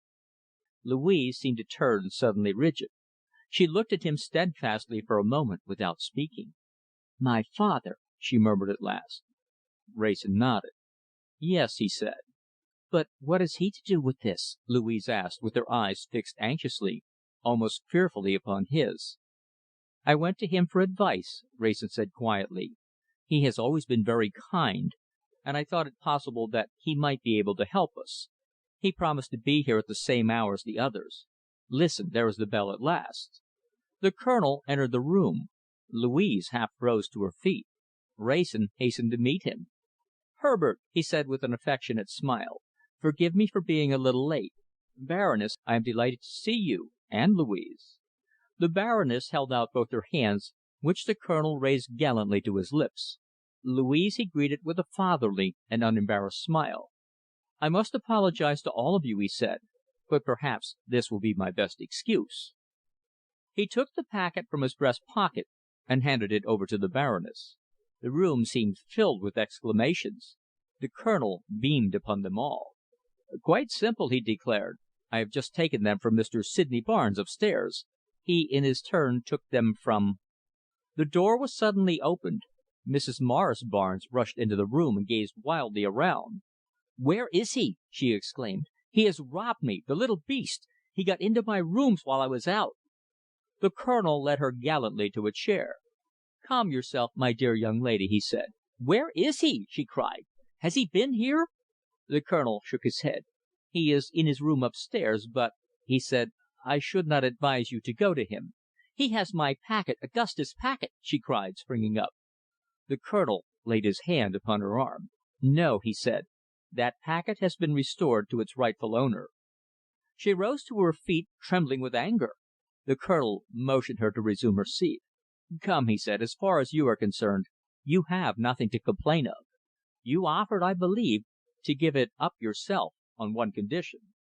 She looked at him with sudden eagerness. "Well?" she cried impatiently. "That condition," he said, "shall be complied with." She looked into his face with strange intentness. "You mean," she said slowly, "that I shall know who it was that killed my husband?" "Yes," the Colonel answered. A sudden cry rang through the room. Louise was on her feet. She came staggering towards them, her hands outstretched. "No!" she screamed. "No, father! You are mad! Send the woman away!" He smiled at her deprecatingly. "My dear Louise," he exclaimed, "our word has been passed to this young woman. Besides," he added, "circumstances which have occurred within the last hour with our young friend upstairs would probably render an explanation imperative." I am sorry for your sake, my dear young lady," he continued, turning to Mrs. Barnes, "to have to tell you this, but if you insist upon knowing, it was I who killed your husband." Louise fell back into her chair and covered her face with her hands. The Baroness looked shocked, but not surprised. Wrayson, dumb and unnerved, had staggered back and was leaning against the table. Mrs. Barnes had already taken a step towards the door.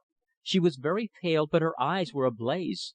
Incredulity struggled with her passionate desire for vengeance. "You!" she exclaimed. "What should you want to kill him for?" The Colonel sighed regretfully. "My dear young lady," he said, "it is very painful for me to have to be so explicit, but the situation demands it. I killed him because he was unfit to live, because he was a blackmailer of women, an unclean liver, a foul thing upon the face of the earth."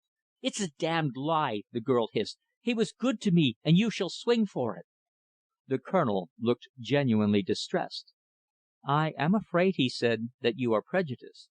If he was, as you say, kind to you, it was for his own pleasure.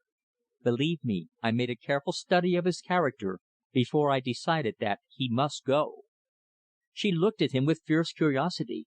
"Are you a god," she demanded, "that you should have power over life or death? Who are you to set yourself up as a judge?" "Pray do not believe," he begged, "that I arrogate to myself any such position. Only, unfortunately, as regards your late husband's character, there could be no mistake. And concerning such men as he, I have very strong convictions." Wrayson, who had recovered himself a little, laid his hand upon the Colonel's shoulder. "Colonel," he said hoarsely, "you're not serious. You can't be. Be careful. This woman means mischief. She will take you at your word." "How else should she take me?" the Colonel asked calmly. "I suppose her prejudice in favour of this man was natural, but all I can say is that, under similar circumstances, I should act to day precisely as I did on the night when I found him about to sell a woman's honour for money to minister to the degraded pleasures of his life." The woman leaned towards him, venomous and passionate. "You're a nice one to preach, you are!" she cried hysterically. "You, with a man's blood upon your hands! You, a murderer! Degraded, indeed! What were his poor sins compared with yours?" The Colonel shook his head sadly. "I am afraid, my dear young lady," he said, "that I should never be able to convert you to my point of view. You are naturally prejudiced, and when I consider that I have failed to convince my own daughter," he glanced towards Louise, "of the soundness of my views, it goes without saying that I should find you also unsympathetic. You are anxious, I see, to leave us. Permit me."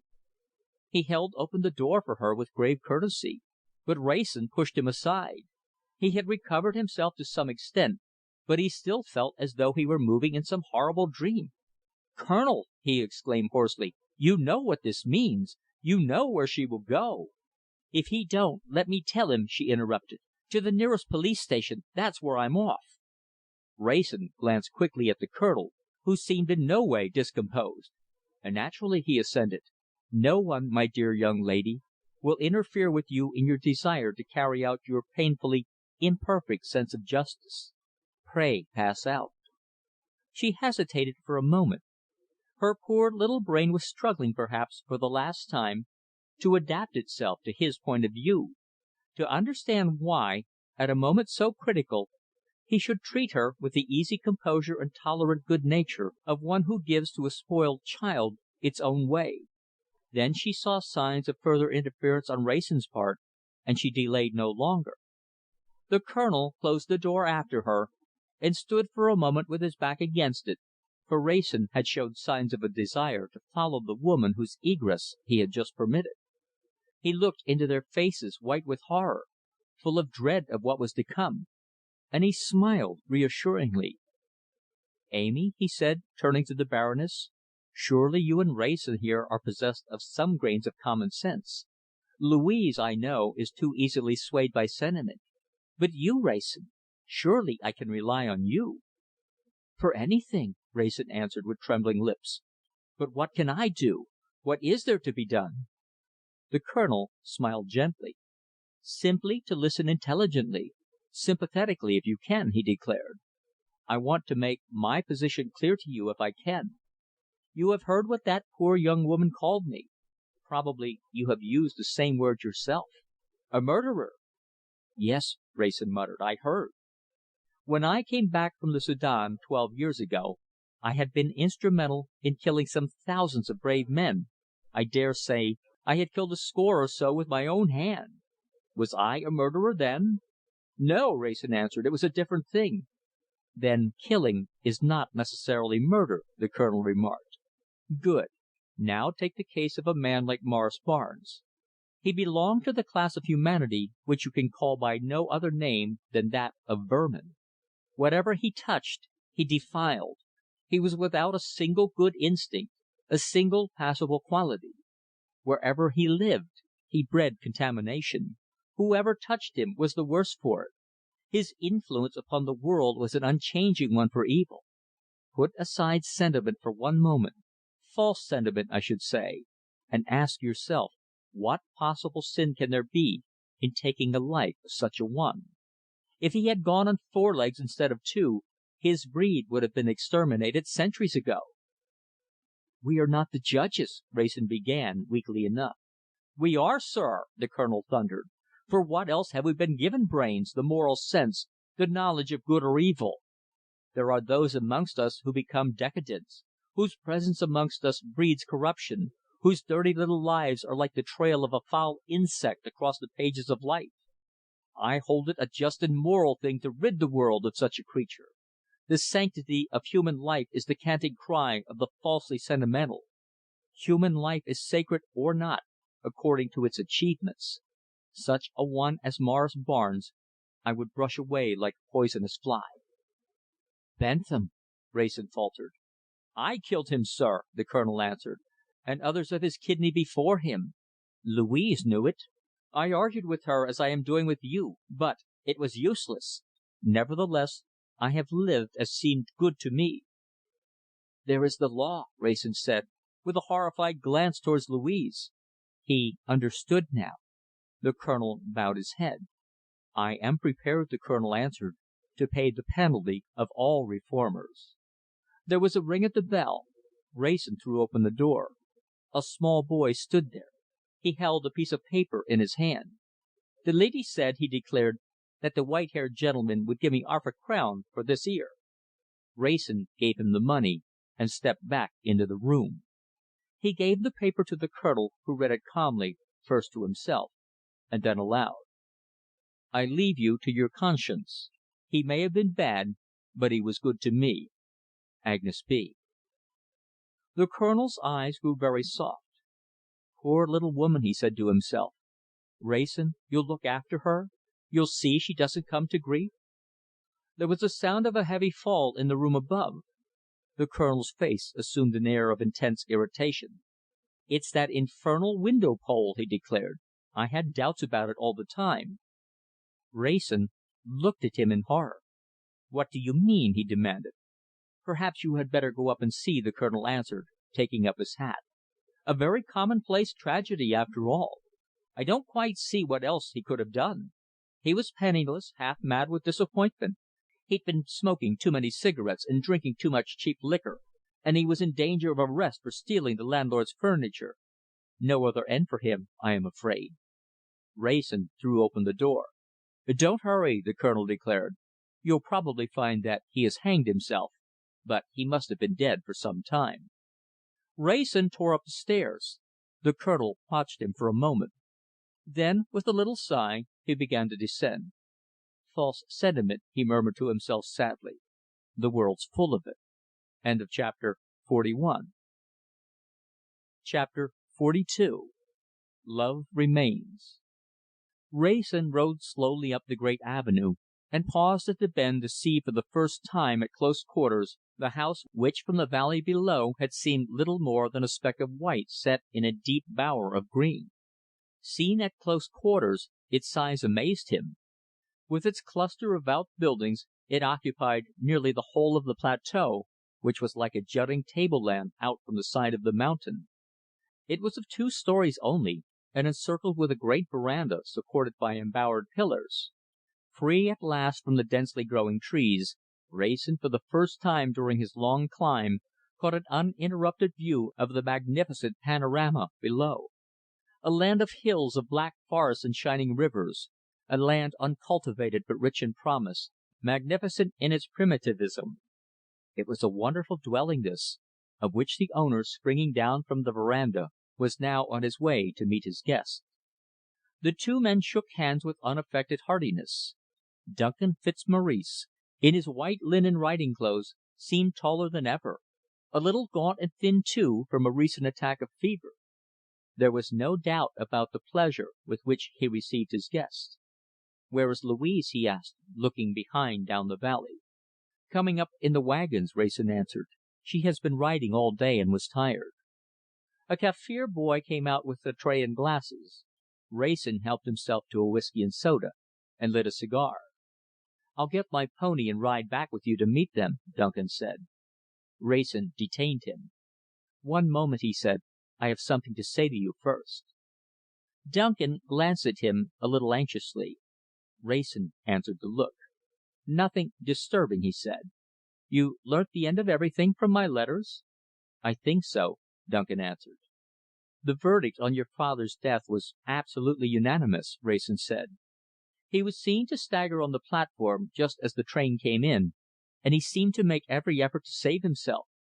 He was killed quite instantaneously. I do not think that any one had a suspicion that it was not entirely accidental." Duncan nodded. "And the other affair? You mean the death of Sydney Barnes?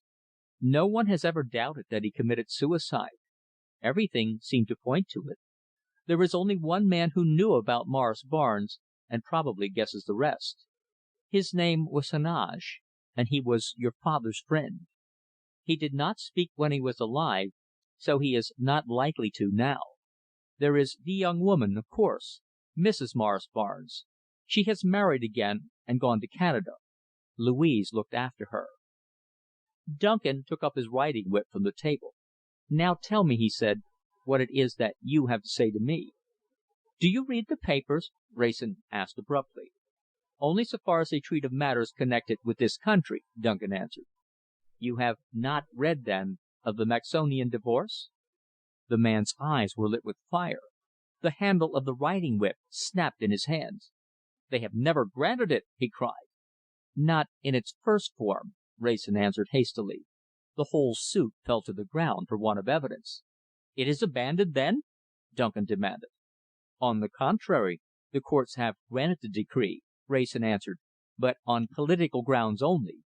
Every material charge against the Queen was withdrawn, and the divorce became a matter of arrangement." "She is free from that brute, then," Duncan said quietly. "I am glad." Wrayson glanced down towards the valley. A couple of wagons and several Kaffir boys with led horses were just entering the valley. "Yes," he said, "she is free." Something in his intonation, some change in his face, gripped hold of Duncan. He caught his visitor by the shoulder roughly. "What the devil do you mean?" he demanded. "What difference does it make? She would never dare to." "You can never tell," Wrayson said with a little sigh, "what a woman will dare to do. Tell me the truth, Duncan. You care for her still?" "God knows it," he answered fiercely. "There has never been another woman. There never could be." "Jump on your pony, then, and ride down and meet them. Gently, man. Don't break your neck." Later on they sat out upon the veranda. The swift darkness was falling already upon the land. The colour was fading fast from the gorgeous fragments of piled up clouds in the western sky. Almost as they watched, the outline faded away from the distant mountains, the rolling woods lost their shape. "It's a wonderful country, yours, Duncan," Wrayson said. "It is God's own country," Duncan answered quietly. "What we shall make of it, He only knows. It is the country of eternal mysteries." He pointed northwards. "Think," he said, "beneath those forests are the ruins of cities, magnificent in civilization and art before a stone of Babylon was built, when Nineveh was unknown. What a heritage! What a splendid heritage, if only we can prove ourselves worthy of it." "Why not?" Wrayson asked quietly. "Our day of decline is not yet. Even the historians admit that." "It is the money grabbers of the world who belittle empire," Duncan answered. "It is from the money grabbers of the Transvaal that we have most to fear.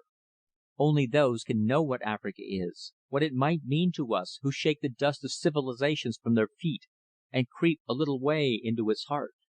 It is here in the quiet places that one begins to understand. One has the sense of coming into a virgin country, strong, fresh, and wonderful. Think of the race who might be bred here. They would rejuvenate the world. And yet," the woman at his side murmured, the woman who had been a queen, "it is not a virgin country after all. A little further northwards, and the forests have in their keeping the secrets of ages. Shall we ever possess them, I wonder?" In the darkness she felt his arms about her. Louise and her husband had wandered away. "One thing at least remains, changeless and eternal as history itself," he murmured, as their lips met. "Thank God for it." This is the end of The Avenger, by E. Phillips Oppenheim.